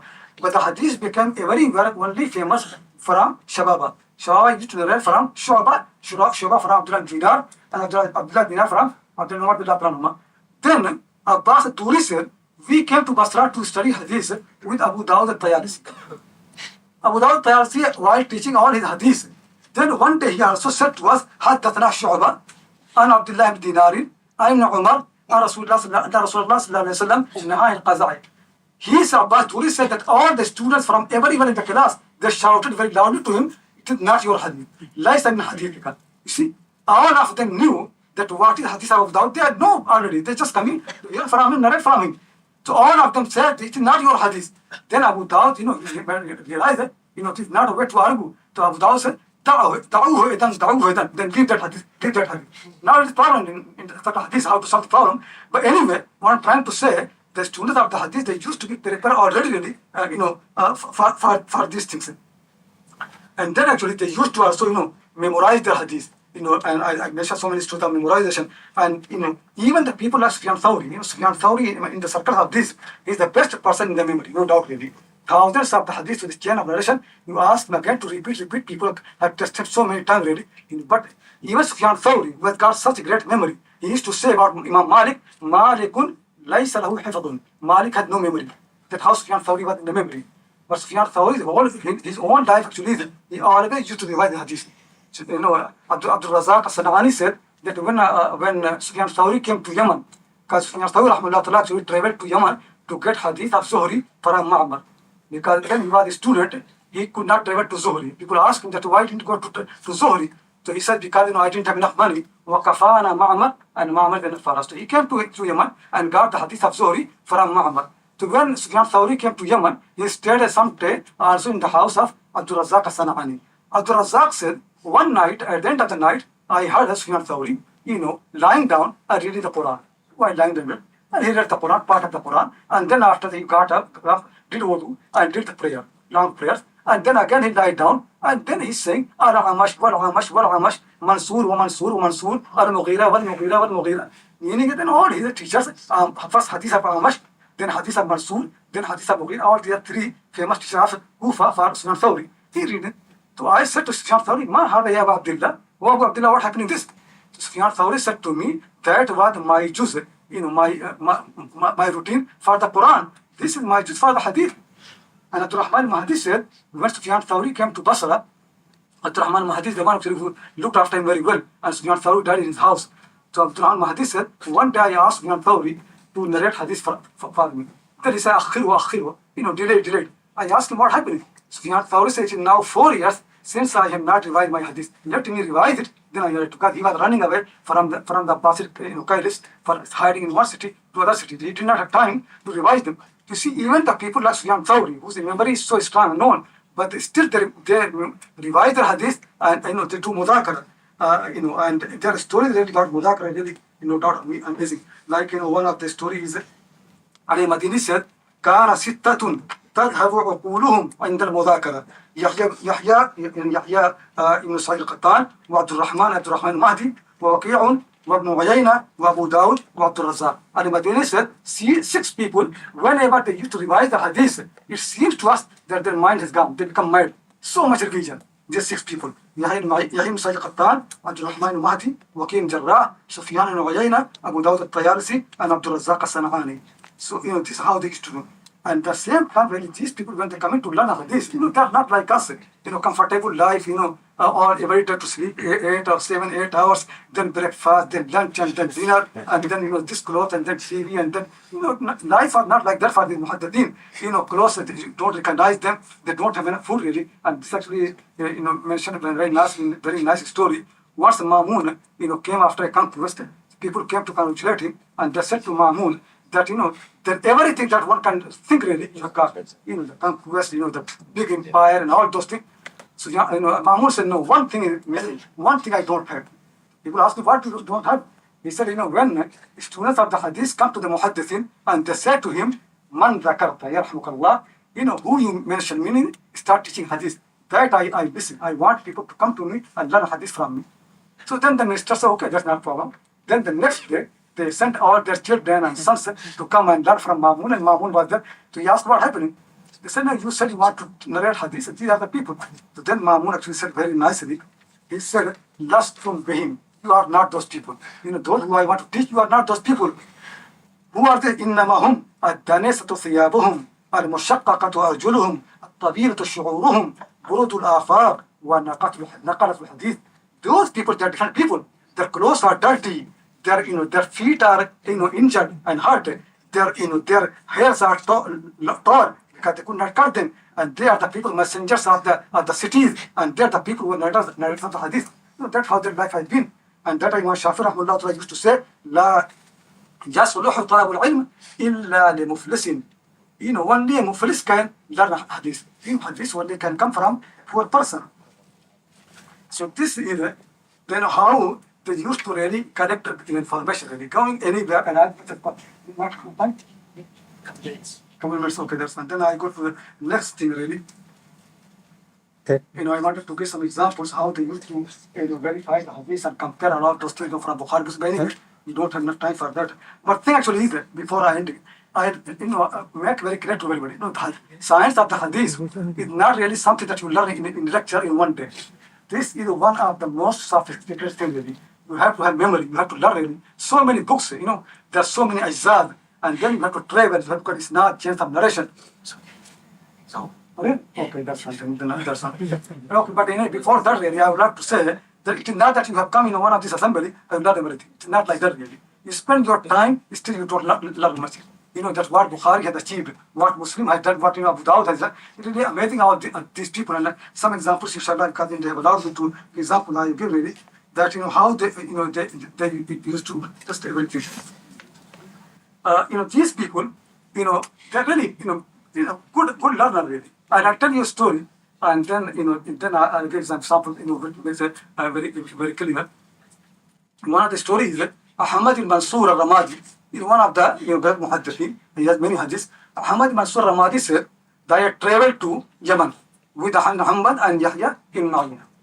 Both are with me. So I traveled to Yemen. While coming back from Yemen, Yahya Ma'in said to us that here is the house of our teacher Abu Nu'aym al-Fadl Dukan. Let's go and test him. The Muhammad said, no, don't do that, because the man is right. We know him. His hadith is fine. Yahya Ma'in said, no, I must test him.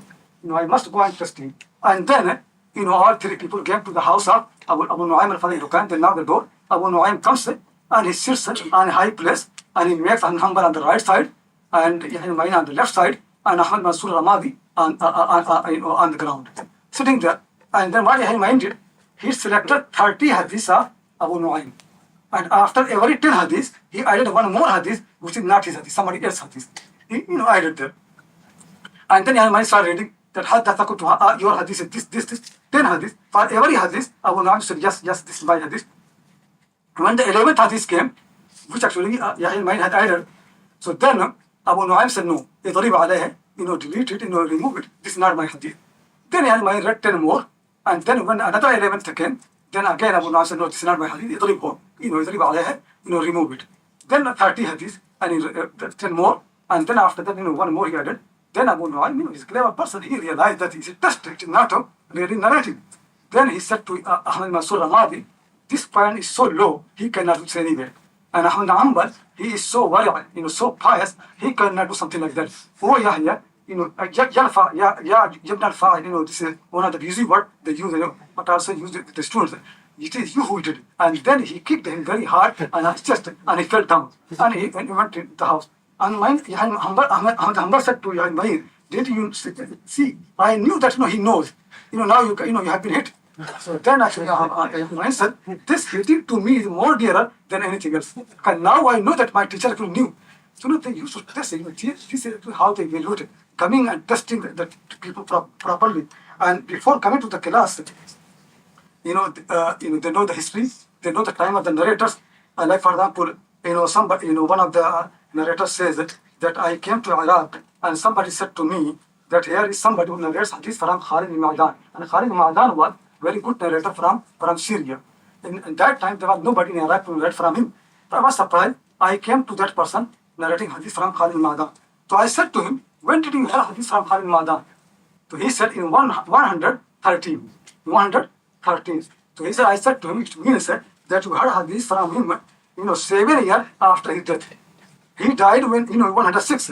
And you say you have heard hadith from him, 113. You see, they knew these things. Similarly, another thing is, somebody said to Ayyub as-Sakhtiyani that Inna Amran Rawa al-Hasan, Amran narrates from Amr ibn Ubayd, narrates from Hasan, La yujadu as-sakran min nabid. If somebody drinks nabid, one of the drink, and he becomes intoxicated, he should not be punished. Ayyub said, Kadaba wallahi, ana sami'tu ibn Hasan, yaqulu yujadu as-sakran. I heard myself, I'm a student of Hasan, and Ayyub is more famous. You can see really that they are so much aware of the problems. Similarly, one of the great narrator of hadith is Abu Awana. Abu Awana is very famous for accuracy of the book. His book was really so accurate that people used to say, Kitabu Abi Awana wa hifadhu Hushaym. Hushaym's memory and Abu Awana's writing, both are equal, so strong. Abdul Rahman Mahdi said, I came to Abu Awana once, and Abu Awana narrated a hadith from Amash. To see Abdul Rahman Mahdi like a student, and Abu Awana like a teacher. Abdul Rahman Mahdi said, Abu Awana narrated a hadith to us from Amash. So Abdul Rahman Mahdi said, I said to him, Laysa hada min hadithika. This is not your hadith. See, you're not correcting the teacher. No, it means that they have studied our thing. So Abdul Rahman Mahdi said to Abu Awana, Laysa hada min hadithika. This is not your hadith. Abu Awana, he said, no, Bara, this is my hadith. So Abdul Rahman said, no. I said to him, no, it's not your hadith. He became very angry and he asked his slave girl, bring my books. And she brought all the books. And then looking, he couldn't find the hadith. So he said to them, Oh Abu Sa'id, he said, Kunya of Abdul Rahman, you are right actually, this is not my hadith. But how did you know that it is not my hadith? How do you find it? How it happened? That I still think it's my hadith, and you said it's not my hadith. How it happened? So then Abdul Rahman Mahdi said, what happened actually is that when you were younger, you one day sat in some revision. When Muhaddiths were revising the hadith, so somebody read a hadith as his own hadith. And hadith became stuck in your mind, and you thought it is your hadith. That's what happened. So in the mudhakara, in the revision, you got hadith of someone else, and you thought it is your hadith. Not your book. You can check it. So this you can see how clever the students used to be. That they are coming to the classroom, they have already studied the hadith of the Shaykh, and they know what is his hadith and what is not his hadith. Okay, now actually I'm coming. Some of things really, because not going systematically about all this hadith thing, but just really tell you that how professional they have been really. And if you have read any of that paper that I wrote really, you can find one thing. One of the objection of the Orientalists basically is that when people are believers, they never can be professional. Because these people that are believers, so they are not critical, so they are not professional. And that actually big mistake, no doubt really, because the thing is, now you can see in this world really, there are so many think tanks and so many institutions. They are basically established by the universities, by the governments. And what they do, they very professionally produce so many information and so many books, so many writings, really, all propaganda. Everybody knows they're propaganda. Because they're not pious. They're not doing for the sake of our God. They have no fear. They're doing for the sake of money. People, when they have fear of God, really, they become more professional. You know, when Abu Hanifa is doing his research here, he is not afraid of anybody else. He's been punished by his firm. Sayyid Mustajib has been lashed, has been punished by his firm. Malik has been, flogged, but he's firm. These people, they don't hope from anybody. They don't fear anybody. Piety makes them actually better scholar. So, the professionalism does not mean that you have no fear of Allah. Does not mean that you are not religious. Basically, when you have religion, it makes you more than that. And really go and look at it, deeply. At least in these two books of, Bukhari and Sahih Bukhari, Muslim, really. See really how they are really on the top in the scholarship, really. They don't think about piety or anything. They go for professionalism. How professional these both words are. I give an example. Let me write down this.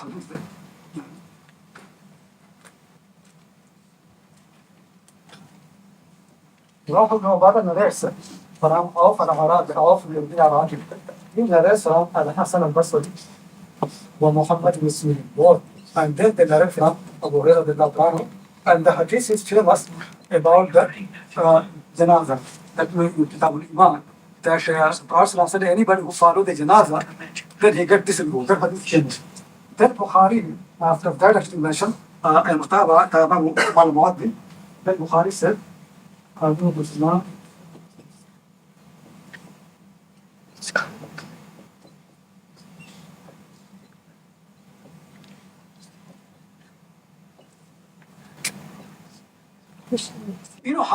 they are basically, just see how professional they are in this thing.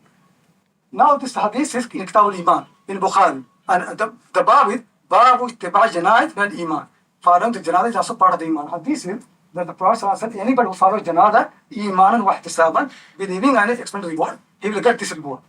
Imam Bukhari narrated the hadith from Isnad, going to Rah, and Rah is one of the famous Rah ibn Ubadah, one is the Imam, and he narrated from Awf al-Arabi. Awf ibn Jamil al-Arabi, good narrator from Basra, and he also trusted in the Sahih. Though Muslims do not trust in him so much as Bukhari does, but anyway, he is one of the reliable narrator of, and Awf is the student of these two people. In Basra, at that time, at the end of the 1st century, these two people are the best narrators and the Imam of the community, Hasan al-Basri and Muhammad ibn Sirin.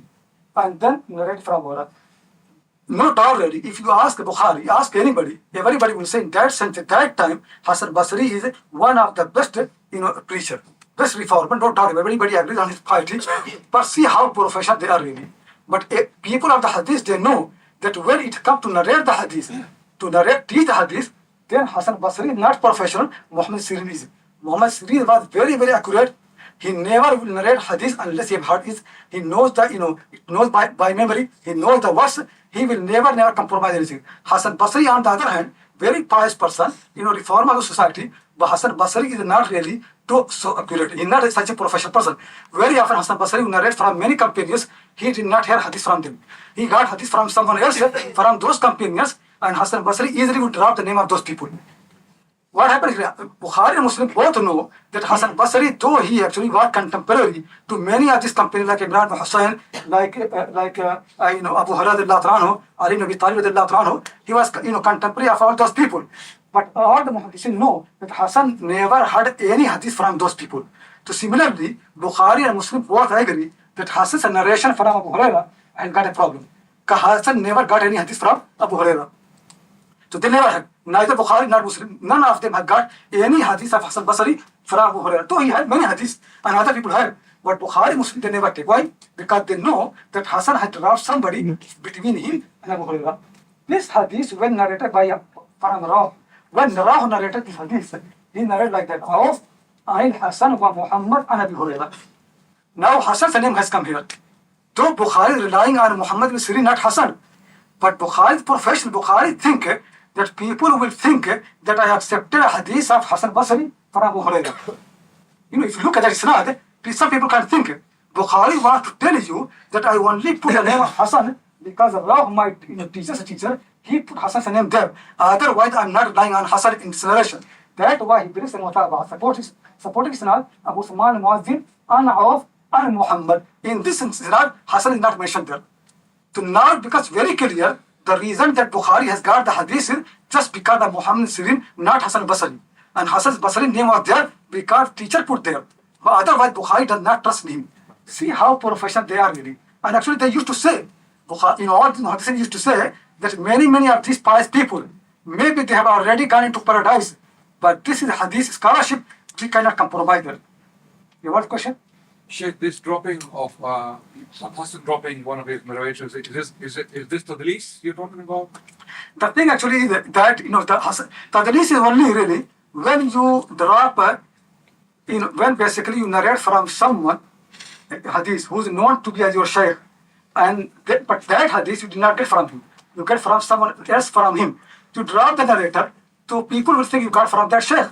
That's the release. Like for example, like Sufyan Uyayna, he's a student of Zuhri. He got many hadiths from Zuhri. That's fine. But there are some hadiths of Zuhri he did not get from him. Those hadiths where he narrated from Zuhri directly, that is tadlis. Actually, in one of the narration, he did like that. Once he was narrating the hadith on his Zuhri. So one of the students said, did you hear the hadith from Zuhri?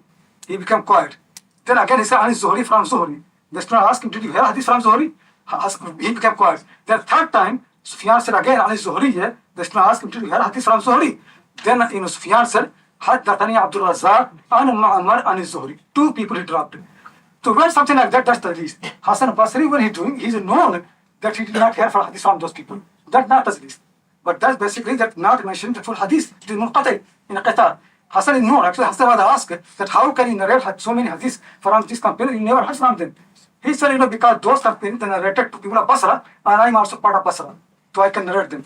So anyway, in this matter, Hassan is not so professional. You can see because he is not professional, though he may be more pious than Muhammad Sirin, but that is not the matter really. And that's why you can see really many of these people, they accept the hadith of less pious because they are more professional. Like for example, Hammad bin Salman Dinar and Hammad bin Zayd bin Dirham, both are contemporary, both are from Basra. Hammad bin Salman Dinar is more pious. Shaykh al-Islam Basra, more well known. But Bukhari will accept hadith of Hammad bin Zayd, but not Hammad bin Salman. Though the difference between them is so huge. Hammad bin Salman named Hammad bin Salman in Dinar, and Hammad bin Zayd in Dirham. Dinar is from gold, and Dirham is from silver. So when some people ask Muhaddithin that what is the difference between Hammad bin Salman and Hammad bin Zayd, so they said the difference same as the difference between Dinar and Dirham. So Hammad bin Salman is like Dinar. But still, actually, Bukhari does not take hadith from Muhammad Salama because he was not professional. He used to do mistakes. This actually how accuracy actually is there in these people. This is one of the examples. Is there enough? Sorry? 5 minutes? Okay, that's interesting. Continue on. No, there are some more examples. But let me see. Actually, same thing actually is.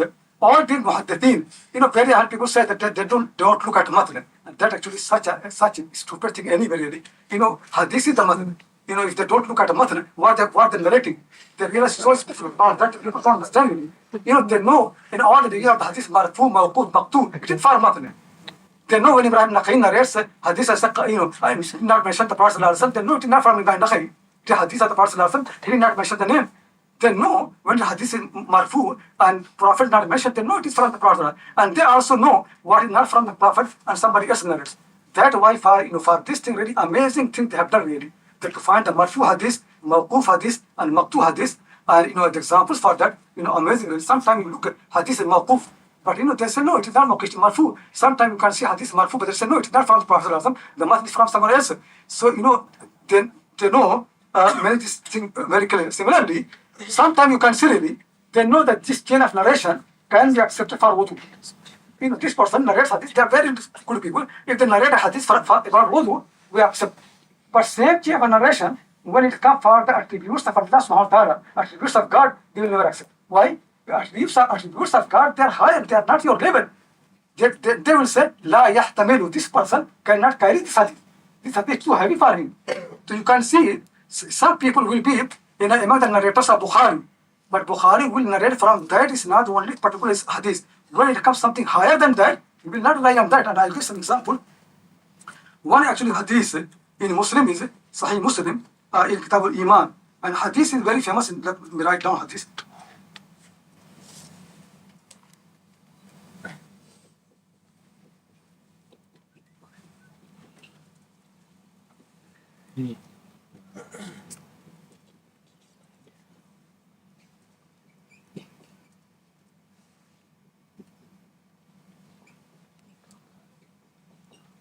Hadith is actually known from Yazid ibn Ibrahim. Yazid ibn Ibrahim is the main narrator of hadith. He narrates from Qatada. Qatada narrates from Abdullah ibn Shaqiq. And Abdullah Shaqiq narrates from Abu Dharr radiallahu anhu. Abu Dharr radiallahu anhu said to the Prophet sallallahu alayhi wa sallam, Hal ra'ayta rabbaka, O Allah the messenger, have you seen your Lord? So then the Prophet sallallahu alayhi wa sallam, Nurun anna arahu. Allah is a light, how can I see him? This hadith actually became a problem because there have been two opinions among Sahaba anyway. Some people think that the Prophet ﷺ have seen Allah subhanahu wa ta'ala in the Mi'raj.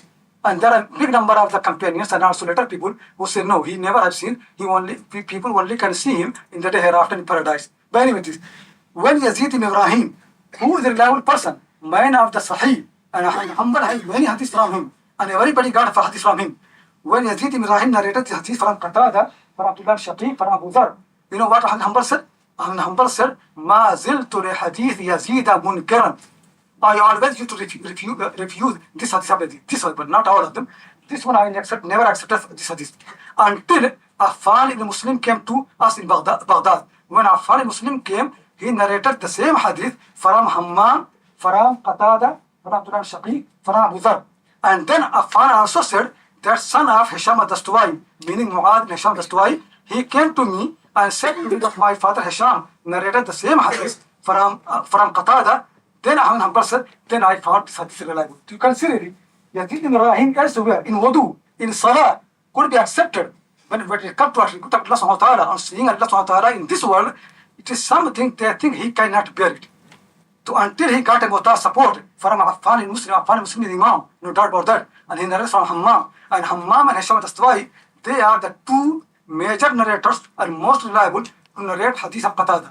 For hadith of Qatada, if you want actually most authentic one, the people are Hammam and Hisham al-Dastuwai. When the hadith came from those two famous students of Qatada, then they accepted because they did not famous student. You can see really when they are criticizing it, they are so professional. They know the content and make a difference. There are certain contents a child can narrate. Like for example, a child can narrate that my father kissed me. So maybe when father kissed a child who was 4-year-old, he can narrate that. But if you want to narrate from that child from his father, it's so complicated about buying and selling. Will you accept that? When you are 4-year-old, no. Muhaddithin always make a difference. That's why you can see really, they always look really that for all those complicated issues of the hadith, when content is very, very complicated, they look really how long the person stayed with the shaykh. Did he belong to the city or not? For example, I give an example. Abu Zinad is from Medina. His famous hadith of Isnad for Medina people is Abu Zinad and Araj and Abi Hurairah. That is the people, some people say that is the best Isnad for Abu Hurairah. Abu Zinad and Abdul Rahman ibn Hurmuz al-Araj and Abi Hurairah. Famous Isnad. And Abu Zinad has got many students, one of Imam Malik from Medina, and many, many people. And Abu Zinad's son Abdul Rahman is also one of the narrators. Now, seriously, same Abu Zinad, his hadith there. Imam Muslim, rahimahullah ta'ala, has got one hadith from Abu Zinad in Kitab al-Iman, where Abu Zinad narrates hadith from Abdul Rahman Araj, from Abu Hurairah, that the Prophet said, لا تقوم الساعة حتى تطلع الشمس من مغربها. About the day of judgment, that the day will not come nearer until the sun rises from the west. That hadith, Abu Zinad narrates from Abdul Rahman ibn Hurmuz al-Araj, from Abu Hurairah. It is such a strong hadith. But the thing is that hadith is narrated from Abu Zinad, not by people of Medina. By who? By Zaidah. And Zaidah is from Kufa. This Imam Bukhari feels really, this matan is so strong. It is such important matan really. Why not Abu Zinad's other students who are in Medina, they narrate the same hadith. So because Abu Zinad's other students like Imam Malik and others, they did not have that hadith. Imam Bukhari rahimahullah left the hadith, and Imam Muslim rahimahullah come later on, he accepted the hadith. Now you can see really how they're looking. Imam Bukhari knows Abu Zinad is very strong. Araj is strong. And he also knows Zaidah is very strong. But Zaidah is very good for the hadith of Kufa. When Zaidah narrates from somebody in Medina, a hadith which should be known to belong Medina, Imam Bukhari does not accept that. Why Muslim has accepted? Because Muslim has got mutaba'at. He has found really that hadith of Hurairah has been narrated from Muhammad and Hammad ibn Munabbih and Abi Hurairah and many other Islam's. Because he got support, he accepted that. Similarly, you can see really one of the hadiths is Abu Hurairah in Sahih Bukhari that Shu'ayb ibn Abi Hamza, who is from Syria, he narrated from Abu Zinad, from Araj, from Abu Hurairah that the Prophet said, لا يؤمن أحدكم حتى أكون أحب إليه من والده وولده والناس أجمعين. None of you will be believer until I become beloved to him more than his father and this and that. That hadith is famous for Abu Hurairah narrated who? Shu'ayb ibn Hamza from Syria, from Abu Zinad, from Araj, from Abu Hurairah. This hadith is not accepted by Muslim. The reason is, he thinks this matn is so important. The content is so important, and Abu Zinad is one of Medina, like a Malik and other, they don't have the hadith. How somebody from Syria can have, and people who are Medina and the hadith is needed. It is something that everybody needs, about the Prophet. So because of that reason, Imam Muslim Rahimahullah, they did not accept the hadith. So very often they look actually, it really came to my mind while reading the Kitab al-Hujjah al-Medina, a book, refutation of people of Medina by Imam Muhammad Shaybani. In that one he says that, there is a difference between Imam Malik and Abu Hanifa. If somebody is traveling, and you are a traveler, you come to a city, Imam Abu Hanifa said, you stay there for 15 days or more than that, then you are no more a traveler. You have to make all your prayer, full prayer. Imam Malik said, if you make intention to stay there 4 days, that's enough. Imam Malik was for 4 days, Abu Hanifa was for 15 or more than that. Imam Malik's argument is that Ata al-Khurasani narrated to me from Sa'id Musayyab that he used to give fatwa that if somebody stays somewhere for 4 days, he has to complete the prayer. Imam Muhammad, after quoting the hadith, he said in Kitab al-Hujjah al-Madina that though we like Ata al-Khurasani in our mind, but look actually, safar and traveling is something so common. Sa'id Musayyab is mufti of your city for a fatwa which everybody in Medina needs. For that fatwa to narrate it from Sa'id Musayyab, you go to someone in Khurasan. You didn't get anybody in your city. You have got all students of Sa'id Musayyab, Zuhri are there, Rabiatul Rai is there, all your teachers are students of Sa'id, and everybody, people in Medina that travel, they did not know the fatwa of Sa'id, and somebody from Khurasan, he knows. So, this is a ground on which he left. But anyway, my basic point really is that, you cannot get the idea really in one meeting or in 2 days or 3 days really. It is really something you have to study properly, learn the language properly, attend the class of the people of the hadith, see actually what happening in the class, and they go in these, these things properly and systematically. Then you can appreciate really. By picking examples here and there, people cannot get the idea really what was going on in the circle of this. Anyway, I leave it here inshallah, and maybe some other because Mizan also is thinking to organize a course for 2 days about the mistakes of Orientalists. So maybe something like that happened. So I collect already many of them. So inshallah, they're editing and this, categorizing in different categories. And one day inshallah to be good. The Sheikh has found some 200 mistakes of mistakes are many, anyway. Assalamu alaikum wa rahmatullahi. Sure, for the audience in St. Zakharov, both of our scholars coming today talking about this subject. I really appreciate my personal hope for this session is that we have a dialogue with a view to thinking about whether there could be a synthesis of approaches. i.e., what are the complementarities or what is the common ground, if you like, between the seminary and university? Or to put it another way, as a question, not an institutional question, but as a question of methodology, is there any more work to be done constructively in critical hadith studies today, or are we just engaged in defense of what classical scholars achieved? And I'd like to consider that question to abstract out the political problems, pressure, for instance, Muslim minorities have with liberal expectations of ethics, morality, and so on. This is a methodological question. If you imagine that we had a self-confident intellectual engagement, that we were able to revisit questions of scholarship. Is there any more work to be done? And are there any new methods that are being developed or ought to be explored or can be developed? To both for speakers, sorry.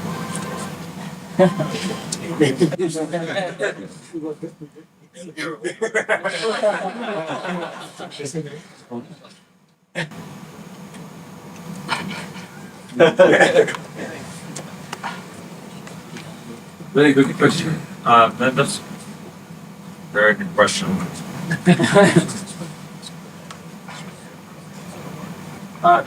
Basically, I would say that in one sense, I think there is much hope. In another sense, there is not much hope. Nor does it really concern me. I mean, I don't expect people who don't believe in Islam to accept premises that would lead them to treat the early Islamic period in Islam. That's why, I mean, I personally don't study early Islamic history. That's just my personal. I don't write articles on any authenticity. I only study what happened after have books in the 800s, 900s. That's for me. That's very crucial for me because you don't get in debates about it. You don't have to base your positions on speculative or on assumptions that can't be proven that rest on faith one way or the other. So that's my own personal take. Where can there be very productive dialogue and cross-fertilization? I think that, I in my classes, my students, I try to offer them what I learned, what I benefited from my teachers in places like Egypt, which is really very rigorous thinking. I never really thought really critically and rigorously until I went to Egypt. And this is very interesting because when I went to Cairo and studied with some of the scholars in Azhar, I kept thinking, here I'm coming from the West and I know how to think critically and, I'm going to sit with them and learn from them, but they're going to be sort of childlike in their thinking and I'm going to have to sit here and keep my mouth shut while they have silly ideas and things like that. And every once in a while I would object and they would just demolish my thinking. I mean, they really, over and over again, have humiliated me. Not in a negative way, but they really humbled me in showing how what I thought was being critical thinking was very shallow thinking. And I really learned how to be a more critical thinker in Azhar, not in my graduate school, which was against it goes against the normal assumptions about what the advantages and disadvantages of the East and the West are. And so now when I'm in my classes, I frequently will use, let's say, principles of procedural maxims, qaida, qawaid, in my classes. For example, someone says, they use a piece of evidence for their arguments. They say, well, this evidence is ambiguous. If something has serious amount of ambiguity, you can't use it as evidence. Or, I find that these tools that Muslim scholars use can be helpful to non-Muslim students, help them be more rigorous thinkers about any issue, regardless of its scope. So I think that one can benefit from other intellectual traditions, even if you don't accept the religious part of that tradition.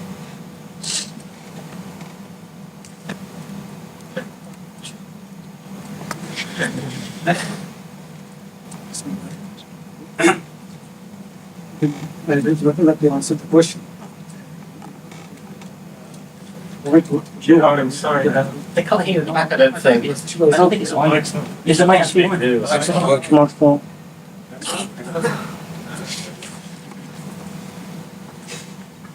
The thing actually in Islamic tradition, people always have been actually broad-minded. Wherever they got anything really, which can help them for the scholarship, they used to get. I remember really, once I had to teach Usul Hadith in one of the places that, in Oxford. So I said for first day that what we believe actually is that Hadith is a revelation. But the methodology, how to reach, at authentication of the Hadith, it is not revelation. It is human effort. If people can get for us something better than that, we can accept that. So Muslims always have been flexible in this way that, get things from other traditions if they are going to help you. That's why there have been a sentence very often quoted in madrasa: "Khud ma safa wa da'a ma kadir."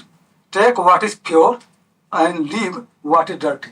Things coming from anywhere, and then they also use this hadith very much. Al-hikmatu dhalatul mu'min anna wajadaha fahuwa haqqu biha. Hikmah is lost property of believer. Wherever he gets, he can take it. Considerably, when the Greek, philosophy and logic, the works were translated into Arabic, no doubt really Muslims, got benefit from them in all the sciences. So there always have been. So similarly, in the West, no doubt really, because of development in the natural sciences, they have really so much work, and certainly they have developed certain methodology in the history and many other things. We can benefit from them and apply them to also to the hadith and other things. But one also, before doing that, one should be aware really that how much work has been done by Islamic science. Very often our students, they don't really know how much has been done by the Muslim historians, how much has been done by muhaddithin, and what they have done. First actually understand that, learn that, and then you can also think how can benefit from other traditions, and and help the tradition, the learning can continue. So we really basically we are, and actually because I'm coming from National Ulama, I remember really, and there's always also he studied in Nadwi, he will support in this matter. In other words, really from very beginning, if you go to the classroom really, always discussion.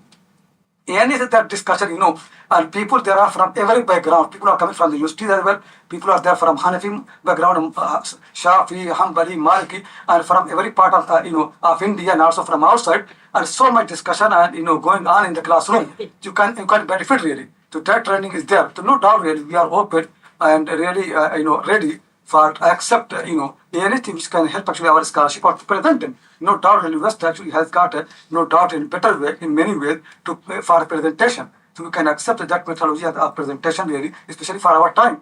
So people should not be close-minded.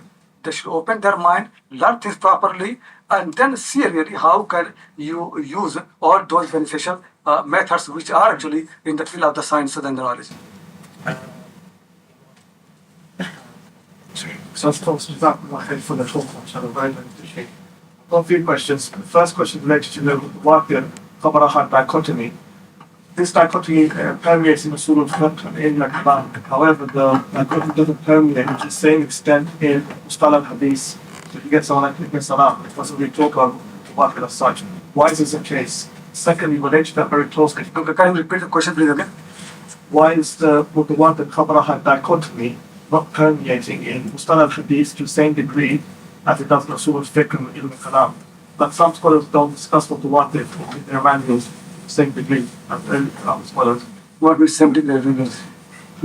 Can you explain what Saying why do the Hadith scholars not give as much emphasis to what the words here are contrast as say the Usuliyin?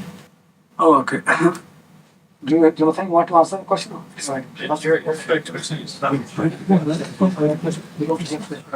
thing actually is, it's not really very short answer. The reason because what I'm going to say is, will make many people, angry and thinking, we just say things without any proof. You need really to learn these things properly. The thing basically is, Mutawatir did not exist in Islam.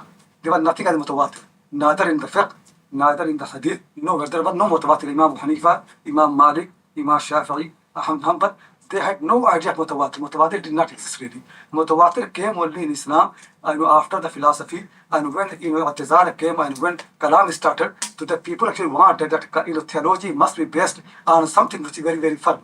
So they take those reports which are coming from so many Turuq and this and that. Once it is there, then it can be firm. So actually, people don't understand how Mutawatir become Mutawatir. It is not only the reports and narration, it takes so many other things. I'm not going to explain in detail, but the basic thing is that Hadith people never include Mutawatir as part of their science. It never happened really. Mutawatir, Mashhur, and Aziz, the way it is defined in the books of Usul Hadith, like Fiqh and others, they did not exist in Islam. First person who actually included Mutawatir in the Usul Hadith is Khatib al-Baghdadi, who died in 463 of Hijrah. Before that, there was no Mutawatir. The first thing actually that when Fuqaha accepted actually many of Fuqaha, they are the later Fuqaha, they were at the center of Mutakallimin as well. Though that we are the Shafi Fuqaha or Hanafi Fuqaha, Hanafis used to be Maturidi and Shafi used to be Ash'ari. to basically the influence of the kalam. That was so much emphasis there. But otherwise, actually, Imam Hanifa, the fiqh had nothing to do with mutawatir. And when people say this thing that, in Hanafi madhab, you only can do takhsis of the Am of the Quran when actually hadith is mutawatir or mashhur. This does not exist. There are many, many examples when Imam Hanifa and Hanafi people, they have done takhsis with khabar wahid, same Imam Malik had done, same Imam Shafi had done, everybody has been living, and they are right ready that every Am has possibility of takhsis anyway. So this actually is a wider thing, we cannot answer so quickly, but the basic thing is that, the discussion of the mutawatir is outside discussion. It's not really from inside. It did not grow from inside. It came from outside.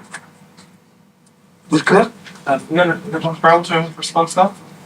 So, you've got a connected second question, which is very related, so I'll let him. In terms of, obviously, it's not the assumption that it did come into Islam later on, what the Kabbalah distinction, and Scott later on adopted this, be it from the Greeks or the Near East, wherever it may be. Some scholars, some Muhaddithun, they consider Kabbalah to be Qat'i, same sense as what the narrations are, such that they can be incorporated into Aqidah. Why is this the case? So how can scholars understand Kabbalah and Mutawatir to be the same in terms of epistemic certainty? The thing basically is that what is Aqidah or what is not part of Aqidah, that itself is a big problem anyway. What makes people, believer and what makes them to become out of, all those things. You really, many of those books of the Aqidah which have been written throughout centuries, none of them will be us a believer. According to some books, I will be not a believer. According to some books, it is really going on, and really the thing is, what is Mutawatir? Just come really, people say Mutawatir, but is there anything they agree upon what Mutawatir is? There is no single thing. In fact, Mutawatir definition is not scholarly. It is basically Mutawatir means something which has been narrated in every generation by so many people that it is impossible that they agree on lie or mistake. Tell me, how can you define something like, how can you accept it? And what are Mutawatir are there? And which hadith Mutawatir is actually that we base our Aqidah on that. This thing really, not as easy as it looks like really. Very often they are accepted only by the people of the Kalam and people who do argument and debates and munazara. So they come with this thing. But in reality really, that it is very, very difficult for anybody to distinguish really and make very clear what Mutawatir is, what mashhur is. And to label anybody with kufr and fisq on the basis of that, that actually is not a real scholarship really. So one has to study these matters in much more detail. It is not as simple as it looks like that. So I'm not going to give a very clear answer because I think, to me actually itself is not clear anyway. This whole discussion of Mutawatir and, and the way it has been put in Aqidah. Dr. Brown? Yeah, and then Mustafa behind. Thank you, Sheikh. I don't want to extend this issue of Mutawatir and Ahad. It is quite perplexing because people like Ibn Salah and even Khatib al-Baghdadi, you mentioned, these are big giants in the science of Hadith. They did entertain this issue. And there's another issue of Ahkam now. How do we now deal with the one who actually rejects or may reject Hadith and accept Mutawatir? Because if, the way what you're coming, basically what you're saying is Mutawatir doesn't exist, so it's all Ahad, or this dichotomy doesn't exist, and this is one category, and we all have to take. So what is the hukam on someone who rejects one Hadith and takes another? The thing actually is in the knowledge, what basically the discussion should be about Dhanni and Yaqeen. What is that knowledge which is firm, where people believe firmly, and about that knowledge which is not so firm, you have got knowledge, but there is a more probability or something like that. These two differences actually there is. When people get any knowledge, they basically are in the first stage. Then they get more evidence, they act upon that, they see actually the more proof and more proof. Basically certainty about any knowledge, it grows. It is not that, for example, if I tell you, this is Mutawatir, it no difference whether I say Mutawatir or Khabar, you are getting from me. If I tell you this hadith is Mutawatir, for you it is Khabar Wahid. Because you did not study all those isnad and chain of relation to get Mutawatir. Your certainty only becomes certainty basically when you yourself have experience from so many ways, not only by the knowledge, practice, seeing. So for example, 2 rak'ah prayer before Fajr, how it helps your day. It is not only something that you get report. You yourself pray. You see really. How when you make dua, if I tell you, when you make dua, Allah subhanahu wa ta'ala will accept you. It is Khabar Wahid to you. Maybe if I said to you, it is Khabar Mutawatir. But when you make dua, it really gives you. The thing is, knowledge only becomes firm and more certain by acting upon that and being in that, being more pious, reading the Quran, all those things. And similarly, any reference for scientists. Scientists start, most scientists really, they start their scientific findings with sometime really 0.5% possibility. 0.5%. They do research, sometimes they find it is useless, nothing is there. Sometimes they grow until it becomes 10%, 20%, 50%. Then it grows until maybe they become certain.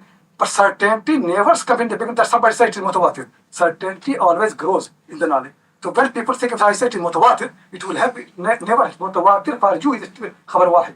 Another connected question. Sheikh, a lot of the Orientalists, they claim that because there was a lot of forgery taking place in the 2nd century to substantiate political positions, and of course the Islamic narrative also confirmed that, like Imam Abu Hanifa, like he stated that Jabir Jafi, I've never seen a bigger liar than him. Then Jabir Jafi, and Jofi or Jafi. Yes, he's a big liar. And then we had incidents where Harun al-Rashid had some people put to death because of forging hadith, and he was asked how we gonna know now which one is Taif and which one is Sahih. He said Abdullah bin Mubarak and Abu Ishaq al-Fazari, they are alive, they will do the job. So these are the things Orientalists pick on and say, okay, how do we know which one is forging, which one is not? How do we know? I mean, I understand. For the benefit of the audience, how can one respond to this point conclusively? What direction can we actually point people to go and study each other? Actually, these few pages I wrote actually, it makes very clear things there anyway. The thing is basically, no doubt really, after a while what happens, whenever for example, just know one thing very clearly. Hadith science later on became a corrective science. What I mean by corrective science actually is that, though it started like sunnah, it becomes corrective, meaning it, then every school started finding hadith to correct and to prove that they are more right. So hadith science later on in 2nd century and 3rd century has been used as a corrective science to find that's it. So first thing to keep in mind, when something like that starts really, then it becomes a self-institution. It becomes like a self-school really. And when schools comes, schools must come actually with the tension and competition. Whenever school comes. So as soon as the hadith science became corrective science, and now there are centers of hadith in Basra and Kufa and there and that, their tension is there. People of Basra, they don't agree with something in Kufa, people don't agree, and then there is competition between the schools actually who's better than the other. This one. Then they needed another corrective science. Hadith came as a corrective science, then they basically needed another correctiveness.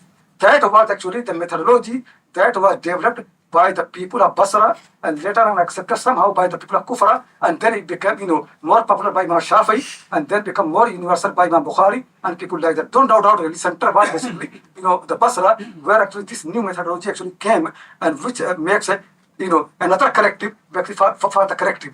And that methodology, it's not easy for me to tell here actually. No doubt really, when there is schools, when there is tension, there will be some people who will force something. For something, there will be liars. There will be people lying for the sake of to show that there are no more hadith. Like for example, Umar Sa'ali al-Madini was there, and somebody asked me about question about certain things, and then there was somebody Sulaiman al-Shadkuni.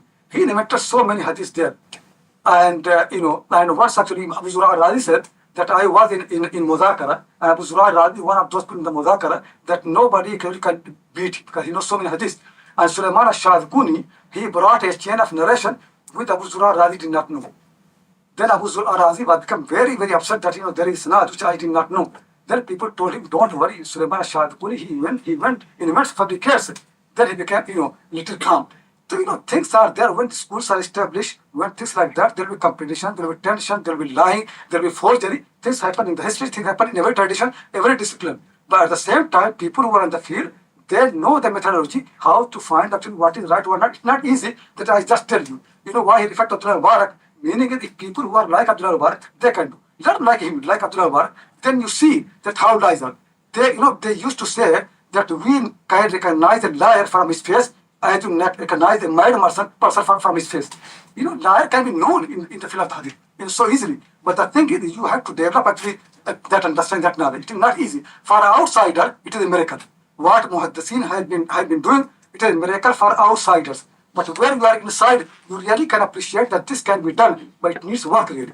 You have to study it thoroughly. And when the people come there, then they know that, just study Bukhari, Sahih Bukhari, 10, 20 years. It's not, at least it will take 10, 20 years to understand really what this man has done. You will really believe that, this is actually the right methodology, how to understand what is authentic, what is not authentic. So much effort there really. But anyway, it is not something really that we can prove in one gathering or other. It is really something which comes after a time. So like any branch of the knowledge, people of the Hadith, they have got really that science which can really correct, the mistakes in the science. That's why we say really that the Hadith is, corrective science for the schools of the law. Similarly, Usul Hadith is a corrective science for the Hadith itself. Mustafa? For signing. My question is kind of a continuation from an earlier question asked by Yahya. There's, assuming that the doors of critical hadith studies isn't closed, could you give us examples of challenges that remain open in this area, especially perhaps with the later masanid and with some of the facts that may be open to further study and scrutiny? And maybe some examples of hadith that have been subjected to scrutiny in modern times and then reclassified, if there is such a. Because I think I could not hear properly. Can you repeat it? Okay. So you can start if you are loud and I can hear properly. Assuming that critical studies of hadith, the doors for critical study is still open, and this is far from the liberal schools or the liberal schools of HCM that Dr. Brown spoke about earlier. If within Muslim scholarship, hadith has still been critically studied, which gives examples of continuing challenges in this area for people to still look at and study. So, I mean, al-Albani, when he looked at the Sahihain and he did this his study, he faced a lot of criticism. But we still see the benefit of some of the work that he has done. Are there challenges? What are they in hadith corpus that we still look at critically today? Actually, this is actually a good question, really. No doubt, really. There are still actually in the field of the hadith much work to be done, really. No doubt, Bukhari, Muslim, they have done, for the book what really is amazing. But hadith is more than that, really. There are so many ajza, there are so many books of Sunan, Musannafat, they have been not searched properly. There isn't need really. There's people come really critically examine those sources, and there are thousands of the hadith really in ajza and all those things, and really to find out really what is sahih, what is not sahih, to categorize them, sahih, hasan, and whatever there is. And also the thing is really very often it is also that Bukhari Muslim, they are human beings. They have the best that they could do. We have to also think really that maybe they have done some mistakes. It is possibility there. Like for example, Sheikh Albani, he found, he had mentioned that there are 50 hadiths in Muslim which are weak. I don't agree with that, but I'm thinking this thing continues. Similarly, for example, like you can find there are hadiths which are not Sahih Bukhari. There will be find actually people who will say that though these hadiths are not Sahih Bukhari, but they are on same condition and as Sahih Bukhari, and we can label them, in the same authenticity. For example, one of the hadiths which is very often quoted by many people, later people also, and also Ibn Kathir had discussed it. This hadith in Musnad of Hanbal rahimahullah ta'ala, Imam Muhammad narrates from Abdul Razzaq as-San'ani, and Abdul Razzaq narrates from Ma'mar. Let me write down this thing so you can. Is there? Should be able to take one from somebody. Anyway, okay, right. Okay, oh, you have it. This hadith actually is Musnad Hanbal, and Hanbal narrates hadith from.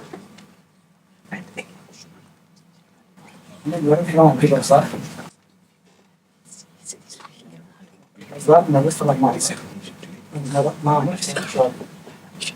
I don't understand. This kind of this is one of the hadith goes to Anas radiallahu anhu. So this is Islam. Muhammad from Abdul Razzaq from Ma'mar from Thabit from Anas. Hadith said that one of the companions, he came to the Prophet sallallahu alaihi wasallam and he said that I belong to Makkah and my properties are there. If I go there as a believer, they will kill me. But I want to take my property from Makkah. Do you allow me to say something against you? So they think I'm not a believer. To say bad words about you, that I don't know Muhammad is this and that, and that they think I'm one of them. And then he came, the Prophet allowed him, then he came and he said to his family that, Muhammad, he's losing all the battles and he's defeated and we want to buy his properties from there. I need some money and this and that. A long story, very long this. Musnad Muhammad is not Ahmad, from Abdul Razzaq, from Muhammad, from Thabit, from Anas. This is not basically, if you look at that, Ahmad Hanbal, no doubt really, is Imam. His hadith in Bukhari and Muslim both. And then our others, Abdul Razzaq As-Sanai is also Imam. In hadith in Bukhari, Muslim, Abu Dawud, Tirmidhi, in every book. And then Ma'amar, one of the best narrators, people used to say in the hadith that whenever I had a Ma'amar's name to anybody, Ma'amar actually is the top. And if Sharif al-Hadith of Zuhri, people say after Malik, the best person in Ma'amar. And that's why you can see Sufyan Thawri, when he missed Zuhri, he came to Ma'amar. Because Ma'amar is not top the person in hadith. And then Thabit al-Burani in Basra, Imam and top person. He was so much in the hadith that Anas used to love him very much. And wherever Thabit used to come, before Thabit coming, Anas used to ask his family people to put perfume in the hand. Because Thabit will come and shake hands with me and will say, these are the hands which shook hands with the Prophet ﷺ and will kiss me to put some perfume so you can have night smell. And people used to come to Basra, ask Thabit to take us to Anas, so then he can narrate hadith. And Thabit was, hadith is not actually so nice. Ahmad, Abdul Razzaq, Muhammad, Thabit, Anas. And with that story. But this hadith does not exist in Bukhari, not in Muslim, even it's not in Abu Dawud, Tirmidhi, Nasai has got. So this hadith, actually, everybody in the narration is on the condition of Bukhari Muslim. It's not like that should be in Bukhari Muslim. So that Ibn Kathir, when he narrates in his history, this hadith in that occasion, he really said, Sahihun ala sharti shaykhain. This hadith is sahih on the shart of shaykhain. Because all the narrators of that. And then I'm not mentioning the names of modern people, then all these modern people, they got this thing, and among those hadiths which are sahih, though they are not on the condition of Bukhari Muslim. What I'm trying to say, that no harm really to do further research. But first thing actually is when Bukhari Muslim did not include a hadith, think a little bit more really. The Fariq from Bukhari is not easy. The Fariq from Muslim is not easy. I don't say that try not to mistake. Just think a little bit actually, that why this hadith which is condition of Bukhari Muslim is still not Bukhari Muslim. And then actually I really did research and really to find out what is missing there. The problem actually is, which many people don't understand, that Ma'amar ibn Rashid al-Basri, who actually came to Yemen and settled down there, and people of Yemen were so much amazed by him that when he came there, they did not like him to leave. So they considered what to do with Ma'amar. So then the older people say, Qayyiduhu, put a chain in the hand of Ma'amar. So what mean? Marry. Get a wife for him. So now he cannot leave. So they married him in Yemen. So he becomes stuck with Yemen. That was Sufyan Thawri too. So this in mind, what happened when he studied hadith in Basra and Kufa, he actually lost some of his notes. He himself said that I studied hadith with Amash and I got a full nuskha of hadith Amash. But that nuskha was lost from me, so I used to narrate hadith of Amash from my memory. Similarly, hadith of Thabit, he could not keep them well. So because he is very much, there is a problem for muhaddithin in hadith of Ma'amar when he narrates from the people of Iraq, whenever he narrates. And that's why Bukhari never accepted hadith of Ma'amar from Thabit except in mu'allaqat, in ta'liqat. And Muslim only accepted hadith of Ma'amar from Thabit istishhadan, in mutaba'ah. And this hadith is hadith of usul. This is the reason. You see how deep they go. It looks at for a person, oh, these hadiths should be in Bukhari Muslim. And people like Ibn Kathir, he said. And then in our time, everybody actually, all these people, Musahihin, they just rush for something like that. That I don't like, because they don't believe people. The reason basically, Muhammad to Imam, but for the hadith of Iraq, there is a problem in the hadith. That's why Bukhari, Muslim, they are so careful. The hadith could be sahih. I don't deny the hadith sahih, but what I'm denying it is not ala shati shaykhan, not that condition. So anyway, there can be some more research done. But when you do research, first try to understand what those people have done. Then do research, we'd appreciate them. But without full research really, things like that, anybody can not go to Schacht al-Albani, for example, he found 15 weak hadith in Muslim. Now everybody knows, even the closest student of Ibn Albani, that is a mistake. They can never defend him. Because that was a big mistake. We don't understand the methodology of Muslim, and he did that mistake. All hadith of Zabir and Jabir, which is not in Sahih of Lat and Sa'ad, and where there no hadathna or salatu, all this weak for him. This is not how things work in the field of hadith. He should have known this thing.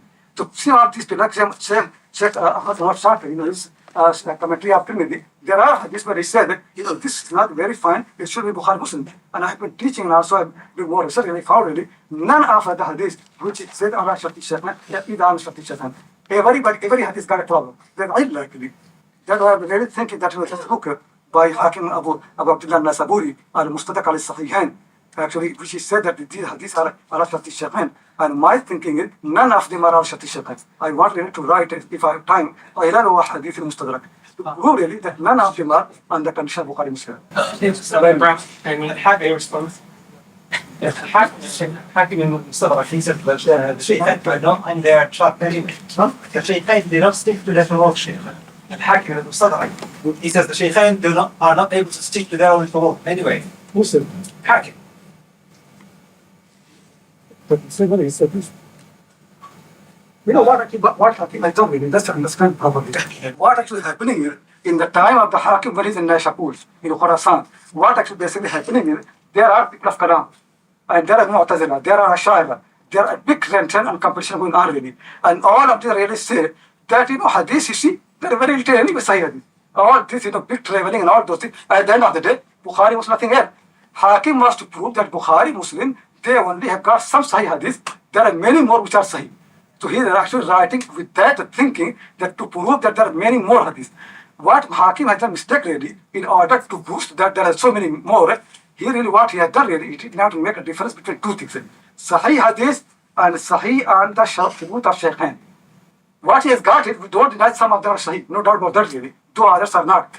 But none of them are ala Shati Shah. And also, the problem actually is when you look at Hakim, in somewhere else, he's really very, he's really, professional, he knows the Hadith.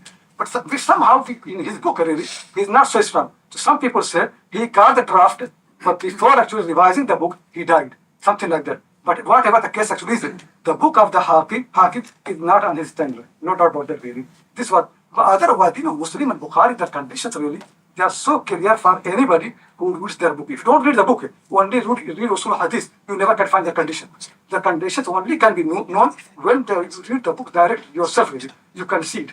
Because people of the Usul, later on, from Salah, later on, just keep saying same again without checking really what they exactly have done.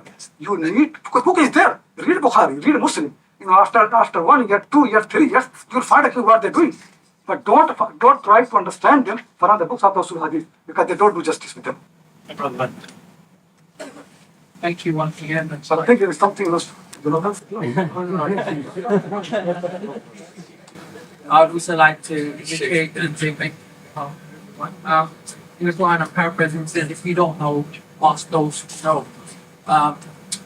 Having been on the journey to find what is al-Sunnah wal Jama'ah for over 10 years, I've recently come to the conclusion that there's two things that I need to follow: faith, the soul of Allah. And that's original faith of eternal Adhan, and also following spiritual path that's connected those factors. I think the problem that we are facing is not from Orientalists. Rather, I feel that there's a problem within the Muslim community now, i.e. on how hadiths are interpreted. And there's new age movements that are not like this, so I'm not going to mention certain lists, so not to cause division. But my understanding is for centuries, lay people like many of us followed a madhab. That was the given. So if we didn't know, we should refer to a madhab. Even Imam Taymiyyah, rahimahullah, Brother, sorry, is this hadith related? yes, absolutely. I've escaped my question. Okay. Even Imam Taymiyyah, rahimahullah, who I've recently come to the conclusion is greatly misinterpreted. Imam Taymiyyah. Yeah, it's greatly misinterpreted. Was like the Qadri Sufi and also a Hanbali. In recent times, we've had people challenging resolution follows and Sunnah, like you've mentioned before, and we even had attacking. Brother, wrap up the question, please, quick. Attacking like the likes of Abu Hanifa, rahimahullah. Surely the madness and the violence, the reactionary movements today comes from this new interpretation of Islam. I wanted to get your opinion on this would be. I don't see a hadith connection to that, really, unless you want to spin it. Guys, the deep connection is really people are interpreting hadiths now. We might come back to that. Unless you want to answer that, Sheikh Akram, Dr. Brown. Okay, David. Dr. Mansour. Yeah, Mansour. No, there's not a lot. I just wanted to ask a question about the Usul Hadith itself. When you use the word Usul Hadith, in particular, when you have a particular image, if it's understanding in our mind, for example, the Khatib Baghdadi in our mind and Sheikh Ibn Hajar al-Asqalani in our mind. I was just wondering that this usul al-hadith, I mean, what I'm trying to say is that is it due to the educational force of Imam Shafi'i's argument for the centrality of hadith, which kind of bolstered his methodology to the level of a super theory, that when we actually talk about the word usul al-hadith, the only image that comes in our mind is actually Shafi'i usul al-hadith, that usul al-hadith is actually an usul al-hadith which is Shafi'i, whereas there are other competing usul al-hadith. For example, during the time of Imam Shafi'i, Ibn al-Abbad had wrote in response to Imam Shafi'i, Isa ibn Aban wrote in response to Imam Shafi'i. In modern times, Maulana Zufar Ahmad Uthmani wrote a massive book, I'Lam Sunan, and the basis of that book is that nobody has monopoly of usul al-hadith, and usul al-hadith is ijtihadi, therefore we Hanafis have the right to define the boundaries. So, can you please, I mean, this question is to both. I'm just trying to talk about this usul al-hadith, has it been essentialized or? Yes. I mean, I would just say that, that this is a question that has nothing to do with whether hadith are authentic. So this is a specialist question. There's nothing wrong with the question. It is a specialist question that has absolutely nothing to do with greater issues. First, that's important thing to say. So anybody who doesn't care about the specialist, let me turn their brain off right now. Next. The issue, Mustalahat al-Hadith is basically a Shafi'i genre. If you look at people who write this book, the vast majority of the books are by Shafis. Sometimes there are a few Hanbali Hanafis, but it's not really that interesting. Ali Party has a commentary and has another. But it's really, and you're right, it's not, Hanafis can say whatever they want about it. Tahawi, Abu Ja'far Tahawi died in 321, 932, is really a Hanbali, a Hanafi who's saying, here's my take on hadith. Someone like Ibn Abd al-Bar in his Hadith, same thing. So that's fine. I have no problem with that. But that's why I don't actually recommend people read these Mustalahat al-Hadith books. They're not very useful. If you really want to understand, they're not useful.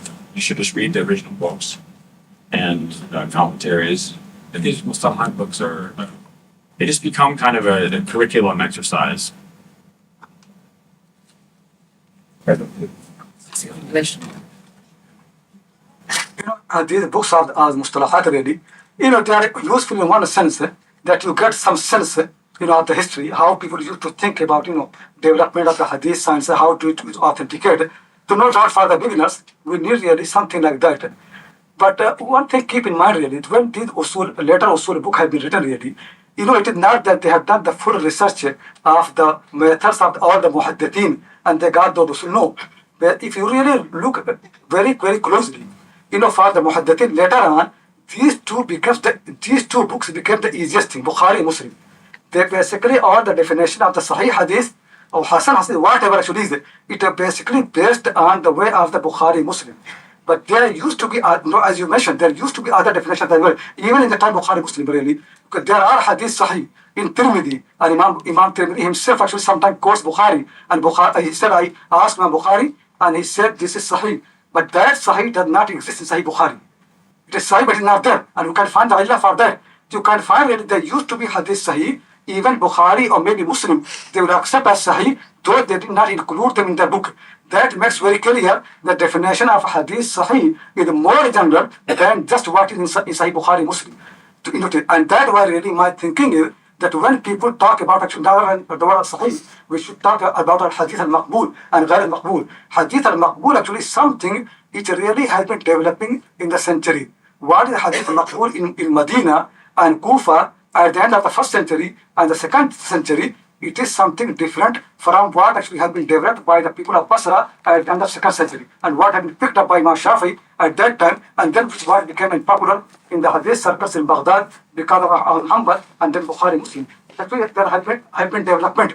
But anyway, the definition of the Sahih, what exists now in the book of Usul Hadith, from Muqaddam Salah, or Ibn Asmani's works, and other ones, that definition taken in all the 5 conditions. When they say Hadith Sahih, what is narrated by Adl, from another Adl, which has got a dot, and then اتصال ما اتصل إسناده برواية عدل عن عدل ضابط عن ضابط مثله غير معلل ولا شاذ. 5 conditions: اتصال, عدالة, ضبط, and that is not معلل, it is not شاذ. This definition Sahih really is only a kind to Sahih Bukhari Muslim. There are so many hadiths which are mu'allal and shadh, and they are in Tirmidhi and Abu Dawud and Muhaddithin accept as Sahih. And that why actually people like many Hanafis actually are in this thing. Maulana Zafar Thanavi, when he wrote his book Qawaid Ulum al-Hadith, they make very clear that, for example, this thing when Hadith is shadh could be kind Bukhari Muslim to not Sahih. But according to Hanafi people, always actually Hadith shadh has been Sahih. What we say actually, there are two Sahih. One is shadh and one is ma'ruf. So there can be, both can be Sahih, or one is Mahfud. The Mahfud and Shad, or Munkar and Ma'ruf, both can be Sahih. So Hanafi people say this thing is not up to Muhaddithin to decide which one is Sahih. They have to leave actually that both are Sahih. Now Fuqaha will decide which one to accept or not to accept. So no doubt, as I said really, that in the matter of the Hadith Sahih or Hasan Daif, it is not as simple as it looks like me. It was not agreed upon by all the people in Kufa and Basra and Makkah and Medina, as later on people thought. But what happens later on the books of the Usul Hadith, as the Professor Jonathan said very rightly, written actually by many Shafi scholars. So somehow, a Risala's impact actually is there, and also impact of Bukhari Muslim on those definitions. But that is not the only thing how most Muhaddithin used to think about those Usul. There's a sister right. Also, on the left side, right. Yeah, go ahead. Yeah. And Tarek afterwards. Yeah, I wanted Professor Brown to answer this one. Dr. Nadwi can also, but I know you've been trying to avoid the topic where you were saying that you don't study conventional translation thing, but it's a question that I want an answer to. So very briefly, if possible, what do you say to the claims that all this hadith thing is corrupted, and I like to say based on forging it, and also that claims that Maliki, Shafi'i, and Mohammad and Hanafi were all taught by one of their imams, Jafar Sadiq.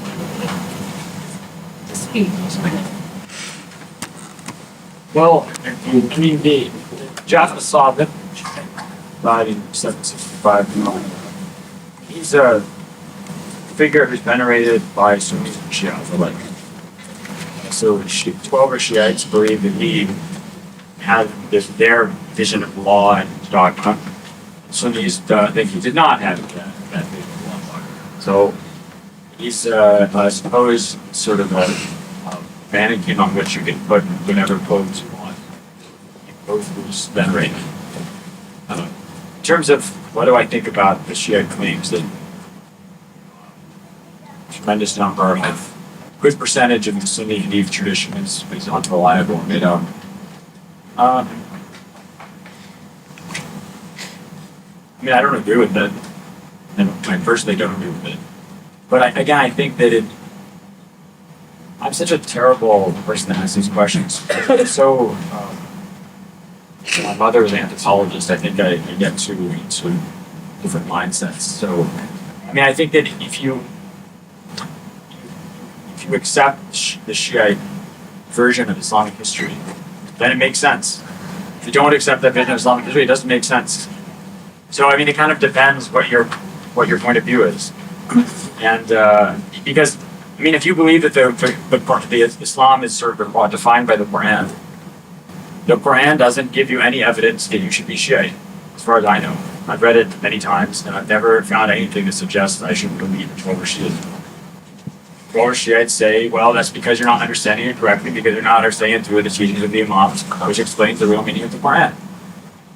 Okay, I understand that. And that's your perspective, and it is not, I mean, for me, as sort of a generally lazy person who doesn't want to put a lot of effort into things, I came to Islam through a very zahir, outward approach, and this just seemed to be the most evident. Maybe I'm wrong. But I think it's impossible to answer your question without debating whether or not the premises in which these two visions of Islam are correct. Product? Guys. So I got question was related to either one of the speakers. It's on mutton criticism, and do we ever find in the early period on the major hadith collections, do we ever find that hadith is rejected primarily or solely based on mutton criticism, even if the sanad is authentic? Or is it a case, as some people say, that the authenticity of the sanad means that the mutton must be correct, and then you then have to either explain it figuratively or literally stop and not think about it? But do we find that do we have an approach to deal with mutton criticism that doesn't look at the sanad at all, purely on this? And has anyone ever really done that and rejected hadith purely on mutton?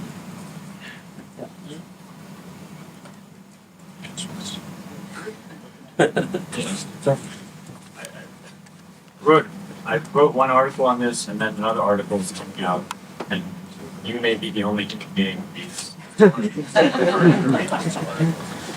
One is probably just what it's called, How We Know Early Hadith Predicted Benton Criticism, Why It's So Hard to Find.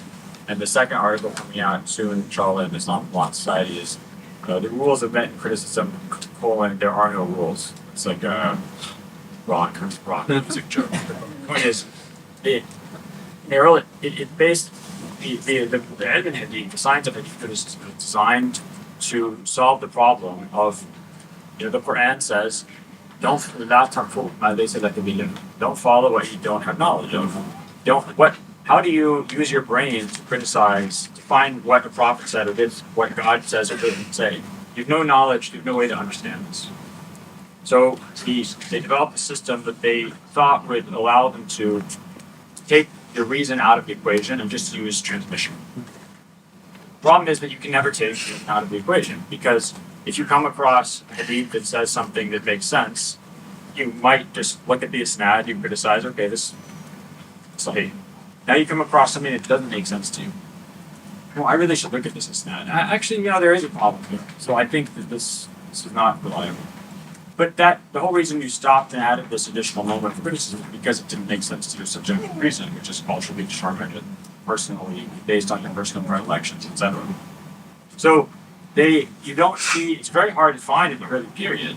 They don't engage in explicit meta criticism because that's exactly what the people they were arguing against and what Mu'tazilites did. So if they were to say, you can find a hadith where the isnad is sahih, which the method was wrong, they would be disproving their own method and agreeing with the opponents, their Mu'tazilite opponents. So they don't do that. It's very rare. I read so much, and I can only come up with a few instances where they'll, Bukhari will say in his Tarikh al-Kabir, for example, that, this hadith, the Prophet supposedly says, don't break apart coins that are in circulation amongst Muslims. He says this is impossible because the coins didn't exist at the time of the Prophet, they only existed during the time of Abdul Malik.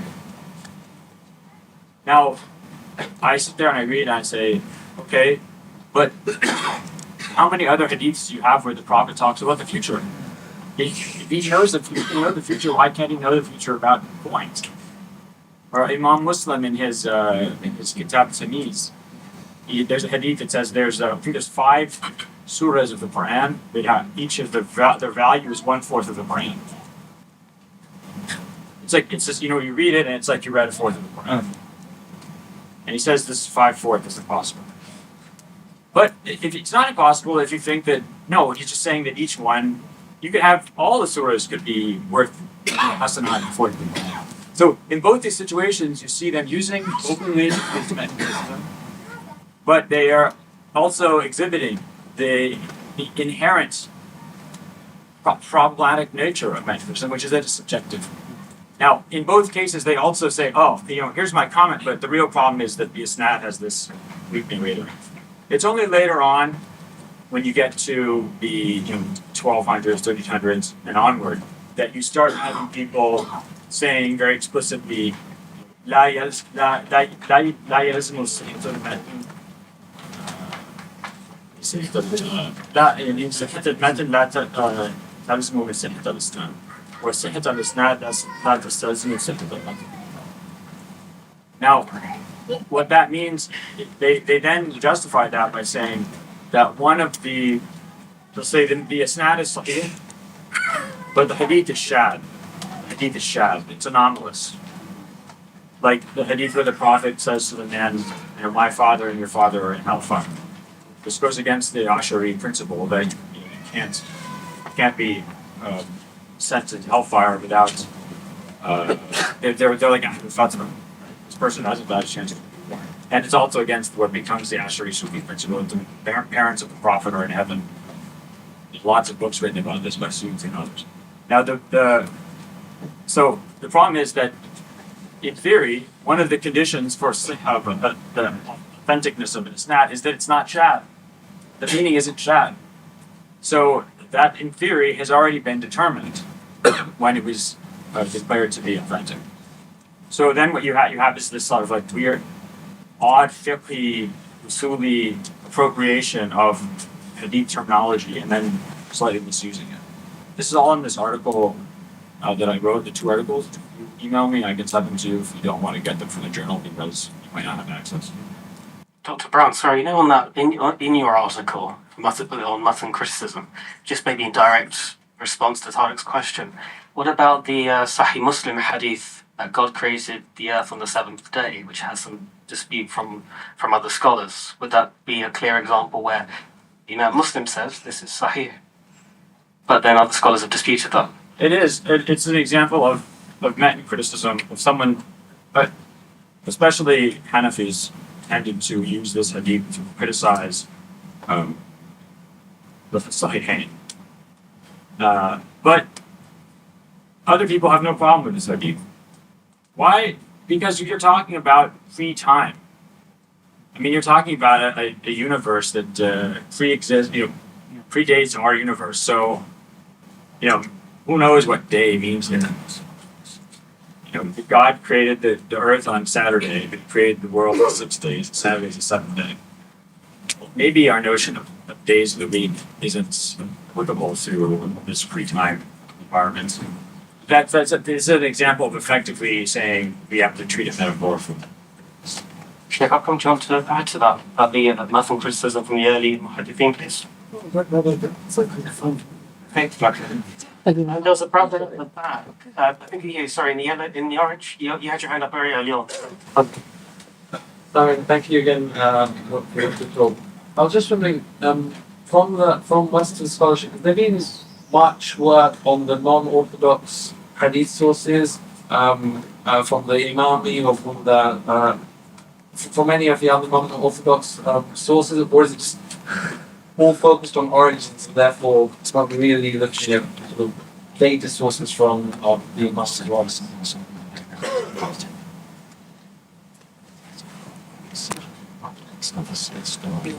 There's some scholars, and actually the UK people like Robert Lee's written a lot about the Shia Hadith position.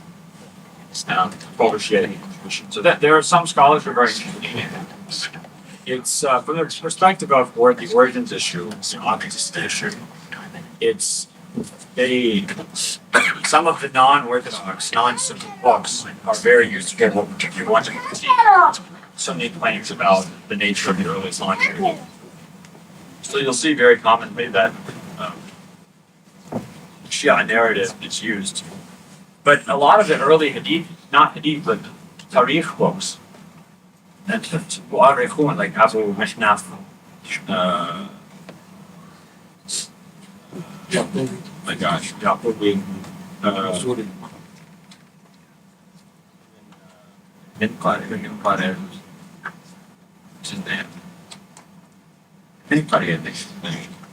I'm sorry, I didn't blank me on the name. We wrote Walk on Safin.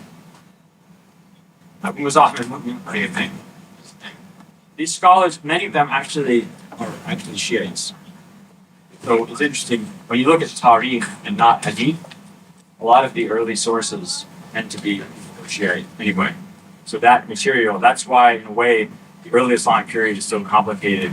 There's so much evidence to go in a number of directions for a historian, Western historians, because you see totally clashing narratives of what happened. It's very easy to create a bizarre composite or problematize the issue. Yeah, sister, I'm gonna say we've been very male dominated. I need the ladies. Yeah. Sister with the blue job. No, I think I've a lot of people. I want to ask about the issue that you touched upon, which was the issue of the ahadith, and the fact that they can't be used to base a copy one, but they can be used in terms of or in terms of encouraging the use, etc. But what do you think is if they use as an interpretive aid? Some of the scholars use them to interpret, and for example, al-Azami has lots of good composers in it. What do you think in terms of actually using them in this way, and whether you think that might actually skew interpretation? Because of course, it's not just about fair, but also about general perception. So, for example, some scholars have referred to the hadith on referring or advising, asking for women's advice, but going against it. Actually, there is a that says this: you can ask for women's advice, but you're not taking it.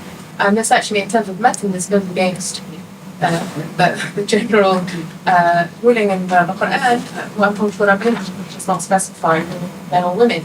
But some scholars have used this as an interpretive aid for to conclusions. So what do you think the role of interpreters should be?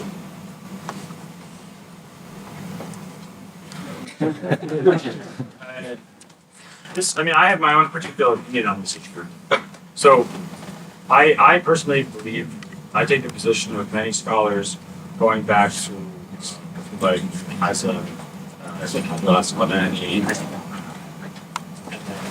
scholars like Shawkani and I don't think unreliable anything that is called da'if should not be referred to at all. That's my personal opinion. Because what's the point of having a system that's trying to limit our understanding of the religion to authentically attributed material, and then just turn around and use that very material that you determine is not entirely reliable? That makes sense. Now, it's convenient because listen, we all have situations where, boy, this would be a great story to tell right now. I don't really know if it's true, but I'll tell it anyway. We do that all the time. It's easy, it makes life fun. But that's not an excuse. The second important point you're making is that the reason they did this, it's not because, why did Muslim scholars have this opinion? And it's very well established, majority of Sunni Hadith scholars and Sunni scholars in general from early back we get dates had that opinion. Why? They said that for them, the religion is about fara'id, halal, haram, ahkam, prayer. That's religion. Things like fada'il al-a'mal, adab, manaqib, virtues of people. Ibn Hanbal said there's 3 types of books that don't have any real Muslims. They don't go back to the Prophet, or there's not reliable material. Tafsir, because most of that's from companions and successors, which is fine. Tafsir in the terms of when a verse was narrated, or when a verse was revealed. So, Malahim puts at the end of the world. And Maghazi, yes, Maghazi. So stuff about the campaigns of the early Muslims. So, Malahim, this is very interesting. Stuff about the end of the world. For them, this wasn't really religion. Religion is about Sharia law, the Aqidah, and your worship. And like divorce, marriage, inheritance, that's law to them. That's religion. It's funny nowadays when you ask someone about what do you mean by religion? They'll say, oh, it's like how did the world get created? What happened at the end of the world? Like religious movies are all about weird things happening at the end of the world, or Arnold Schwarzenegger gets possessed by the devil. It's always now for people who understand religion, it's kind of the exact opposite. And so Muslims are in this situation where there's this, I think, brilliant method developed for authenticating material. And a great machine that they would use it. And then on thumbs up, they just turned off the machine. They're like, okay, well, we don't really care about this stuff. It's not that important for us. And so you see what's very interesting is most of the hadith that people have problems with. Have you ever had someone come up to you and say, I have a real problem with this hadith about doing the ruku' this way or another way. I can't accept the ruku' in this way. No one ever has problems with these hadiths. I mean, Hanafis and Shafis argue all the time about raising hands in prayer, but that's not an important issue. It's intermittent and dispute. So things like the Moses knocking the eye of the angel out, things like on the day of judgment, there'll come a time when the trees will say, "There's a Jew behind me," and the rock, come and get the Jew, because the Muslim and the Jews are fighting the end of time. This is all about the end of the world. And manaqib, virtues of people. Most of these hadiths are in these chapters or under the subject headings that those hadith scholars themselves said basically it sort of shut, this was not a serious issue. So my question is, I have this question. I don't have an answer for it. Perhaps, even if they're in like Sahih al-Bukhari or Sahih Muslim, what if that author himself did not apply his own methods as critically in those chapters as he did in other chapters? Can we treat those subjects as inherently less reliable, material as inherently less reliable, and thus subject to modification without disrupting the method of the hadith scholars itself, because they said this is their method? That's a question I have. When we talk about potential issues for research, many scholars I think would tell me that's an idiotic idea, shut up. Maybe it is. I'm just proposing it. If people don't agree with me, then I will be quiet and mind my own business. Sheikh Akram, your answer?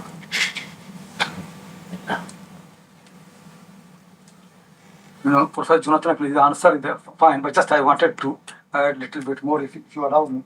I'm not. Please, bro. One thing actually about hadith da'if, no doubt in what you mentioned actually very correctly, that Islam is based on authenticity and the Quran and authentic Sunnah.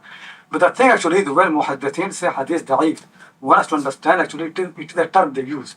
What they mean by hadith da'if, one has to understand. Sometimes when this hadith is weak, they mean, because as I mentioned already, for a hadith to be sahih, there are 5 conditions.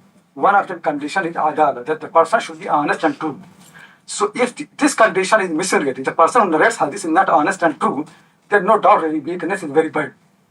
But other condition of the hadith sahih is that it must be connected.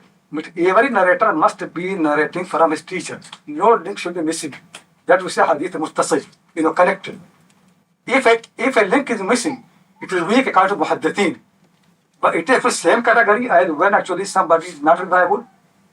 So that actually where I differ really. I think this is actually my view that if a hadith is weak because of the adala, then no doubt really we should not use that hadith, not for the amal, not for fadail. Because Islam is not based on something like that. But if hadith is categorized as weak because there is a missing link, that's not so easy. Because in the past there has been tradition, sometimes people did not actually make effort to mention the full isnad. And those have been left, in the city of Kufa, in the city of Medina, you find actually there are many things in Muwatta and also in the Booso, Abu Hanifa, the students, they are actually links are missing and they still use it. Like the famous story about the qahqah, that if somebody laughs in the prayer loudly, according to Abu Hanifa rahimahullah ta'ala, then the prayer and the wudu both become invalid. That hadith, that ruling is based on Abu al-Ali al-Riyahi, Mursal hadith, that the companions, the Prophet ﷺ, they are praying behind him.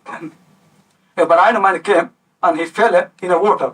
And then some people start laughing. And then the Prophet ﷺ said, those people who have laughed, they should repeat their prayer and wudu both. So this is based on this Mursal hadith, Abu al-Ali, not a Sahabi, he's a Tabi'i. And that Mursal also narrated in Kitab al-Athar of Abu Hanifa by Hassan al-Basri rahimahullah. But anyway, both are Mursal. So this one has to look at it because there has been actually in the past, especially in the early generation, where people did not make full effort to mention the full isnad. So once we know that the people of Kufa and people of Medina, they used to do that, we have to be careful. Otherwise, in considering in both madhahib, there are things which are not fully connected and according to muhaddithin, they are weak, but they are still used. This is one thing. Second thing actually is, this thing really still we have to discuss properly. Do the Bukhari and Muslim, they have same condition throughout the book, or they have changed their condition in time to check them. No doubt really that when it comes to the Tawheed, comes to the attributes of Allah subhanahu wa ta'ala, that the highest level they put major really. Because there are some people they cannot accept for those things. When it comes for wudu, for things like that, so they go for this category. But for those chapters, these people, they are so reliable. So you can see really that the standard of those chapters still remain the same. Because for these chapters, the chapters which belong to Wudu or Tahara or Fadail, they are not, things are not so much suspicious and doubtful that people doubt about the narrators. So there you can find really there are narrators in Bukhari, Muslim both. There are some isnad which Bukhari accept for the, for the sifat of Allah, but he does not accept for the same chapter other hadiths which I have accepted in somewhere in Wudu and Tahara. So that something like that really. But still I say really they are consistent because those chapters actually require that there must be more precaution. As you can see, Umar Khattab for some hadiths, he asked people, bring a witness, bring a proof. So for some contents, you need actually more proof, something stronger. And there are other contents which you can accept easily if people are reliable. So this consistency actually in Sahih Bukhari and Muslim, both are there. Though at the same time, as you mentioned really, it could be that they don't have the same standard for some chapters as they have for the other. I know a number of guys put their hands up, but are there any ladies who still have a question, who haven't put their hand up, or who I've missed? I'll go to that lady because you asked a question before. So, last question, I'm afraid. Paramita? Yeah, last. Got to pray ourselves. Right. I pray.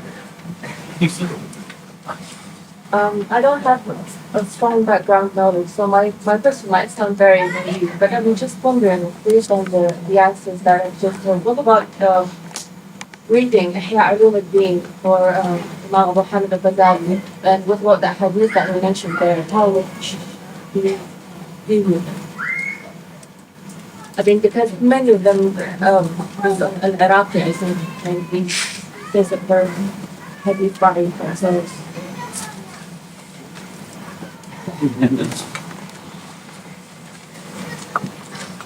The thing actually, as I mentioned, there are actually two views.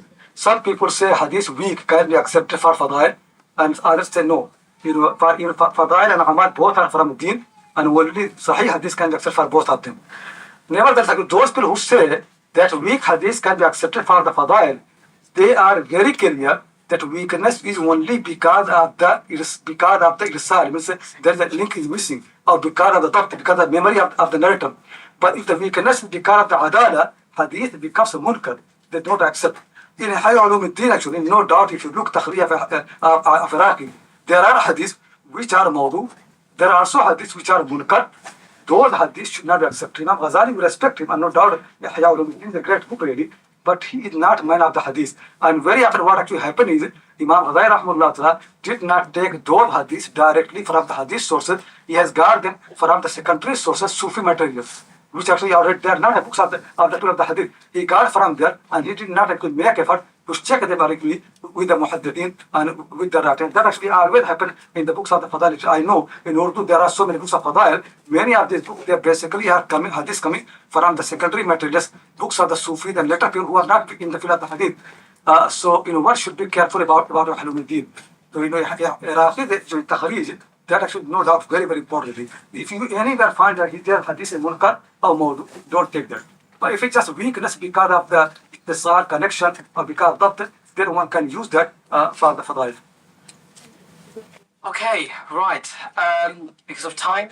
I would just say that in Show Green Hadith, I wrote an article on this topic, which again, no human being will ever read. If you want, email me and I'll send you the article. What's it called? Yeah, it's you could probably I'll send it around. you can get it online too. Just Google Jonathan Brown or something.